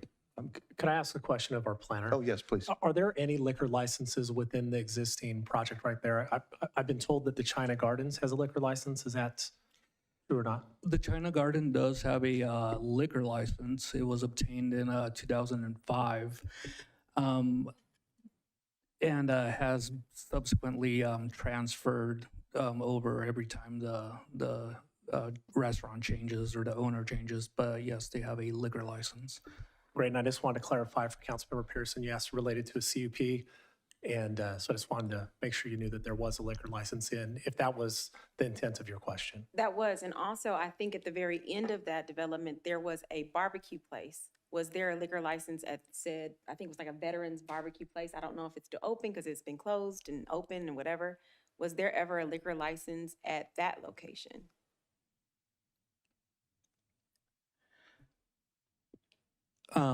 I'm not aware of a barbecue place. I know that in, I believe it was 2005, there was a restaurant. It was called Bert's Restaurant. It went through the Planning Commission, got approval for a CUP to sell alcohol. I don't believe that the use was ever established, though.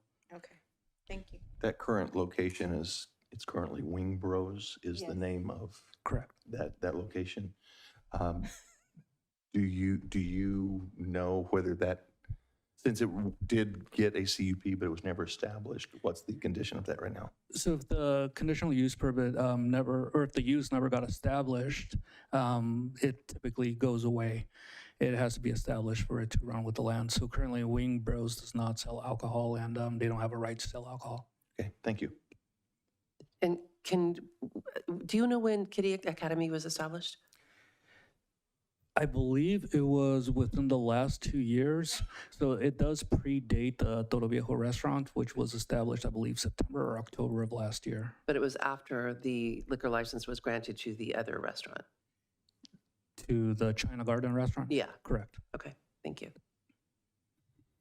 Okay, if there are no further clarifying questions of staff, I'll now open public hearing, and I will open public comments. Margaret? This is the time to comment on this agenda item. If you're in person, please file a speaker card on the form provided at the counter at the back of the chambers. If you're participating via Zoom, please raise your hand. The applicant will have 10 minutes to speak. Remaining public comments are limited to 5 minutes per person, and microphones will be muted after the timer expires. And we received one public comment on this item prior to the council meeting, and that's been posted on the city's website. And if the applicant would like to speak.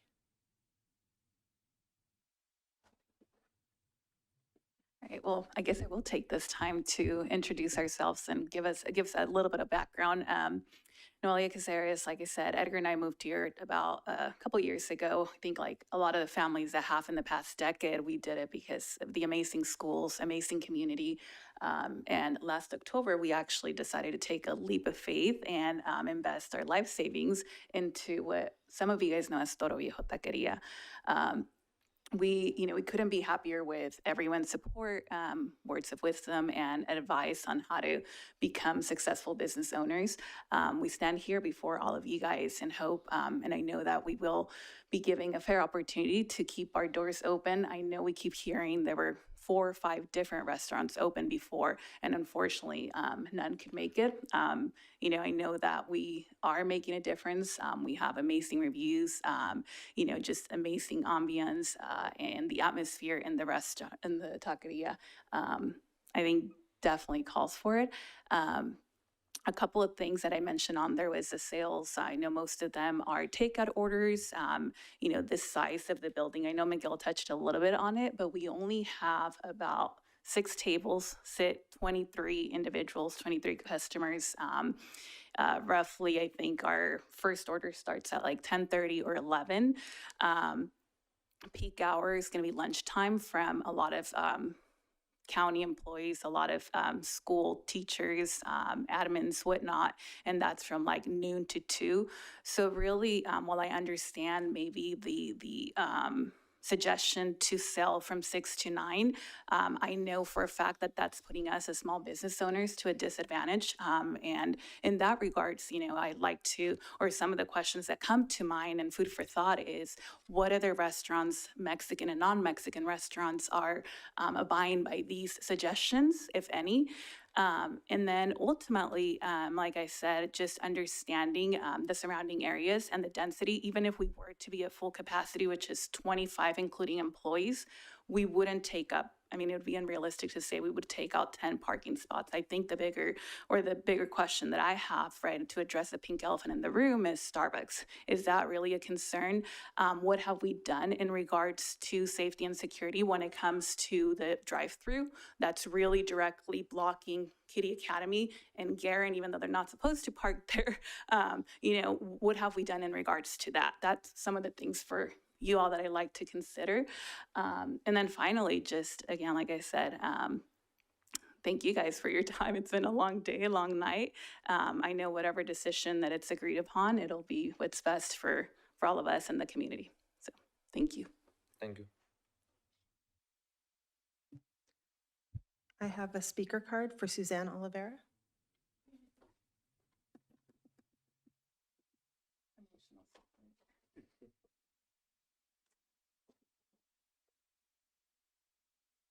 Good evening. My name is Suzanne Oliveira. I'm a regular customer at Toro Viejo. I just want to say that it seems unfair that the restaurant directly next door would be able to serve alcohol and they are unable to serve alcohol when it's in the same proximity to the school. So I would hope that you would consider that and go ahead and grant them use. Thank you. I have no additional speaker cards and I have no hands raised in Zoom. Thank you. At this time, we'll close public comment. And at this time, I need a motion to close the public hearing as well. So moved. Second. We have a first and a second. All in favor, aye. Aye. Opposed?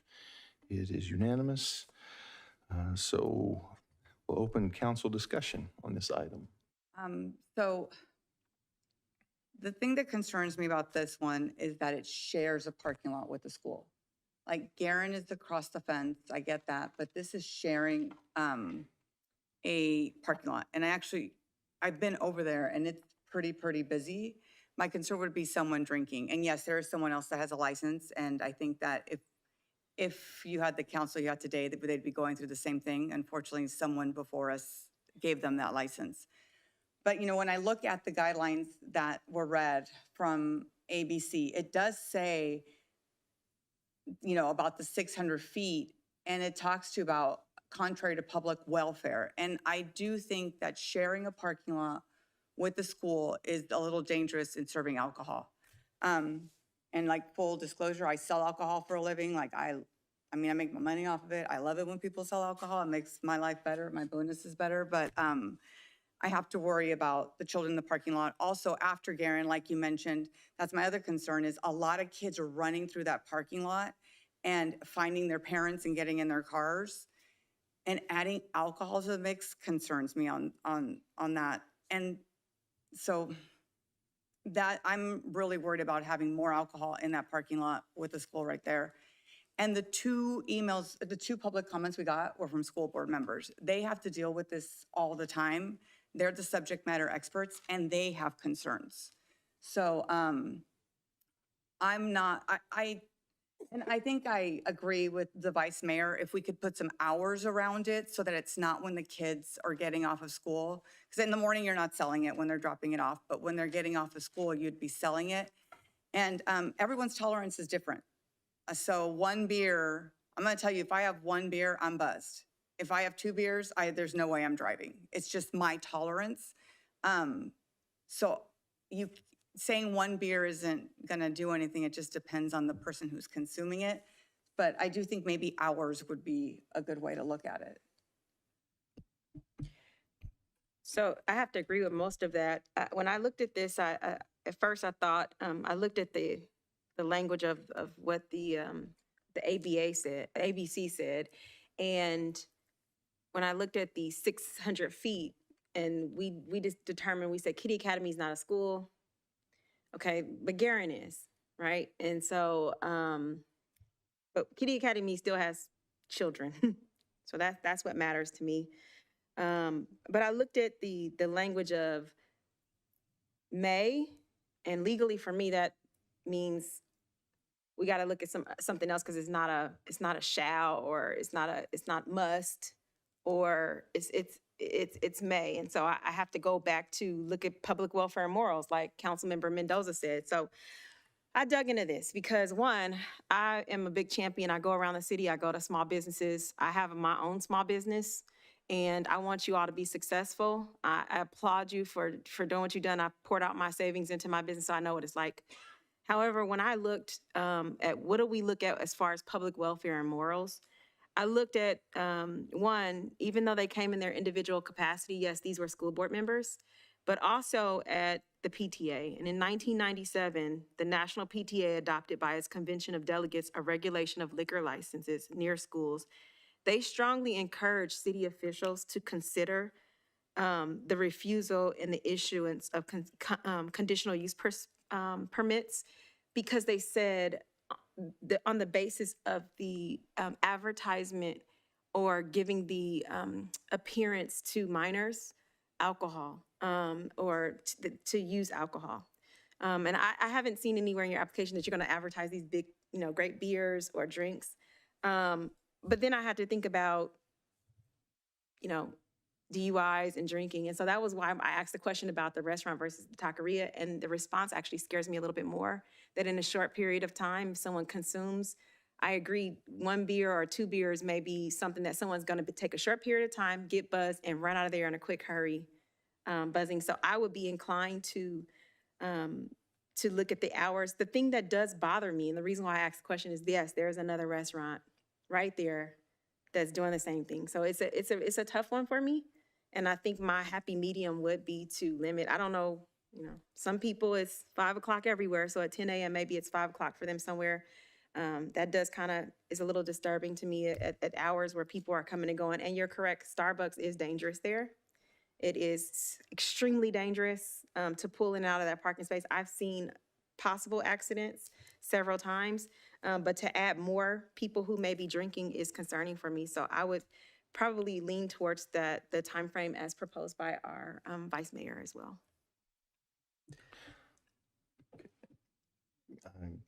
Councilmember Orlemans? Okay. Just so we're all making the decision with all the information. Kitty Academy, I know some kids that go to Kitty Academy. They're not running in the parking lot. They have to be picked up. The parent actually has to walk in the door, punch in a code, get into the next door, grab their kid by the hand and walk them out. So if we're making the decision that kids from Kitty Academy are going to be running through the parking lot, I don't think that happens. I saw the Garen, sorry, it was Can I Garen. finish? Just, no, man. But the Garen Elementary, I agree. Those kids, you're up to sixth graders and they're moving quick and they're moving all over the place. If we're going to set a limit on times, Kitty Academy is open till 5 or 6 at night.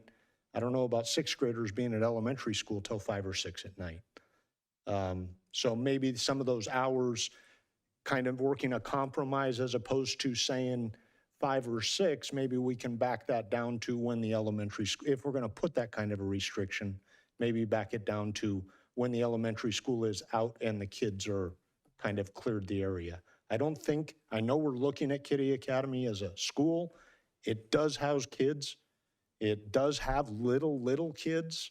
So my experience is the parents got to go pick them up. I just think we have to have all the information before we make decisions.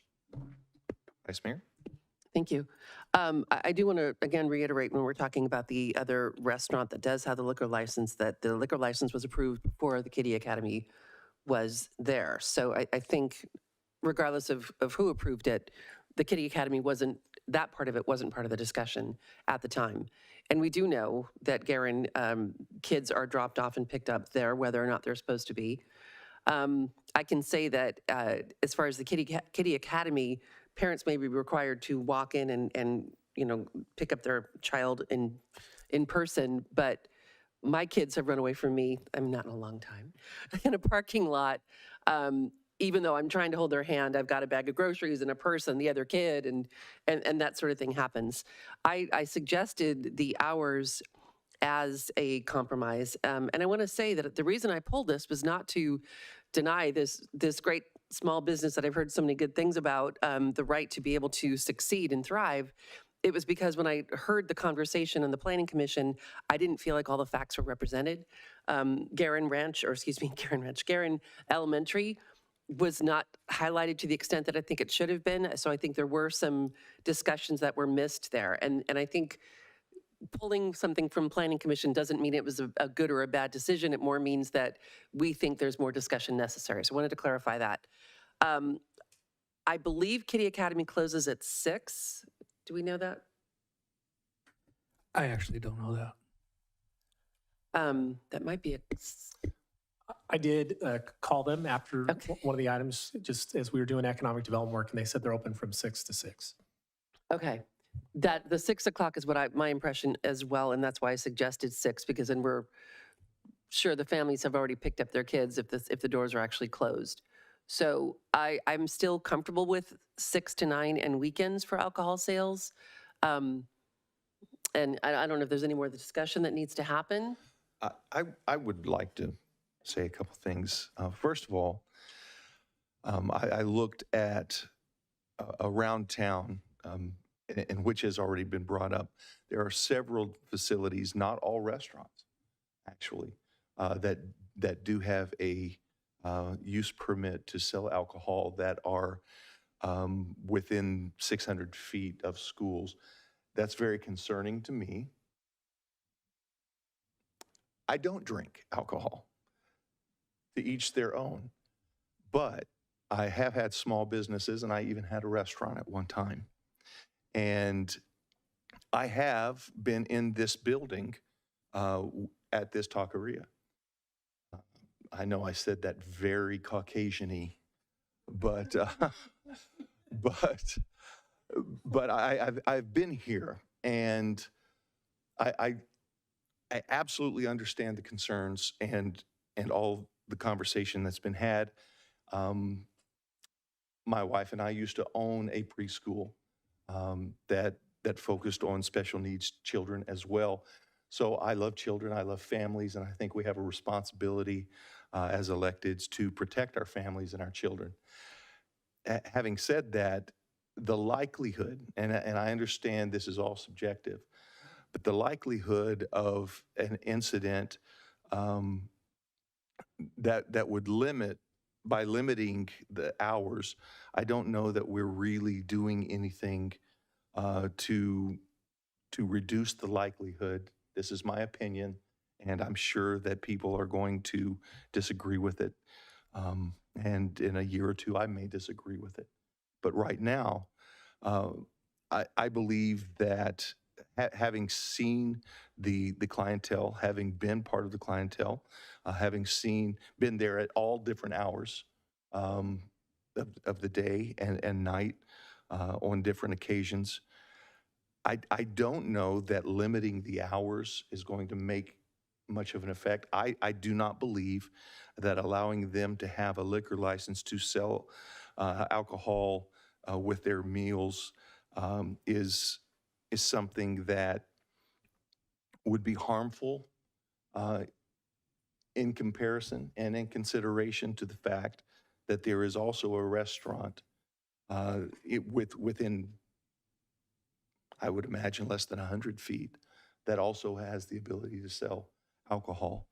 I have also seen the dangers of that parking lot, and I'm not sure what effect caffeine or lack of caffeine has on people that drive in that parking lot, but it is, I wouldn't want to be a frogger in that parking lot. It's a very dangerous place. I've seen accidents from customers from Starbucks. I have also seen kids from Garin riding their bicycles through the parked cars in the line for the Starbucks. So I understand that there are a lot of components here for public safety concerns. I just personally don't feel like putting the onus upon this taqueria owner is going to make any effect other than diminishing their ability to do the kind of effective a business that they could. I could be wrong, but this is why I just felt like I needed to say I feel like the hours of 6 o'clock would be a bit extreme. I also feel if there is a time limit to this, that it should be earlier, like Councilmember Orleman said. Personally, I don't believe that it's going to make a difference by limiting it. So I'm personally not in favor of limiting it simply because there are several examples that were given by staff. There are several things for me. I do not want to show favoritism or prejudice to a business owner when you have to compare businesses around the community that have very similar contact with students getting out of school. And so I think deciding that would be showing a prejudice against a business that is an unfair business disadvantage when it comes to other businesses that have gone through the same process that have been issued liquor license. So that's. I don't think it is the same process, is it? Because it was there before the Kiddie Academy was there. So I guess I'm confused with that comment about prejudice because, for example, I don't like smoke shops. I am waiting for all of them to just go out of business and not issue not one more smoke, CUP. Sorry, I just don't. So you're saying if you put in a bad business, and I'm not saying you're a bad business, I'm just like, then we'd have to use that same argument for everything else going forward, right? That's why we're going to have a zoning update and like what we want and what we don't want. I don't think it's prejudice. I just think it's, the PTA, and she's not the first one to quote the PTA. Remember, Karen quoted the PTA. We know there's studies that show impacts of drinking around children. I read them all the time, just even, being around it and seeing it. And it's either we move forward with new information that we have, or we're going to stay stagnant because I let someone else do it, right? So that argument, I don't know about that one. I mean, if you think it's safe, that's one thing, but yeah, I don't know. So respectfully, I will just simply address that concern, that question. The reasoning is, I don't know of any recorded incident that there has been an alcohol considered accident that someone from the restaurant in the same, nearly the same location in the same shopping center, I don't know of one incident that alcohol has been responsible for an accident regarding a student from Garin, and Garin has been there a very, very long time. And if there were incidents, that would be a totally different thing. But I believe in practice, the concern, I understand the concern. I don't believe the concern has been fulfilled historically. And I don't know of any of those incidents anywhere in the community where very similar access to alcohol being served with a meal and students running around, children, or even the general public, I don't see that there's any incidents of record that show the concern actually happens in actuality. And so that's my concern. I think we've had DUIs in our city. I don't know about accidents with children, but we have had them. And I appreciate the comments. I think if nothing changes, nothing changes, is what I'm hearing. Because I hear you saying that you have concerns about the 600 feet from from a school or from a park. And my concern is not so much Kitty Academy, because we've already said it's not a school, even though it is a concern because they're kids. But we talked about Garin and these kids who are walking around. So I would be open to a compromise of a change to add a little bit more time. But I think it is a big compromise already, saying weekend time, which is a huge time for people to access. But again, that the hard decision for me, because again, you have a business that's like right next door who's already doing it, but also that business pre-existed before the school. And we all know the school probably knew that business was there, just like this business who came knew the school was there. So, I mean, it's chicken before the egg. But I have to go back to, if nothing changes, nothing changes. I mean, it would be nice if we had some of the suggestions by PTA and Mothers Against Drunk Driving is to have drug-free zones where we include alcohol as consideration of a drug. We can't do that because we already have something with a license there. But what we can do is from now on saying, even though prior council did this, we'd like to see it be done a different way in consideration of both sides. So, hey, we're going to make sure that business has access, but also we're going to consider the other people here so that they have this, so their needs are met. So they, when they're, and I'm not just talking about kids running around. What about once they get in the car with their parents? What about accidents that can happen? So it's not just free, really, running around little Bobby or little Jeannie. It's when they're getting their car seat and their parents drive off, they can be hit by someone. So, but it is a difficult decision.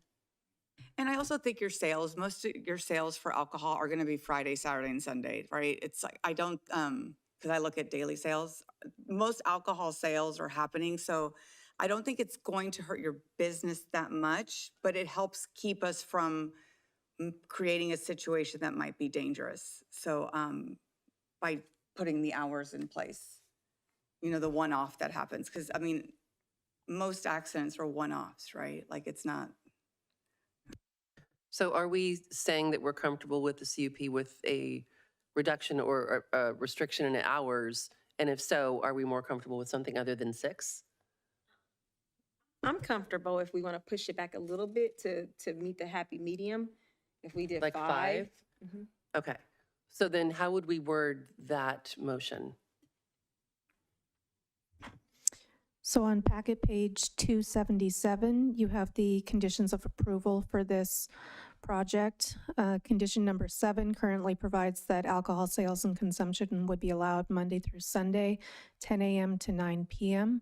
So we would be looking for a modification to that condition to reflect whatever hours the council's considering. And I'm happy to make that motion with that modification if no one else has any other discussions.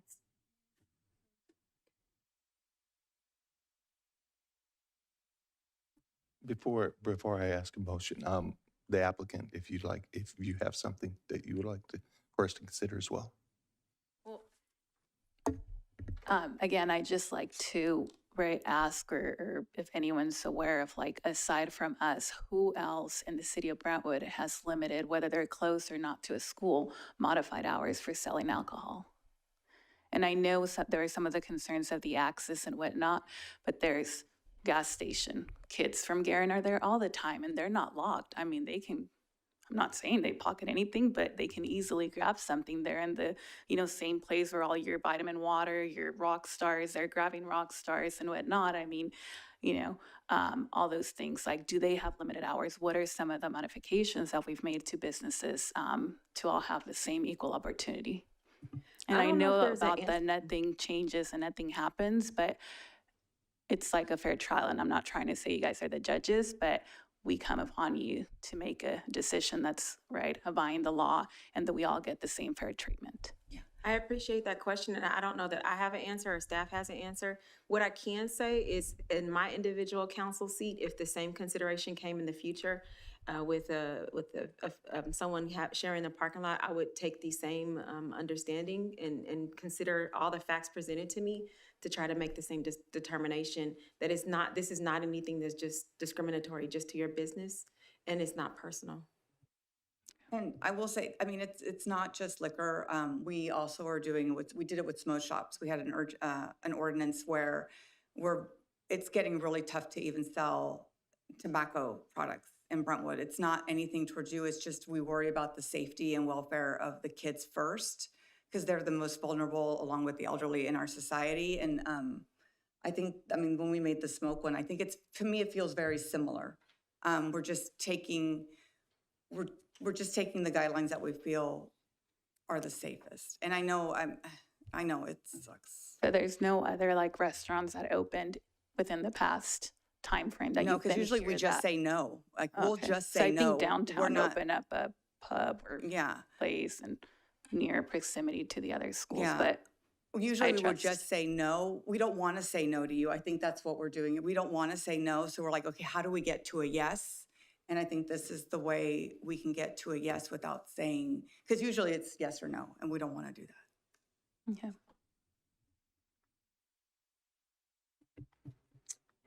So I'd like to make a motion, and this motion is based on, in part,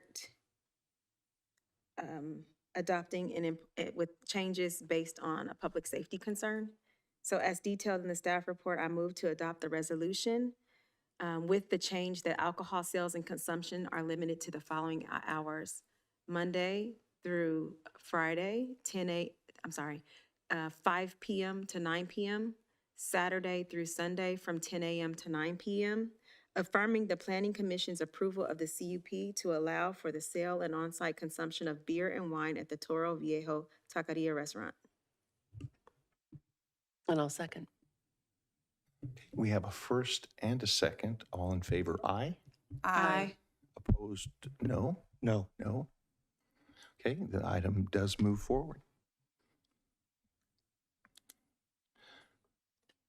Moving on to item C3, our next item is an interim urgency ordinance for interim objective design standards for residential housing. And Jennifer Hagan will present. Jennifer.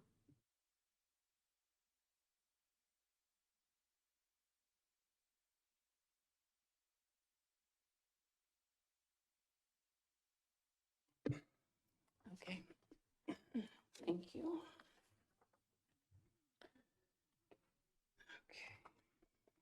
Thank you, Mayor and members of the City Council. Tonight, we're here to review an urgency ordinance to enact interim objective design standards. Various state laws, including SB 330, prevent jurisdictions from imposing or enforcing new design standards on housing projects that are not objective. To ensure that projects deliver high-quality design, appropriate site planning and amenities, and are compatible with surrounding neighborhoods and community, staff is recommending that the City Council adopt the urgency ordinance before you tonight, approving the interim design standards, while the city develops a more robust set of residential design and development standards to ensure that projects deliver high-quality design in the future. As background, the city's current residential design guidelines were approved in 2006. In 2018, the City Council approved as part of their strategic plan a zoning code update, which has been continued over the past few years into the current strategic plan, which specifically included developing objective design standards. This was then included as part of the city's adopted CIP budget. And earlier this year, the City Council approved direction on reinitiating the city's zoning code update, including a new and phased approach, as well as interim objective design standards to be followed by more permanent standards. The current residential design guidelines adopted that are in effect to articulate the importance of high-quality design that complements and enhances the existing fabric of the community.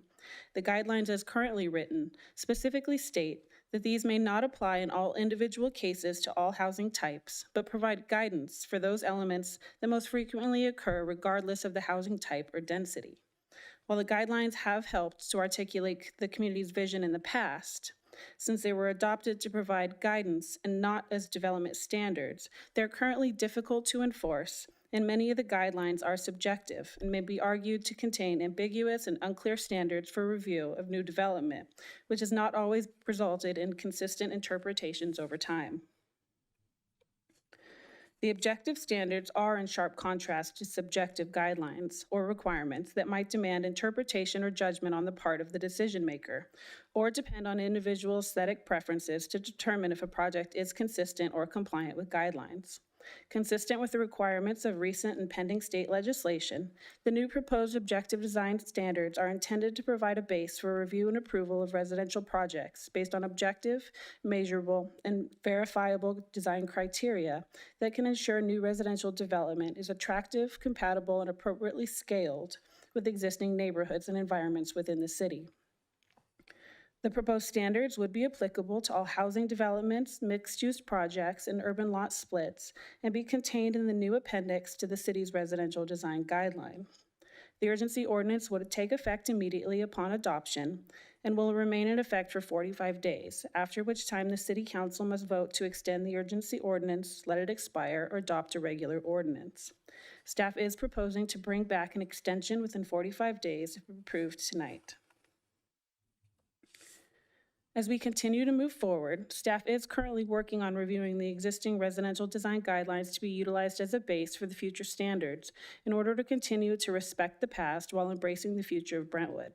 It is anticipated that the community outreach for the final objective design standards will start in the summer, followed by Planning Commission and City Council workshops to review policy priorities with completion of the task in late winter or early 2024.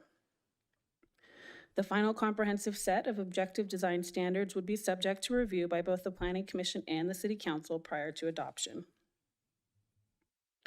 With that, staff is recommending that the City Council adopt the urgency ordinance before you tonight, approving the interim objective design standards. And that concludes staff's report. Thank you. Are there any clarifying questions of staff regarding this item? If we want to add items, do we do it during our questions or do we do it during discussion? I would suggest during this, after you close the public hearing. Okay, if there are no further clarifying questions of staff, at this time I will open the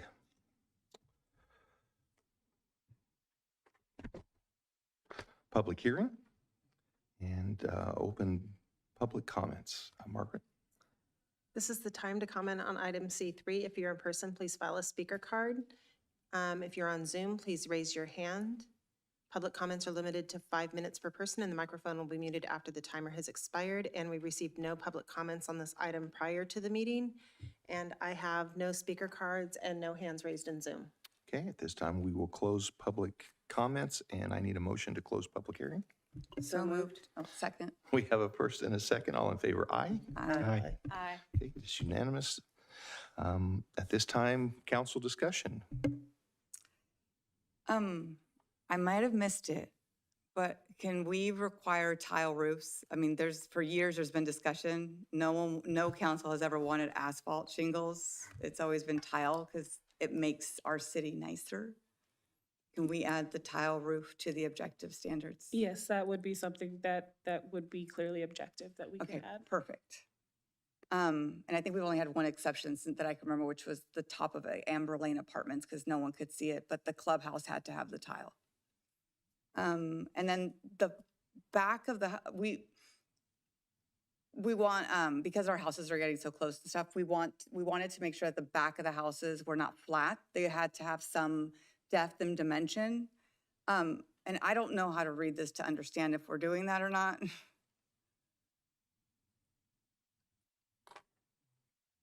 I don't know what page, like I tried to read it, but I don't understand it. So we have some provisions about plane breaks. So what you're talking about are plane breaks, right? So okay, 30% of the width of the building. After that, you have to have a plane break that's at least 10% of the width of the building. But I don't know if we have that specifically on the rear elevation. This is 12 pages, so I'd have to go through. But if that's not in there, we can add it. So what you're talking about is articulation of the rear elevation particularly. Yeah, okay. I call them bump outs, but articulation sounds better. We would use the word articulation. And so for it to be objective, we have to define how much to articulate and where. Okay. Okay, so that's how precise we have to get. So after 50% of the width of the house, then you have to have an articulation that's at least 18 inches or 2 feet deep. That's exactly how precise we'll need to get. So when we get design plans, different people do it at different spots. Can we just say a percentage of it, a minimum percent of the back? It has to be articulated. Yes. Yes. Okay, and I don't know that. I mean, I don't know how to do that, but maybe we can leave that to you on a percentage that wouldn't make it look just like a flat concrete, because if it's stucco, it looks like a concrete I understand wall. exactly what you're saying. It may be in there, I just don't know that it's in there particularly for rear facades. Usually we have that for front or street side facing facades, so we can certainly add that if that's the council's direction. Okay. We can come up with an objective standard that creates articulation on the rear elevation specifically.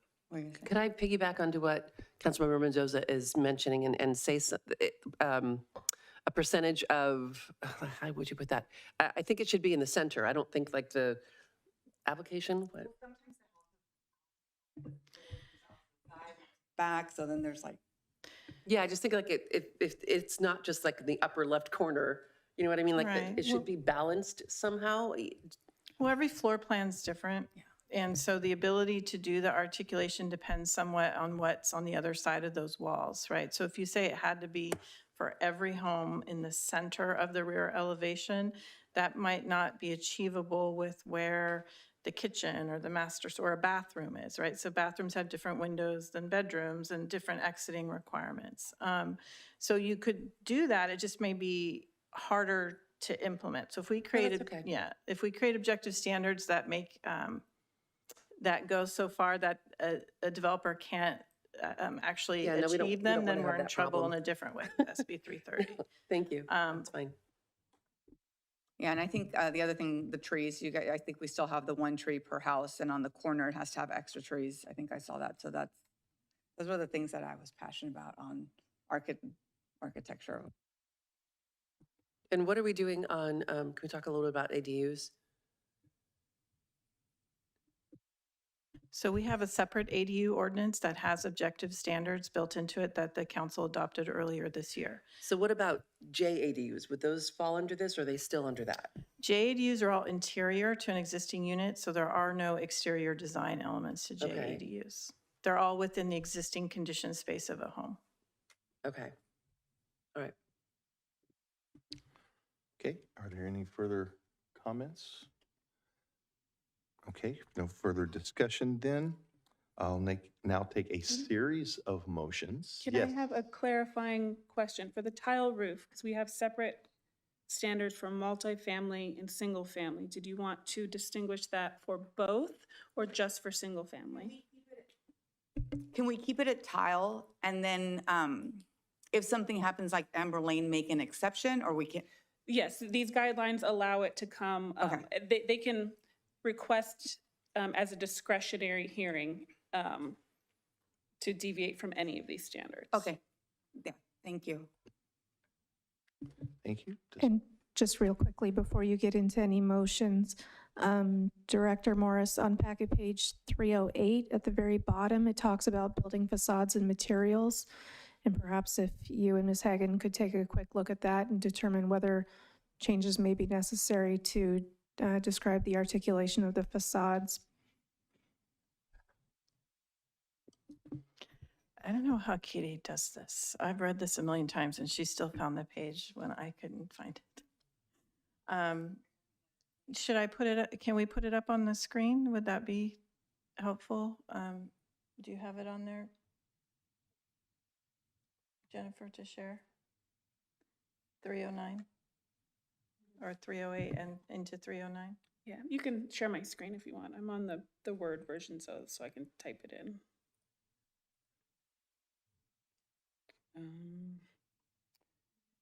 The one on 309D is something Councilwoman Pearson's brought up, like on quality products. How do we know, like, do we get to choose the product they use or no? Like, in terms of the construction quality of the material? Well, that's subjective, right? What does quality mean, right? So we wouldn't be able to frame it that way because that would be subjective. so here we're going to, so you already prohibited asphalt shingles. So it's prohibited, but now we're just saying it has to be tile, like adding that language? Correct, yeah, 'cause before we prohibited non-dimensional 3-tab asphalt shingles. So it's still allowed for a synthetic asphalt that had dimension to it, but we can just say, we can Asphalt. change that whole one right here, just to say all tile. Okay. D2. So for letter K here, if you notice, this is just for elevations visible from the public right-of-way, which isn't necessarily the same thing as what Councilmember Mendoza, you were asking. You were asking any rear elevation, I think.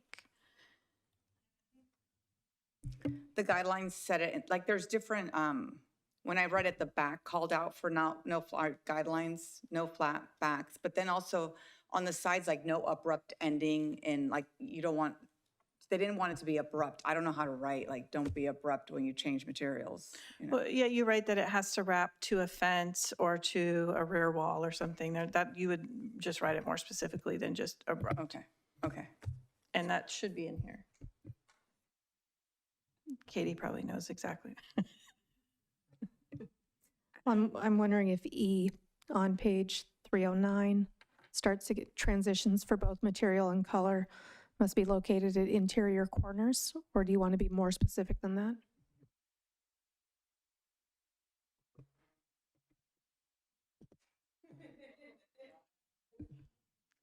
So what that means, so let's say you have the bump out that you're talking about, right? So let's say the bump out's at the front of the house. And so the second story has the bump out in the middle of a bedroom. That means the paint doesn't just go to the front of that bump out, it goes around till it meets the wall behind it.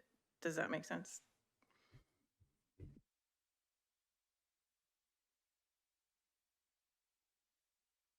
So that's in there. And if you want to also include materials, right? So that's just paint. So we're talking about any stone or masonry or Well, I think siding. do our guidelines call for a different kind of material to add a little bit of interest? Yes, I and think this so. does as well. So this needs at least two different materials on the facade and that sort of thing. Yeah, and I think K, I don't know why, I think that's a typo, but under K, that should be K, and then it should be back to A instead of C. That just talks about the, all elevations visible from the right-of-way must include 2 of the following, and we can just include all elevations. I think that would cover the rear as well. So we can just keep that one, I think, and it would be a combination of at least 2 of the following that they list. But instead of just public right-of-way, we just say on all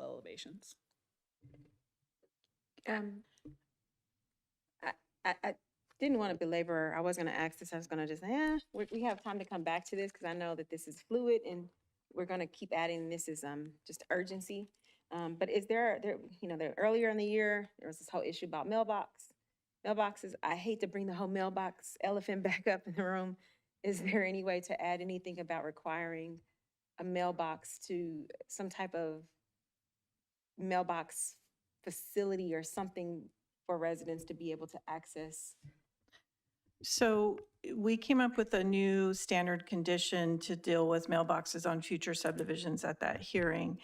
This is strictly about design, right? So it's not about mail service or mail delivery. So we could have design requirements for cluster mailboxes in terms of, are they covered, are they lit, the placement of them, that sort of thing. We still don't have control over when the post office decides to activate delivery to those gang mailboxes. But we can have design considerations for what they look like, for sure. Thank you, I appreciate it. This is it, because someone can come in with an application tomorrow. So this is all you guys like?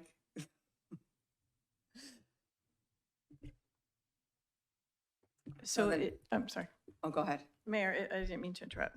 I just wanted to show on letter D as well, in terms of quality materials that you mentioned earlier, we define what that is rather than just saying quality materials. We have some specific definitions there under letter D of what we mean by quality to make it objective. Thank you. Jennifer, could you zoom in so that we could see that a little bit better about what you're doing? Thanks. So I've modified K to just say 100% of all elevations must contain features providing visual interest through a combination of at least two of the following. And then down at D, I changed it to all roofing must be tile. This is applicable to single family. I'll still need to go through and clean up the multifamily section. And so if a developer reads that, they know that we want, I can't remember the word you used, I used bump outs. We want specific bump outs on the back. So there's no. Yeah, so if you look at letter I right at the top of that page, that's an example of what they would be reading. So a minimum projection of 24 inches beyond the plane of the facade, right? So that's what we were talking about. We have to be as specific as that, right? So that flat plane that you don't want, you have to have a projection, a minimum of 2 feet from there. So that's as specific as it gets. Okay.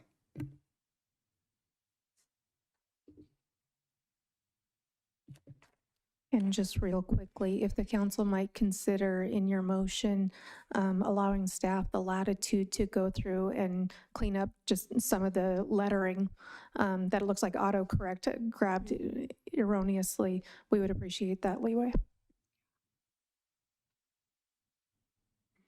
Okay. Okay. Any further discussion or recommendations or concerns?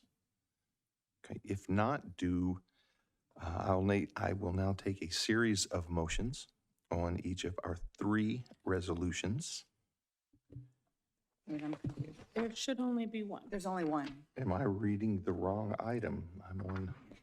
You're reading the right item. I think there's a little bit of a typo there. You have I one see. urgency ordinance, forgive us. Okay. Oh, it's a 3. And it is an urgency ordinance, so it does require a 4/5 vote to pass, just so you know.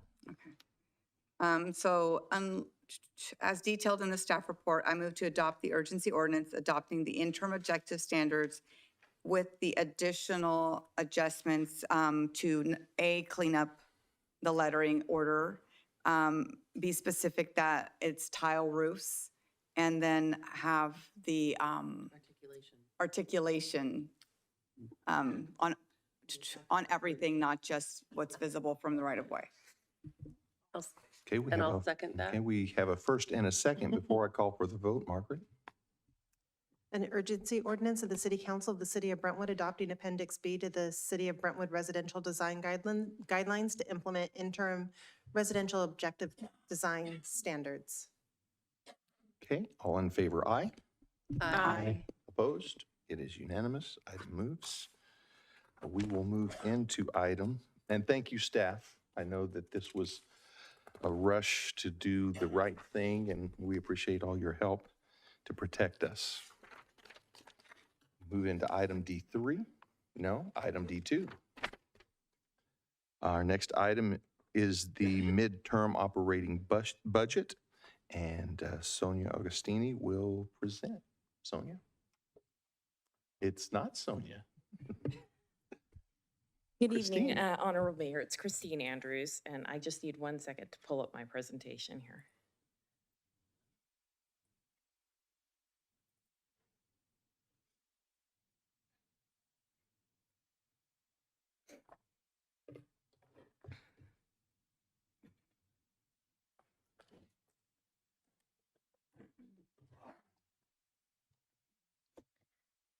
So once again, good evening, Honorable Mayor and council members. The city adopts a 2-year operating budget, and we're currently wrapping up the first year and heading into the second year of this budget cycle. Tonight, I will be presenting proposed budget amendments for fiscal year 23-24, along with some minor amendments for fiscal year 22-23.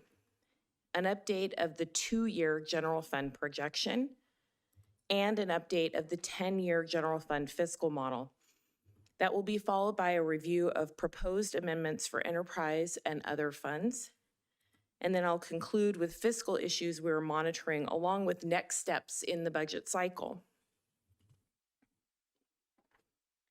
Tonight, I'm going to start with the general fund, which provides funding for many services to the public, including police, street maintenance, parks, and is also the primary source of discretionary funding for the general fund, for the city council.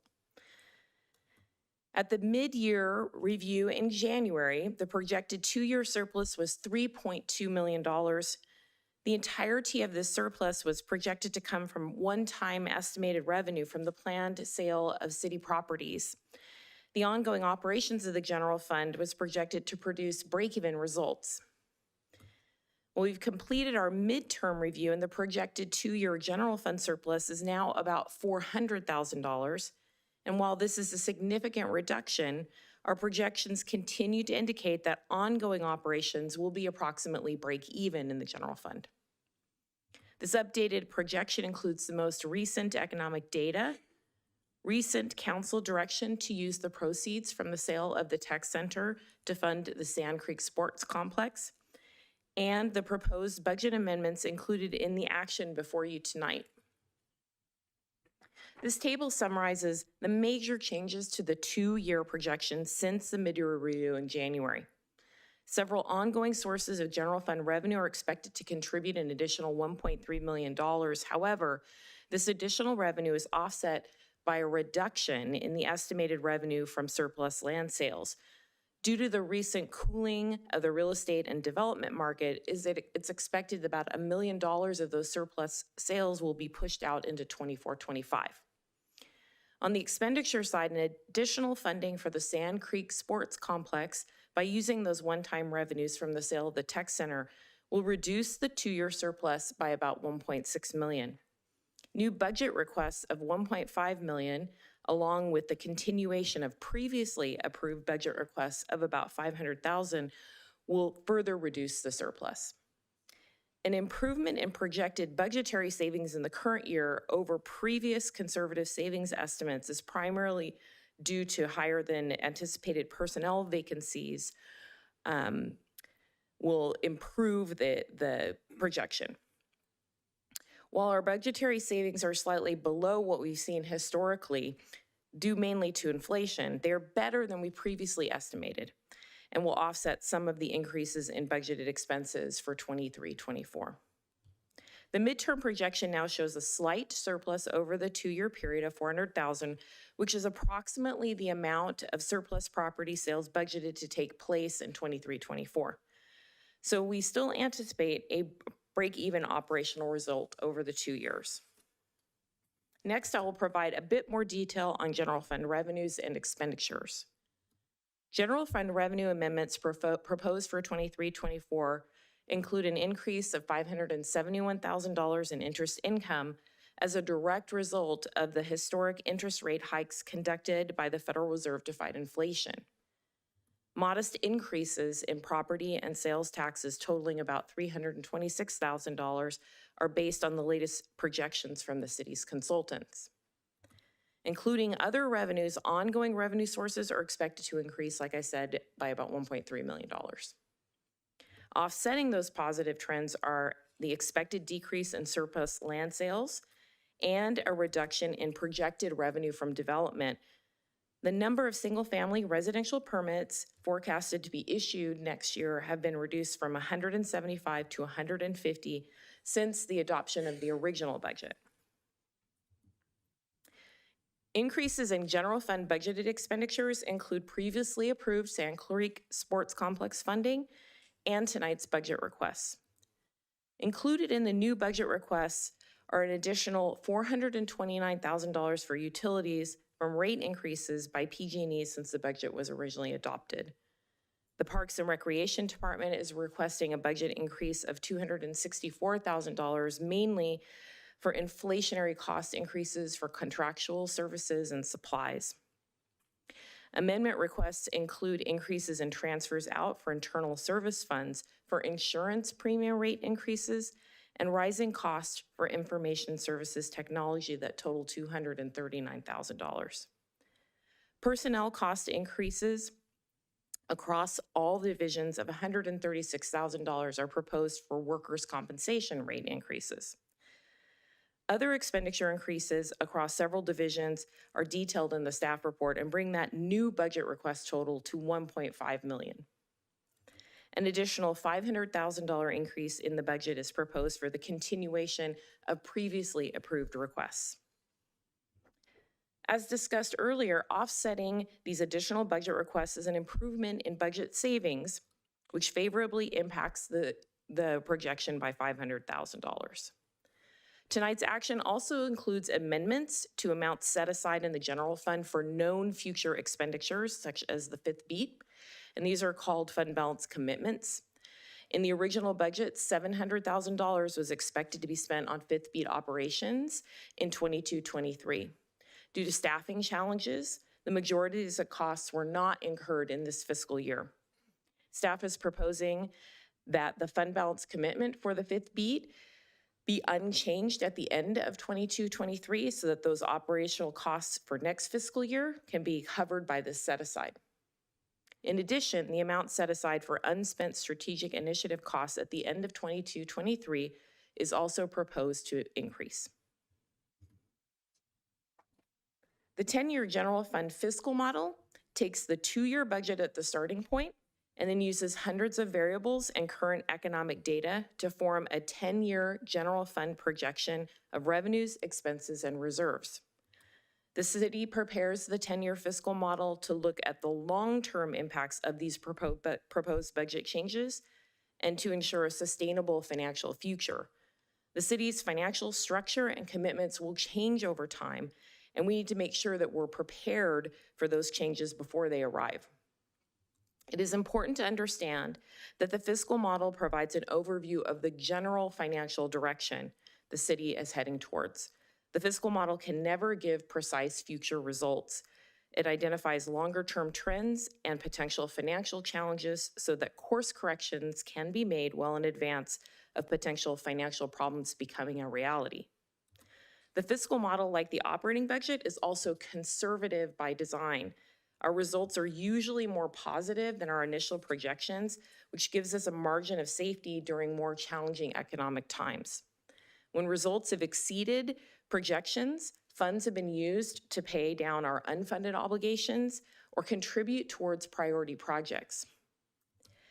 Key factors included in the fiscal model tonight include operating costs for the future Sand Creek Sports Complex and Vineyards Amphitheater, the impacts of absorbing affordable housing costs into the general fund when the affordable housing in lieu funds are exhausted, increased pension and retiree medical costs resulting from CalPERS investment losses in 2022 that are phased in over several years as required by CalPERS policy. Slowing development with an average of just under 75 single-family and 110 multifamily permits per year. Higher investment returns on city cash due to higher interest rates, and increased sales tax revenues from new commercial development. This chart illustrates a summary of the annual results of the updated fiscal model. The balance of the general fund 30% reserve is shown in blue, and the budget stabilization fund is in green. The budget stabilization fund plays a key role in balancing the city's long-term forecast. The fund was established from prior general fund savings with the plan that it be drawn down over time, offsetting rising pension and retiree medical costs.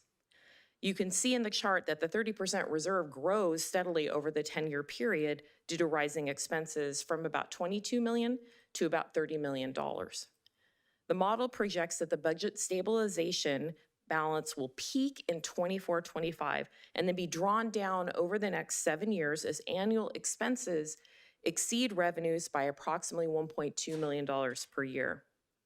This drawdown is most significant during the time when CalPERS increases the city contribution requirements through 28-29 and then begins to decline over the final few years. At the end of the forecast, about $1.9 million would remain in the budget stabilization fund, and our longer-term projections, 15 to 20 years out, indicate an improved financial position as unfunded obligations and their associated costs are paid off. Now we will leave the general fund and discuss 23-24 budget requests for enterprise and other funds. The city has 3 enterprise operations that provide solid waste, water, and wastewater services. The user fees that provide the revenue for these operations are set in accordance with Prop 218. Rate studies are performed periodically to ensure that enterprise rates are sufficient to cover operating expenses, capital improvements, upgrade costs, and associated with meeting both federal and state regulations. The user fee revenue can only be used for providing each specific service and for no other purpose. The City Council recently adopted new 5-year rate studies, and all of the proposed adjustments tonight for the enterprise funds were accounted for in those studies. First, I will discuss the most significant budget amendments proposed for solid waste enterprise. An increase in the disposal cost budget of $565,000 is being proposed to account for the yard waste that must now be sent for composting in compliance with SB 1383. In fiscal year 22-23, several personnel actions were approved by City Council, including a new full-time solid waste equipment operator that results in a requested increase of $130,000. I would like to note that there are no new position requests included anywhere in tonight's action. The city was also unable to purchase 2 new solid waste trucks budgeted in 22-23 because of persistent supply chain issues. So we're proposing to carry over $750,000 to next year so those purchases can be made. An additional pension paydown from the general fund was approved in the original 23-24 budget, and an amendment for $272,000 is being proposed to pay for solid waste's proportional share of the paydown amount. And a similar budget amendment will be proposed from each of the enterprise and other funds that have personnel. As was the case in the general fund, these prepayments will save the enterprise and other funds a considerable amount over the next decade. There were other minor adjustments proposed for the solid waste fund detailed in the staff report. Moving on to the water enterprise fund, the major budget amendments being proposed include a decrease in water revenue of $713,000. The 23-24 budget was set at the beginning of the budget process in February of 2022 and was based primarily on 2021 usage, which include high work from home rates and drought conservation efforts in response to what was at the time drought conditions. This budget adjustment will bring budgeted revenues in line with current revenue expectations and with the rate study. An increase in the maintenance cost for the water treatment plant operated by CCWD of $310,000 was not anticipated when the original budget was being requested. A $600,000 request is being made for a new hydro excavator vehicle for the safe and non-destructive excavation of underground utilities. Similar to the solid waste enterprise, supply chain delays have not allowed for the purchase of a dump truck and valve turning truck that are partially funded by water for $153,000. This budget is being proposed to be carried over to next year. The proposed amendments also include amounts for this fund's fair share of the pension paydown of $286,000. Finally, the wastewater enterprise fund significant budget amendments are $200,000 for additional utility costs from PG&E rate increases, and another $200,000 for an increase in the cost of treatment chemicals, and then finally $250,000 for this fund's fair share of the pension paydown. At this point, I'll move on to the other major fund amendments, and these are just significant ones in the other funds. The Capital Infrastructure Fund is used for non-residential development-related infrastructure projects with a focus on projects that may promote economic development. A budget amendment of about $1.4 million is being proposed to roll over previously approved but unspent budget to continue the Economic Development Incentive Program strategic initiative next year. The Vehicle and Equipment Fund is a source of funding for replacement of all city vehicles and equipment.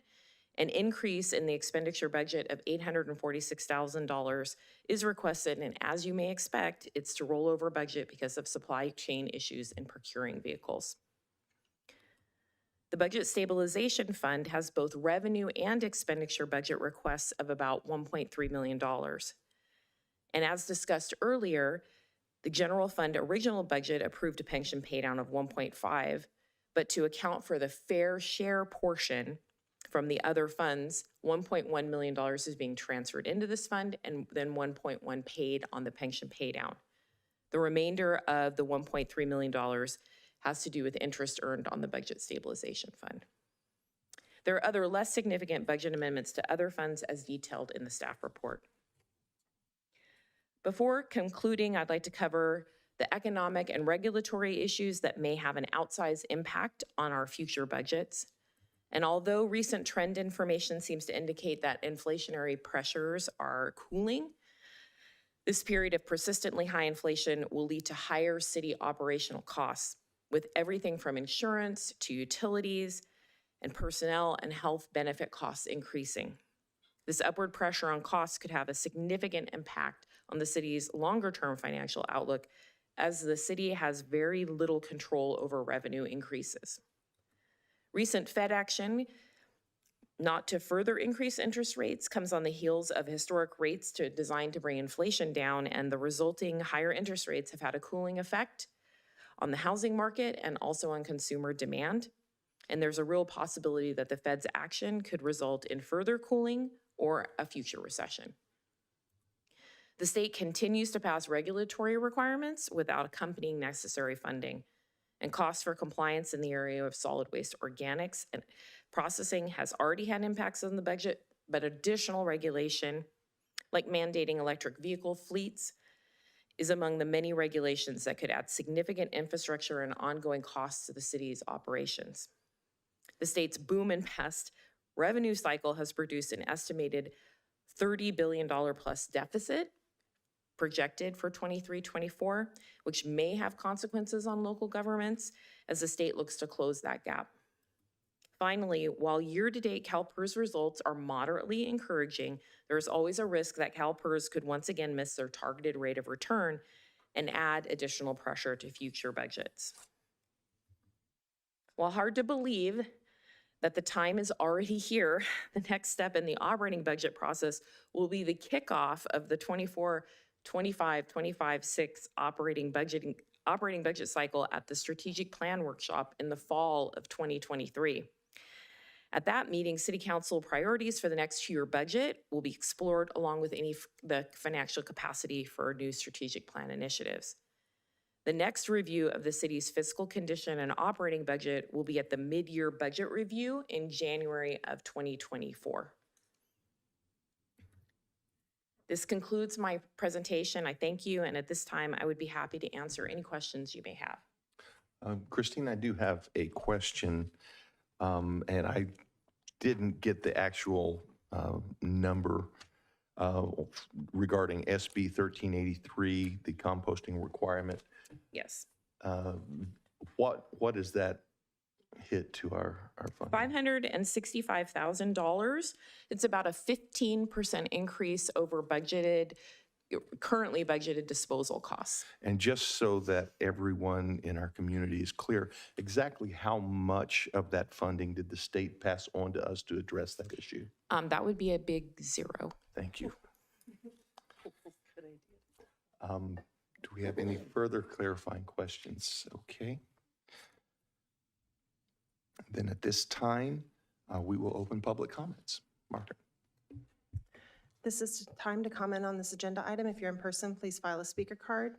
If you're participating via Zoom, please raise your hand. Public comments are limited to 5 minutes, and your microphone will be muted after the timer has expired. We received no public comments on this item prior to the meeting. I have no speaker cards, but I do have one hand raised in Zoom, and I'll call on, Galaxy A03S. Go ahead. I don't have a name, I just have somebody on a Galaxy with their hand raised. If you can unmute.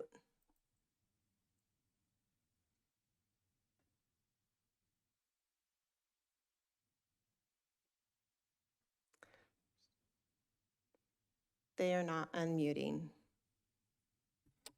Thank you. At this time, then, we will close public comment, move into council discussion.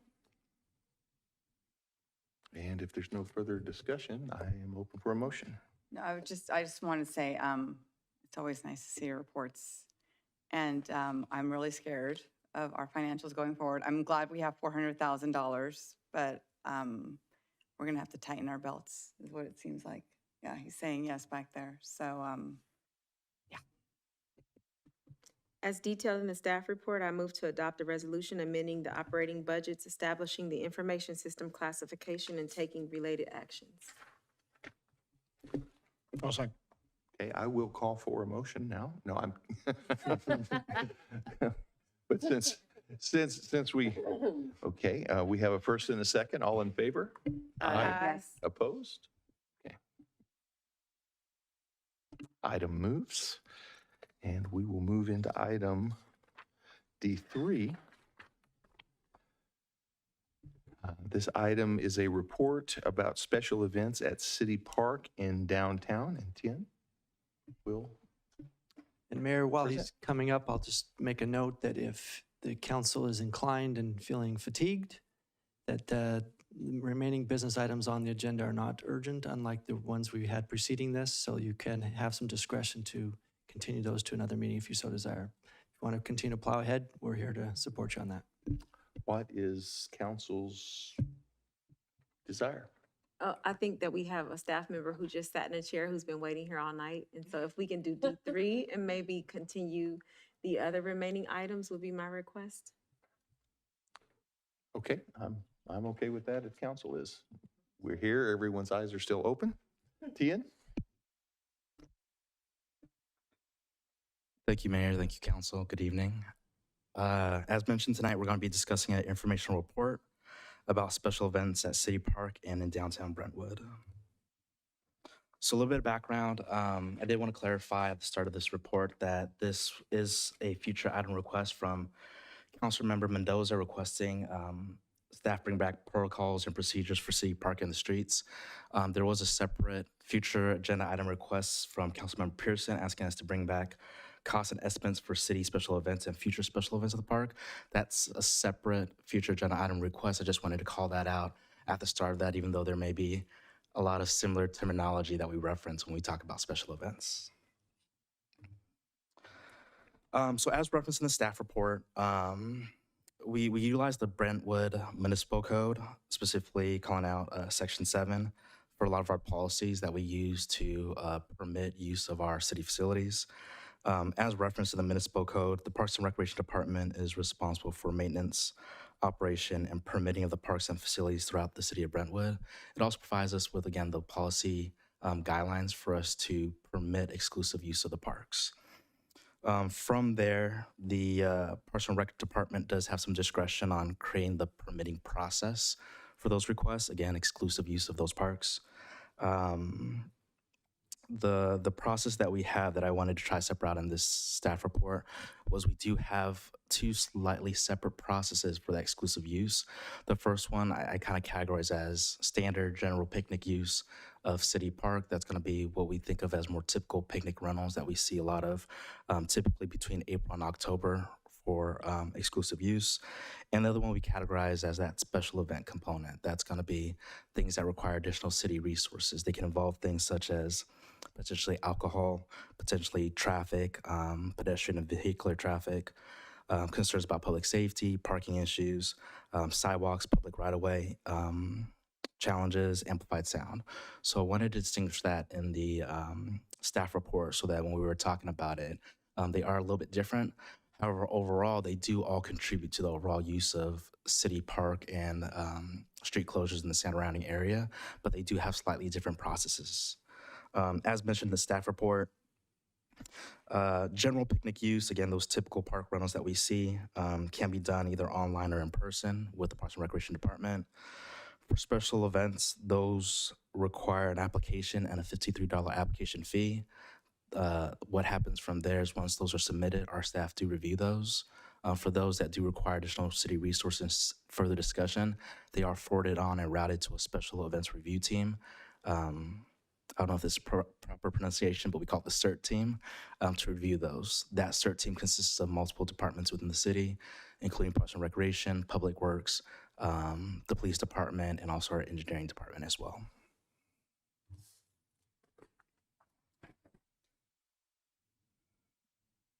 So as mentioned in the staff report, there's a lot of data here. I'll do my best to maybe try to highlight some of those components for discussion tonight.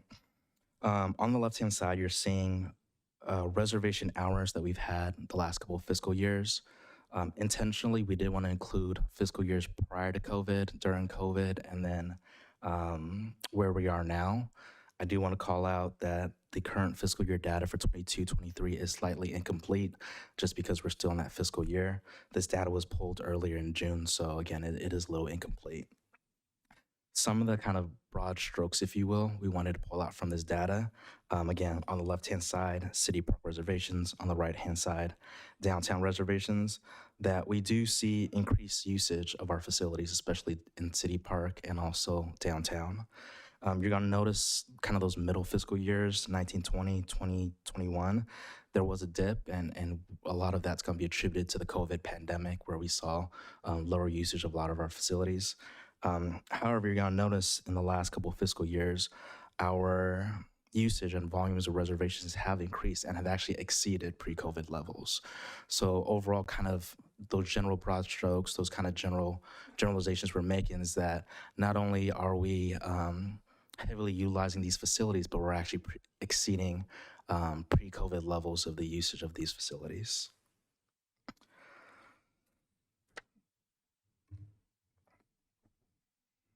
Here on this slide, I apologize. Here on this slide, we have some more charts. These were some cost estimates we provided. As mentioned, this was a future agenda item. You know, we wanted to put some numbers out there just to give some context for conversation. On the left-hand side is estimates for standard parade closures. What this was is we worked with our partners on our CERT team, other departments, to try to put some estimates on, you know, what is the cost that it takes to actually close all the streets, put out all our barricades, put staffing out in strategic locations to actually execute a standard, if you will, parade closure, parade route with a special event. To the right of that is, for context, what a standard closure would look like, again, partnering with our other departments. And that's more typically of a block or two street closure to, again, give council a little bit of context, kind of a low and a high end of street closures, if you will. In the lower right-hand corner, again, I think it's important to highlight that special events, I look very favorably to them. There's no two events that are exactly alike, so because that, it's really hard to guess, you know, what's the cost to review an application. But with some data from our CERT team, we try to do some average estimates of what it takes to review a special event application. To give you some context, an application that just may call for a couple of street closures, it does take a lot of time for our engineering, our PD to look at those things. An application that involves alcohol definitely takes a lot more time for us to review, discuss, see what kind of parameters and securities they're trying to put on that application. So again, an average estimate of the time that it takes to review. Something I want to highlight that was unique to this slide is these are costs that are currently not associated with any permit fees that are applied to an applicant. So what that means is when an applicant applies for a special event, of course, they pay the application fee, and they would pay fees to use a city facility, such as City Park, who has fees associated with it. Currently, we don't have a standard or set fee for street closures, and the staff time that we're utilizing to do some of these things aren't passed on currently to the applicant. So that's something I wanted to call out with some of these estimates and costs that we currently do not have a fee schedule for these items.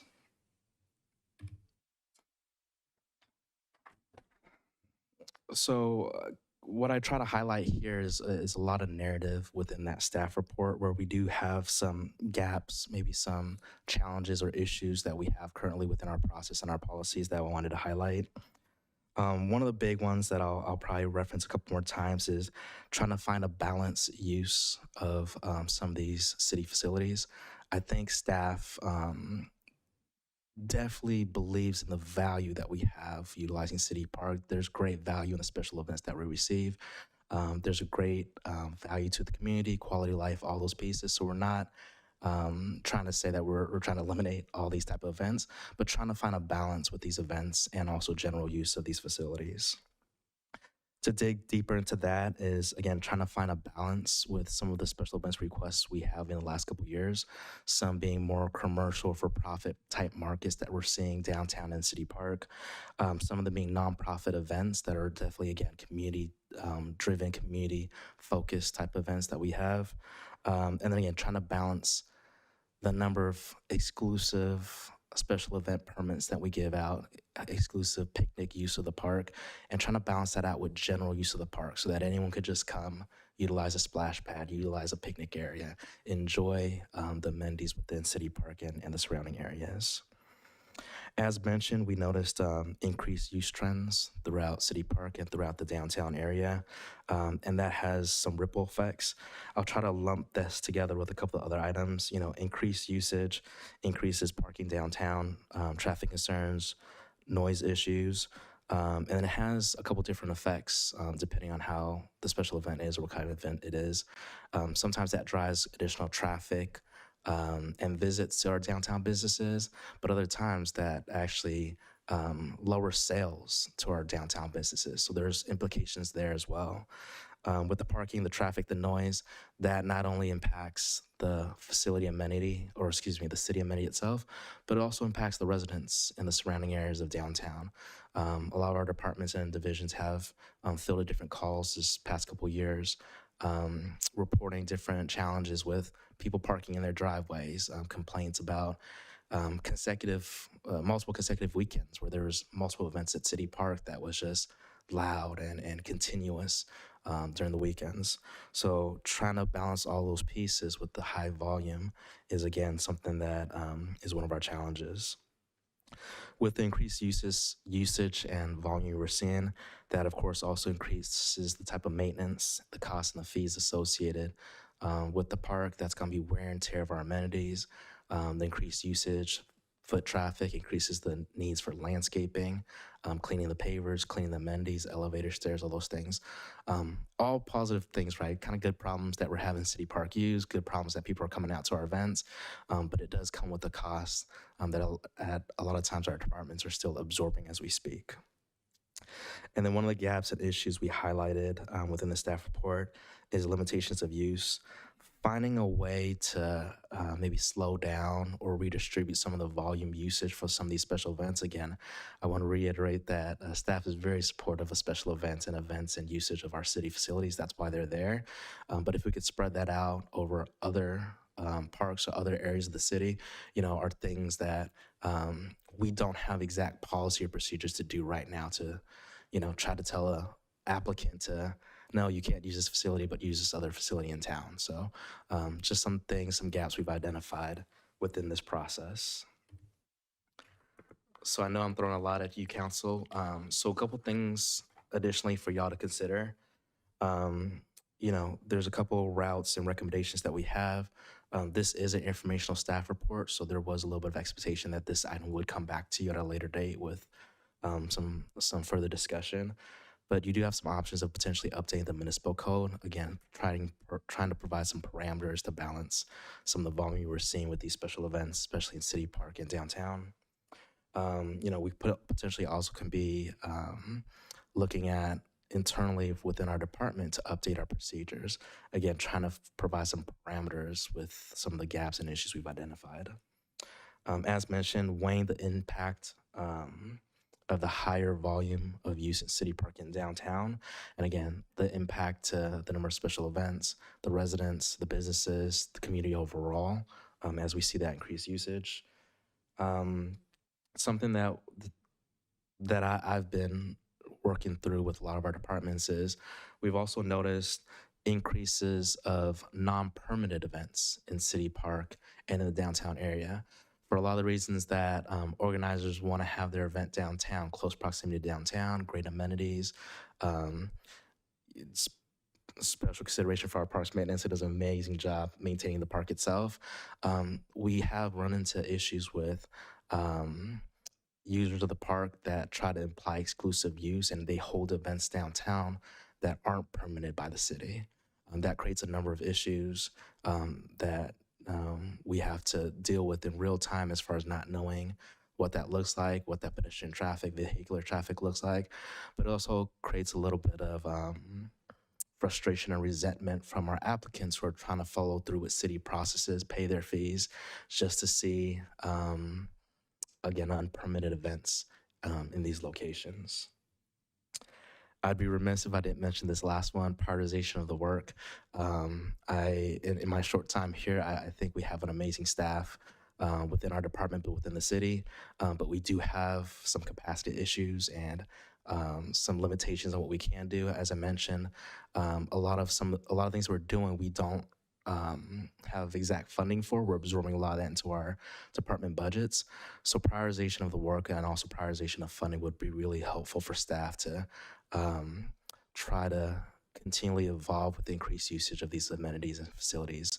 Again, we wanted to bring that to council's attention for their consideration. That concludes my staff report, and I'm available for questions.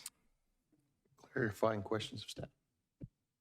I have clarifying questions, but what I'm going to do is I'm going to reserve them for discussion.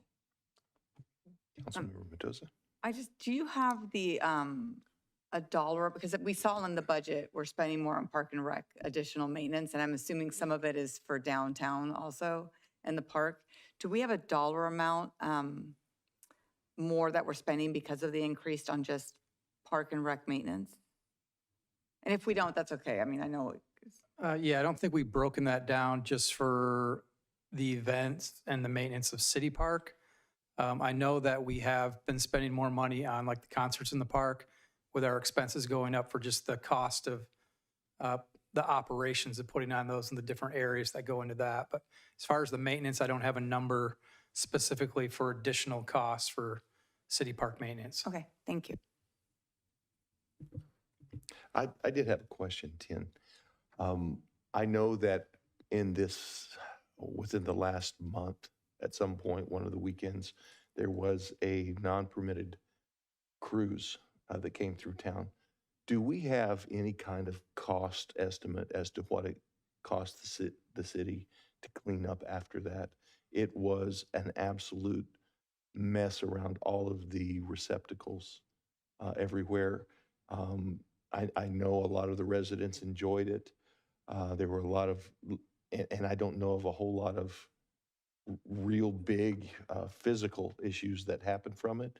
I don't know of any actually, but the cost is something that we have to absorb, and it's something I'd like to figure out a way to try to address at some point. Really, really good question, Mayor. I think kind of the shorter answer I have for that is I don't know if we have that cost, but if I can kind of expand on that point just a little further, I think working with our CERT team, we're trying to be a little bit more proactive, trying to track some of these things. So what that means is, what is the overtime cost that we're calling in extra staff to come in to do some of those cleanups? I think we're working with our PD to understand when something like that happens. Are they calling in extra officers to help with the enforcement, or are they pulling officers off of their beat to assist and have a presence, kind of unannounced or unknown? So again, short answer is I don't know if we have that cost, but those are things that our CERT team has been discussing frequently in the last couple months, trying to quantify some of those pieces to get some better numbers for council to make some decisions and also provide some direction for staff. Okay, thank you. To piggyback on what the mayor just said, I drove downtown the day after that event, and it wasn't even just around the receptacles. It was in the streets, in the sidewalks, trash everywhere. And we did get some calls from downtown businesses who were upset because the people brought in their own food and drink. So they set up chairs, and they were not patronizing local businesses. So I think there was a lot of upset on that one. And it appears that they're planning on repeating the process. So I would agree. I think that if we could get some sort of understanding of not just the cost, but what we can put into place to address that, because I don't know that anything was done that night. I think it took everybody by surprise, but if we had a standard process for addressing that kind of thing in the moment, I think that would be helpful. One of the events, I attended the DBC, the Downtown Business Coalition meeting, and there was some discussion about fencing, for example, the Oktoberfest event. And I know that the recent Muktagan event in City Park roped off. Is that something that we allow city events? I mean, I know they were trying to make sure that people paid to get in. And is that something they're allowed to do? I think the quick answer, Vice Mayor, is technically yes. So what that means is, the city permits events. And what that means is typically the permit holder, it's not a city event, right? The permit holder is really kind of for lack of better terms, a private person who owns that permit. So if they have regulations or stipulations, whether they're only selling tickets for people to come in, whether it's open to the community. For the picnic example, if it's a birthday party and they only want certain people who are invited to come to the birthday party, that's up to the purview of that permit holder. So kind of to your question, yeah, they are allowed to do those things when they're holding a permit. I think the other side I want to be cautious about as well is if someone doesn't hold a permit, the parks are designed to be for public use. And I think that's a little bit the implication I was trying to make of, sometimes someone might go to a park and say, hey, this is my spot, I'm using it all day, you can't use it. Well, that's not necessarily the case if it's a first come, first serve type thing. They're either using a space, that's fine, but they can't just say, no, I'm shutting down this park because I'm having all my friends come over and you're not invited. So I wanted to kind of distinguish and clarify those things, and that's why that permit use was important to call out in the staff report, that it has an implication of exclusive use. Unpermitted events don't have that permission, if you will, from the city. Okay. Is there an estimation of how long it takes grass to recover after the big events? Usually each spring we do overseeding and we work on the getting that grass to come back. The city we've had so many events in City Park. This spring it's been challenging, and with all the rain and the weather, our normal turf maintenance to bring that back was later in the year than it normally would be, because we just got so much rain. So I think normally this time of the year, the grass would be in better shape. Usually we try to get it in really good shape for that first concert in the park. It just didn't get a chance to recover on time this year. So, and now we're in our busy season again. So I did want to clarify one comment, Vice Mayor, as well, regarding the trash, the downtown. When it is a permitted event, we do work with our parks maintenance staff and schedule those times for trash cleanup. But if it's unpermitted event like that car show was, then it was our regular Parks maintenance staff doing their cleanup in the morning, but it wasn't a scheduled cleanup. So that's why it looked, I think, a little bit worse than normally would. And I should clarify that I wasn't in any way, shape, or form implying anyone hadn't done their job. I think it took everyone by surprise. So hopefully I didn't imply that. I didn't mean to. When was the last time cost recovery numbers were updated? Vice Mayor, do you mean for facility rentals or? In general, for events that use city facilities or parks or? Sure. So I believe last meeting we exempted our facility rentals from the. I'm sorry, I'm blanking a little bit. Last month we came back to council to exempt some fees, the Park and Recreation program fees, and then we knew we were under cost recovery for our facility rentals. We hadn't adjusted them for a number of years, so we recommended council to slowly, incrementally increase those. And this year we decided just to apply CPI to those facility rentals. So we're slowly adjusting those in the next couple of years to get them a little bit closer to the cost recovery goals that we had. The other point I wanted to also pull out, Vice Mayor, with that one is with that special event process. I don't know in how I understand it, if there's a lot of fees out there to cost recovery. For example, we don't have a standard street closure fee. We don't have what we would charge a parade. So I think those would be newer fees that we would try to implement to try to target some of those cost recovery pieces. I think this is a good time for me to mention that, I think this is a really robust conversation and we want to be strategic about it. A lot of our partners who hold special events are local nonprofits. So again, not to sticker, shock, or scare, that 10,000 number, trying to pass that along to a nonprofit organization is going to be a really big challenge. So it's trying to work together with council, with our nonprofits, with our applicants to try to find a better balance to get some cost recovery, but also still be attractive to host these really beneficial community events in the city. Thank you. I had a whole bunch of questions. I'm not going to ask most of them because of the hour, but my last one I will ask for now is, do we have parameters for denial of special events permits?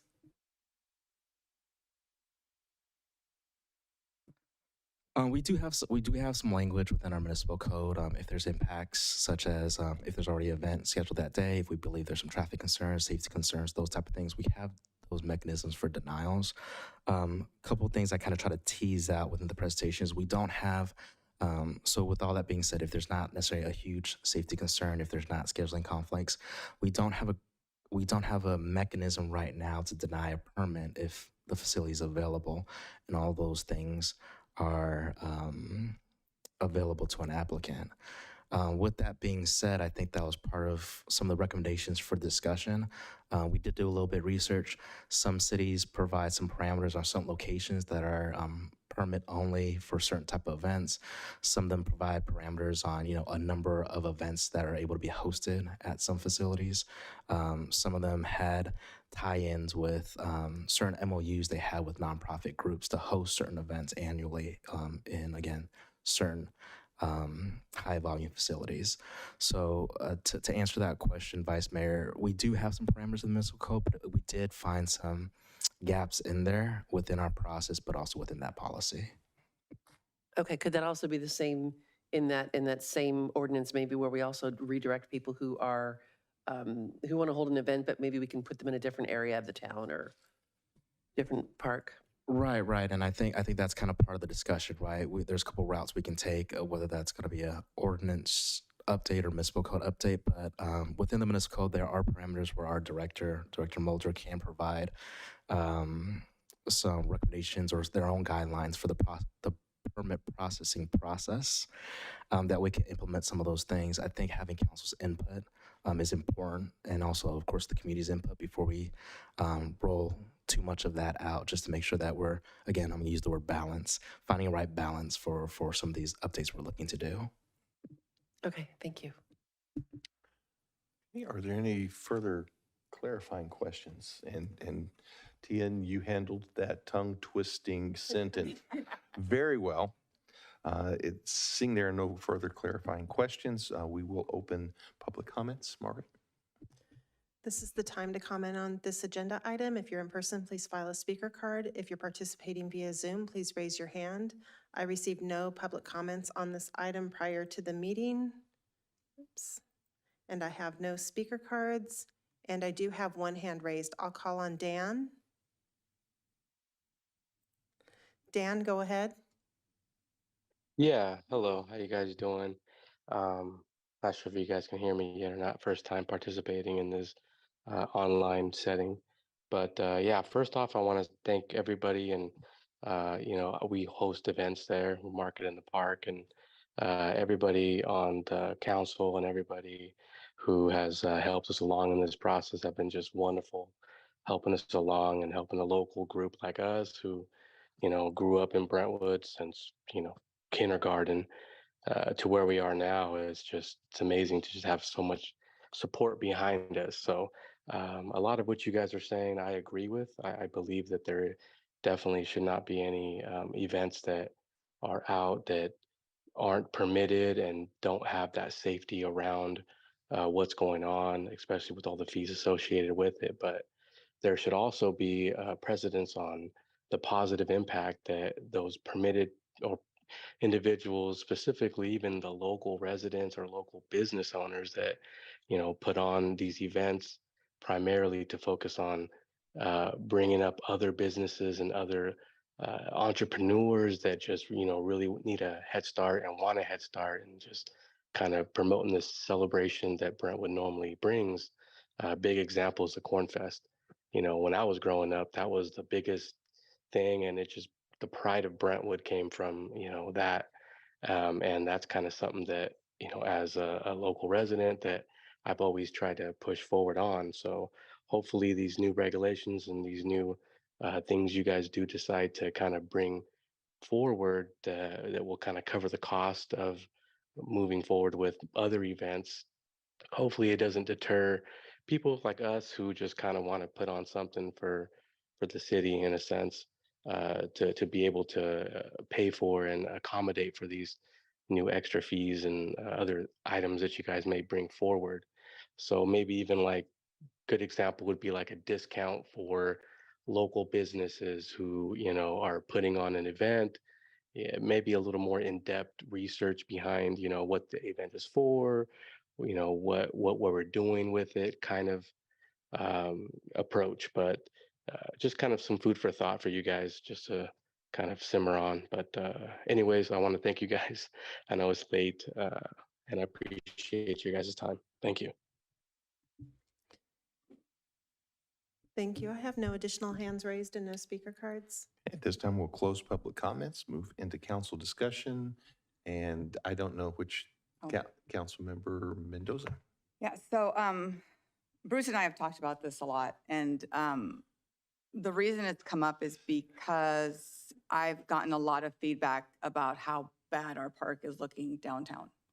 And I mean, we even saw it on a video from the chamber. Like, I think Greg was sitting there speaking, and like behind him was just like patches of grass and dirt, right? So when I'm looking at these hours that you put together, thank you for putting that together, it's obvious why it's looking like that. Because I mean, even if we reseed or sod, it's going to start looking like that if you don't give it a rest period.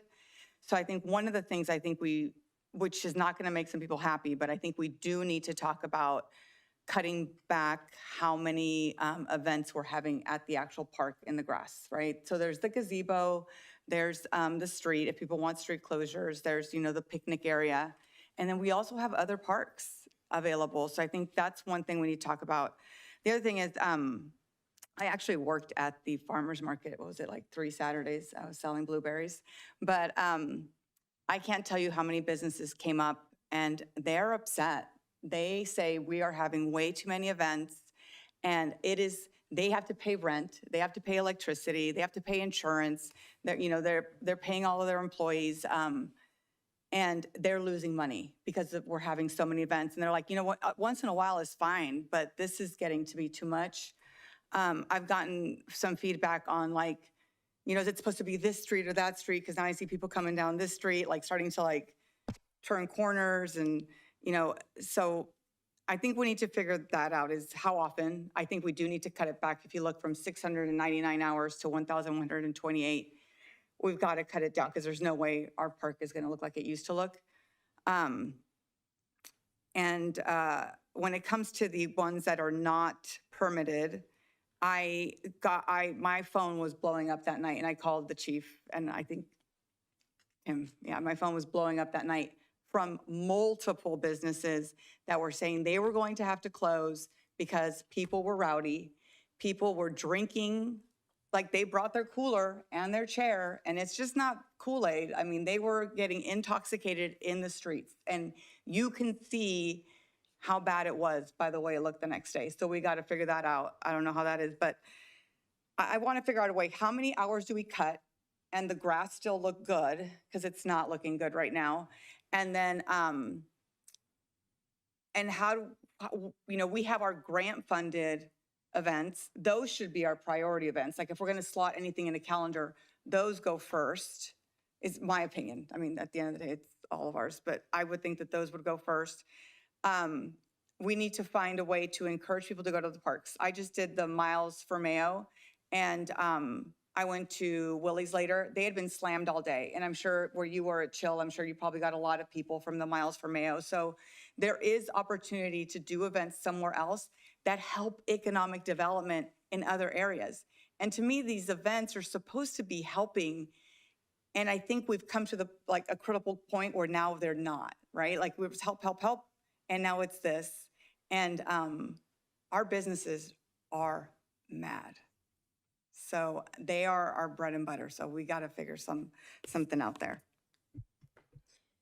So I looked at the considerations and recommendations because I know that we have to look into the fact that I think there were some things that were raised by all the council members about things to consider. One is the grounds. The other one is overtime of police, spreading out in the business owner complaints. And so I looked at considerations. I have several recommendations. Hopefully this is the time for it. One is, I think we need to go to strict compliance. One is, to me, I don't see how a cruise is different from a sideshow. We had a whole talk in here about a sideshow that was coming up and all the enforcement. I don't care if they're cruising or if they do not have a permit, an event should be, what is that? Someone says, shut her down, period. Strict compliance, that's one. Because when I look at this, I'm thinking, well, if we don't enforce or we don't do anything for the cruise, and then we later on enforce for something, let's say a sideshow, if there are people there from a certain ethnicity or age group or something, it's gonna look discriminatory. So for everything, if someone has no permit, shut it down, period. I don't think we need to go into more detail. The other thing is, I think we need to, I disagree with updating and changing the definition that we have for special permits, and I'll tell you why. The city of Oakland talked about this, and it could become discriminatory because that language that we may add specifically in here was looking at the impact to the community could potentially be, it's subjective, right? Like impact to community may be completely different for me than it is for the next person. So I don't think we change the definition. What I think we update is 7.02.020F. We need to update what the revocation is. It's just kind of just too vague. I think we need to go a little harder on revocation and also suspension. A lot of cities add other language about when we can completely suspend an event. I'd also like to add that I think that Vice Mayor was onto something about denial. We need to beef up our denials and when we can deny something, because we have a process for appeal, but we don't have a very strong, like, here's where we deny. So one of the things I would actually ask to consider to add to that is that if an applicant was previously revoked of a special permit, that we can consider that for a basis of denial for future permits. Some other language that I have, sorry, because this one was another one near and dear to my heart.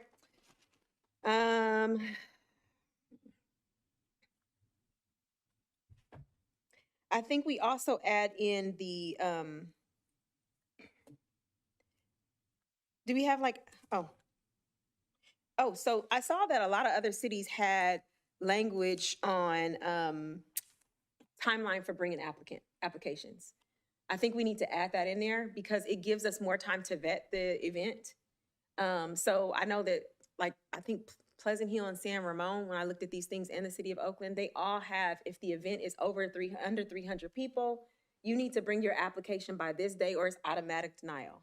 Once you go over 300 people, from like 300 to 1,000, you have to bring it within 61 days of the event. And if it's over, 1,000 people, then you gotta, bring it within, let's say 120 days. I think we need to add those parameters in there. I also think that we need to, because I looked at some of the other things, do we have a waste management plan? Because that's compliant with AB 939, and like a lot of cities have for special events, a whole waste management plan for when the event in accordance with the AB 939, if it's over 2,000 participants. If we don't have that, I would suggest that we add that in there and hold people accountable for, I know they already are accountable for their waste, but I think the more stringent we are in our policies, and this is not to hold against anyone who's coming, but it's just like a lot of the waste management plans are just simple. They're like, I sign, I acknowledge, and I'm gonna present to Parks and Rec what my plan is for waste management. I'd also ask that we have a designation of where the command post location is gonna be, so that we can always check in for a specific event when, for example, the applicant said that the event is only gonna have 2,000 and then 30,000 people show up. Where's the command post? So we can acknowledge that. We need crowd control. What is the policy on crowd control and the cleanup plan if we don't already have that?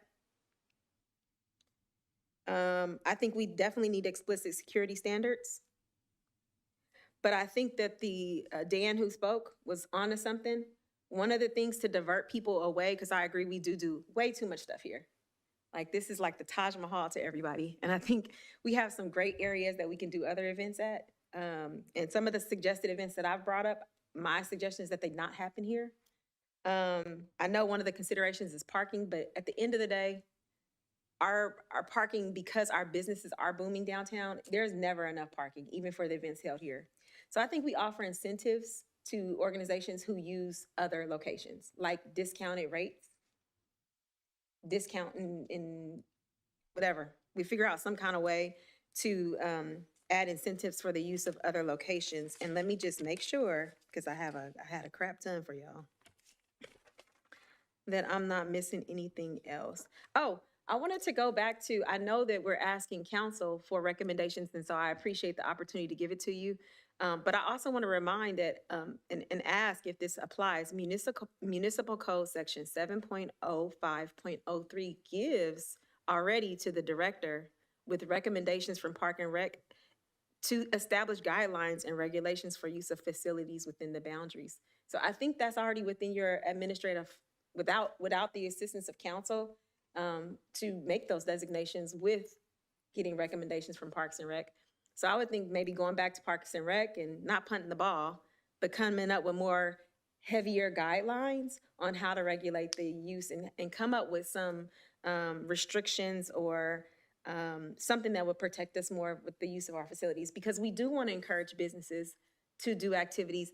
I am a little concerned that if we are favoring certain businesses over other ones, that it may look a little discriminatory, or certain groups. So, but I think this is something that can come back to the Parks and Rec Commission to come up with some more policies, and internal policies and procedures, and then they can be implemented based on that municipal code section. And that's all I got. To that, one other thing that I totally forgot about was, and I love both of these business owners, I really do. It's two different, one's a brick and mortar coffee shop, and one is now at the farmer's market, a coffee truck, almost right outside her door. How, I mean, like when a business owner is mad at me because I'm on council, because they're like walk out their door and they're competing with someone that's right outside their door. Like, how do we deal with the farmer's market? Because I'm also, like, back in the day, you had lemonade and popcorn. Like, now you've got dumplings and pupusas, which I love, but you've got all these competing businesses in the farmer's market with our own brick and mortar. And again, like, they're telling me they're struggling paying. So I don't know how to do that either. But so that would be my other suggestion, is how do we do that with the farmer's market? but I don't think we're going to be able to accommodate everyone, right? We're going to need blackout dates if the consensus is we want the park to look nice. And then we have our own events, right? We have the concerts in the park. So I think that's going to be hard on people to hear that we're going to have blackout dates, but I don't know how else to fix it, you know? And you can, I mean, from what I hear, like previous city staff used to be really strict on park usage. And now it's like, I feel like it's gone the other way. So we just need to find a happy medium somewhere. Some cities don't even have parks, they don't even have farmers markets every weekend.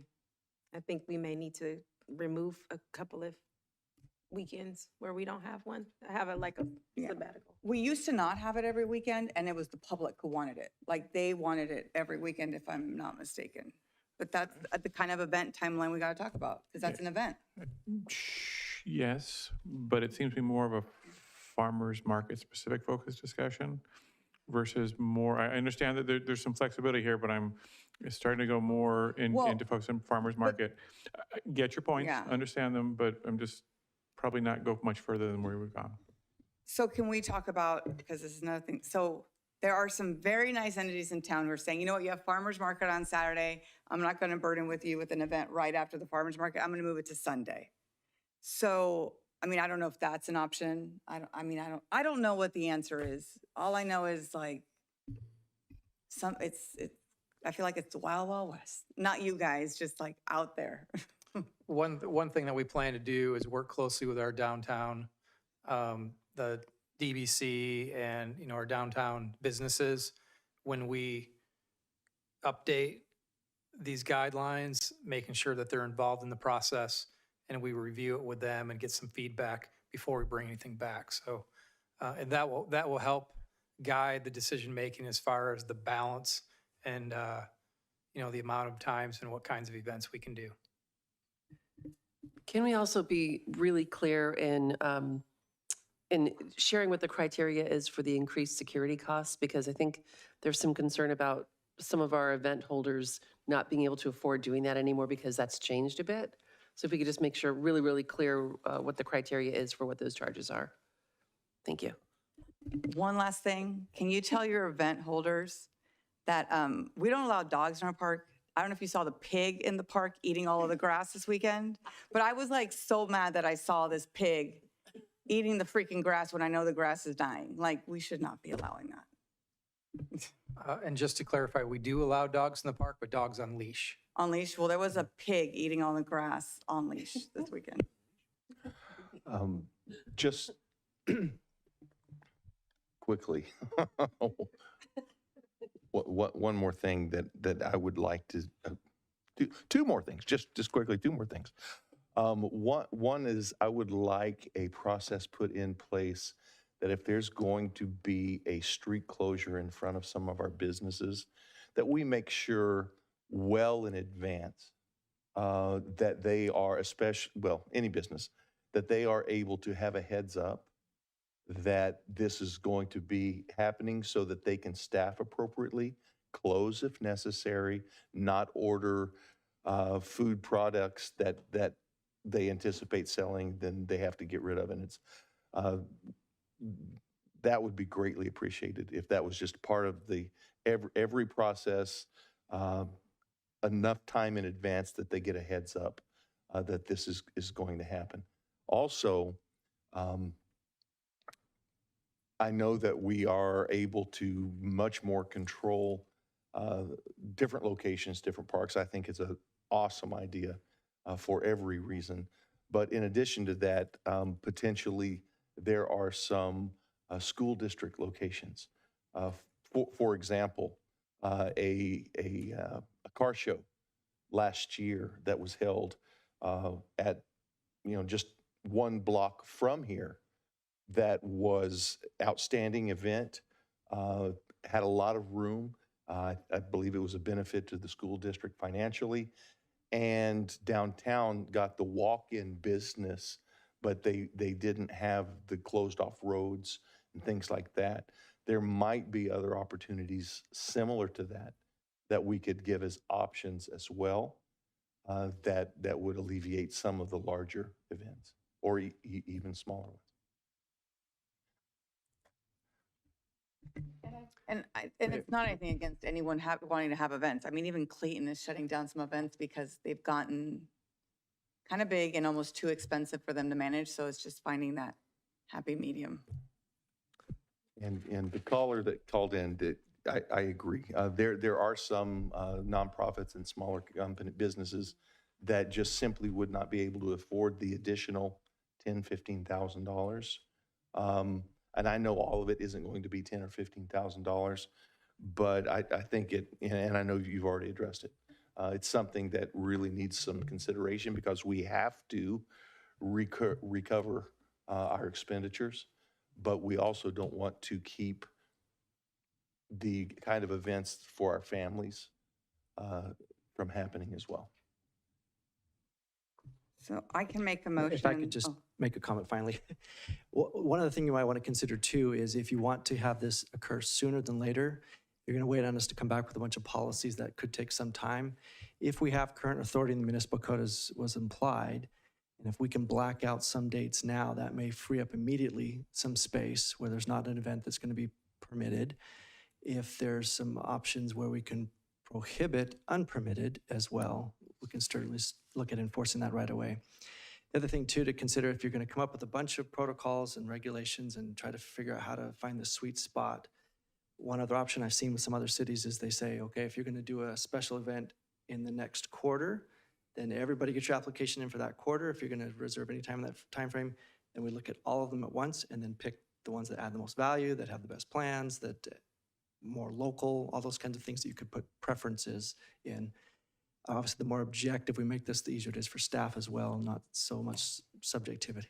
So I just want to throw that out there as well. I really don't like the idea of us cherry picking like what has more community. I don't know. I feel like we do that through our grant process and leaving that in the hand. And this is no disrespect to anybody in Parks and Rec, but it opens the door because we can have a different set of people who are employed here and it can open the door for discriminatory practices. So I think the standards should be the same across the board. Yep. But if we need blackout dates, it's just so late at night. And I don't know if I have the bandwidth to set some blackout dates. And I'd like to probably use that for a future time to spend more time to kind of think a little bit further about it. I know that we are coming back to look at the second portion of my request, which is to kind of vet some of the events that we currently throw as a city to see if it's even feasible. And I think that would be an appropriate time to give some blackout dates and times then. Do you think that That they? just made, go ahead. No, I was thinking, the only reason I was thinking blackout, because the park is so bad. Like if they could start implementing some if they don't have applications, just black it out, right? If you haven't come in by now. And that way we can start recovering on that right now. If you don't have applications in, then that way it's just done. And there was one other thing about events that I totally forgot. Can we work with the school district to make sure that we don't have any events for homecoming and prom, like the days, the kids only use it a couple of days a year and it's a big thing. So let's just make sure that those are always a priority because I know that we've had issues. They don't do a lot. We can drink and eat and party every day. They don't do that often. I want to say, don't quote me, Councilmember Mendoza. Our staff has actually blocked out some dates in City Park specifically for those, I believe, prom and dance dates. So I'd love to take credit, but they've already done that. But we can also double check that again. We have our Recreation Supervisor, Amanda Cheney, who's spearheading that effort. And again, I'd love to take credit, but it's something that staff already implemented prior to my start here. I'm sure all of the moms will be especially happy because they love going. We do have a fabulous team in Parks and Recs, but go ahead and take credit. It's almost 2 in the morning. If we're going to do blackout dates, can we limit it to, because I like to be specific to to this quarter and the fourth quarter without applications, because just saying if we don't have an application, that could be like next year, the year, like, so can we be specific that it's, if we don't have anything in place during this quarter, that those dates will be, that it's at the liberty of the Parks and Rec. I think we should leave it up to the liberty of the Parks and Rec to determine those blackout dates. Yeah, and we already have a lot of applications already in this year. So we can look at dates that are open right now, but a lot of this will be for next year's planning because we already have so many in place already. So we're trying to be proactive so we can have some good plans in place before we start getting into next year's event schedules. Can any of these events that are already planned be moved to other areas? Possibly, but a lot of them are designated and the vision is for City Park. But we can take a look and see if there might be a possibility there. Okay, so I'm going to try this and see if it works. So as detailed in the staff report, I move to kindly direct staff to work on a blackout date, find a process for unpermitted events to work with staff, because that's going to take you guys too, probably. Can I just say, include everything that Council Member Pearson requested with all the municipal codes? Work with Downtown Brentwood Coalition to figure out how to work with local businesses. And this is a hard one because it is a little subjective, like added value events, like determine what really is added value based on the feedback from downtown and how do we support those events and and then creating a policy to encourage people to use other facilities. Did I miss anything? We were talking about the security, clarifying the security process and criteria for the increased costs. Yeah, so yeah, clarifying the latest update on security, charges. And strict compliance with, I already said that, yeah. Is that good? Are you good there? Yes, I think so. I think if I kind of get maybe another way of saying what you're saying, Councilmember Mendoza, is all the considerations that the council discussed tonight, try to bring back some blackout dates, work with those groups is kind of what you're saying. But then we're talking about the pieces that are more, I want to say procedurally tied under the discretion of the director. And we're trying to bring that back to council. Is that how I'm understanding that? Yes, that's good.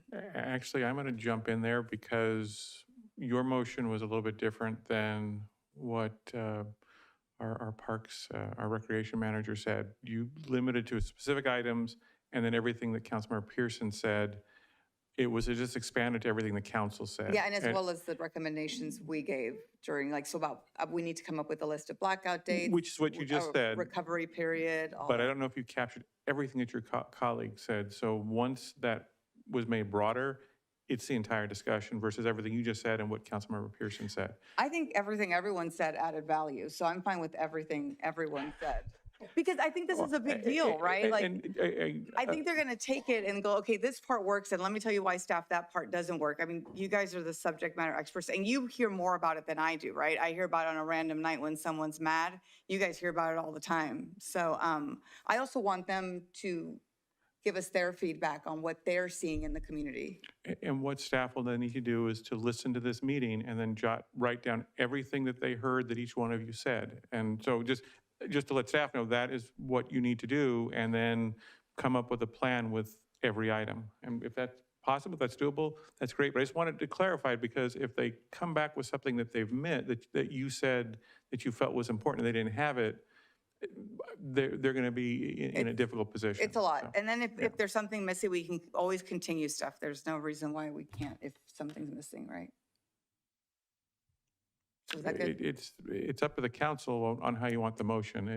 As I understand the motion now, it is for staff to come back with plans for everything that was said tonight on this item. On events happening downtown. So it's events, but there's it's the whole 360 on events. I think we need to look at the entire thing and kind of rebuild it. That's what it feels like to me. It feels like we got to rebuild it. So we had to ask all these, which we could have just said that in the beginning. And I'm not criticizing any motions. I just want to make sure it's clear for both the council and for staff what needs to be done. And as I understand the motion, it is capturing everything that was discussed tonight. Can I specify even further so we can get home and go to sleep? Specific ask from each council member, not discussion items. if that makes further, like, because I think a lot of us specifically said, couldn't we do this? Can we do that? So I think if we can incorporate the specific ask by each council member as discussed tonight versus the discussion items. Well, my ask were at the beginning of the discussion item, so I think that's where it gets a little No, bit. no, no. I think there were some things that we were just like organically talking Oh, about. yeah. But I'm saying, even if it was in questions or in discussion, when we specifically said, I'd like for us to do this, or I would instruct this, or make this suggestion, if that's clear. And I think that's a good point because some of the questions from the beginning were just simply clarification questions. Yeah. And then we try to produce minutes tomorrow where we line item what the direction was from the council. And so we want to make sure that we're catching all of it as well. So, Okay. Darren, you said you wrote down some of them. Let's just maybe try to I recapture can go and make sure through. we've got them as best I can as go through my possible. list, then you could add if you'd like, council members. So first,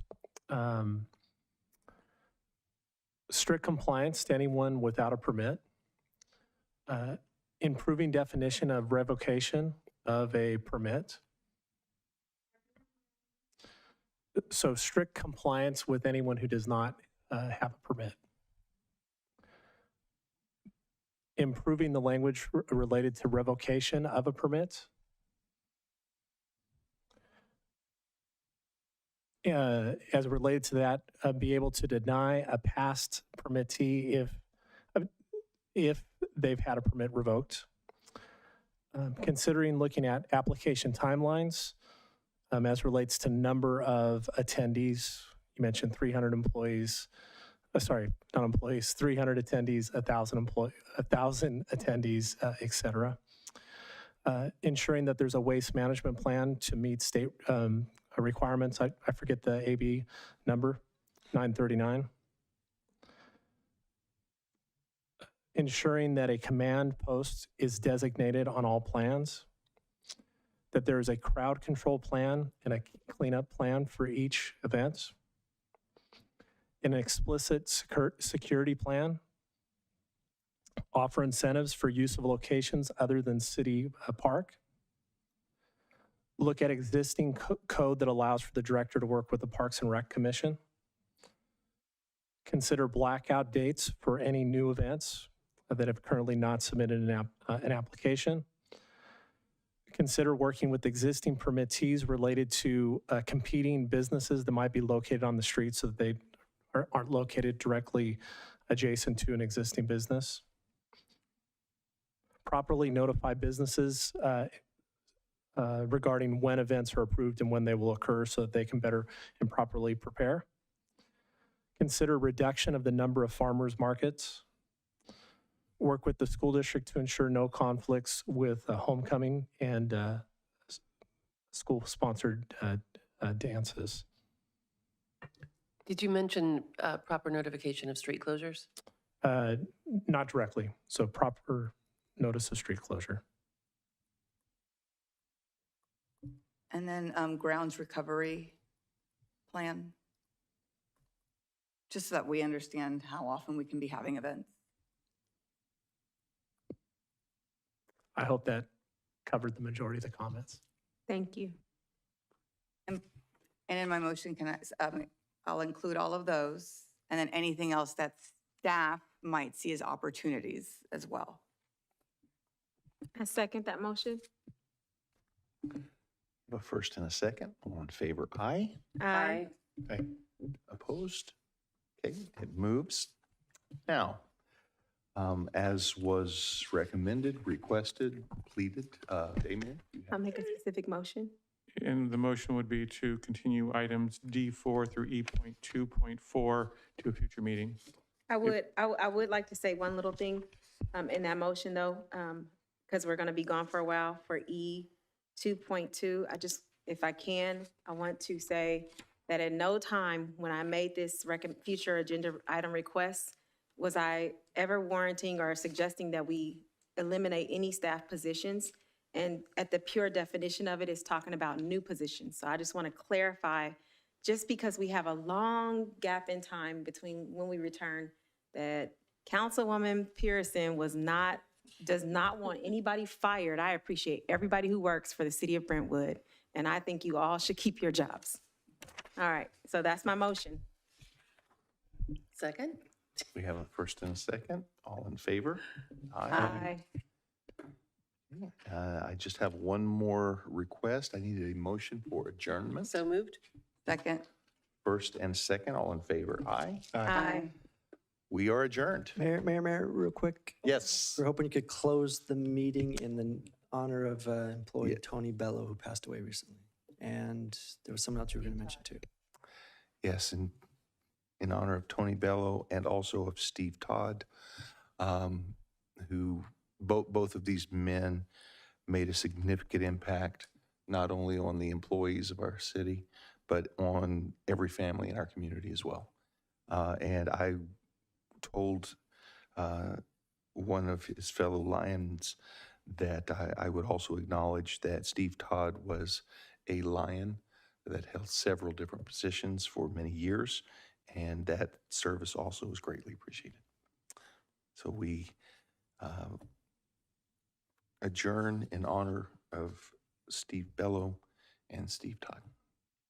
Tony Bello and Steve Todd. Thank you. We're adjourned.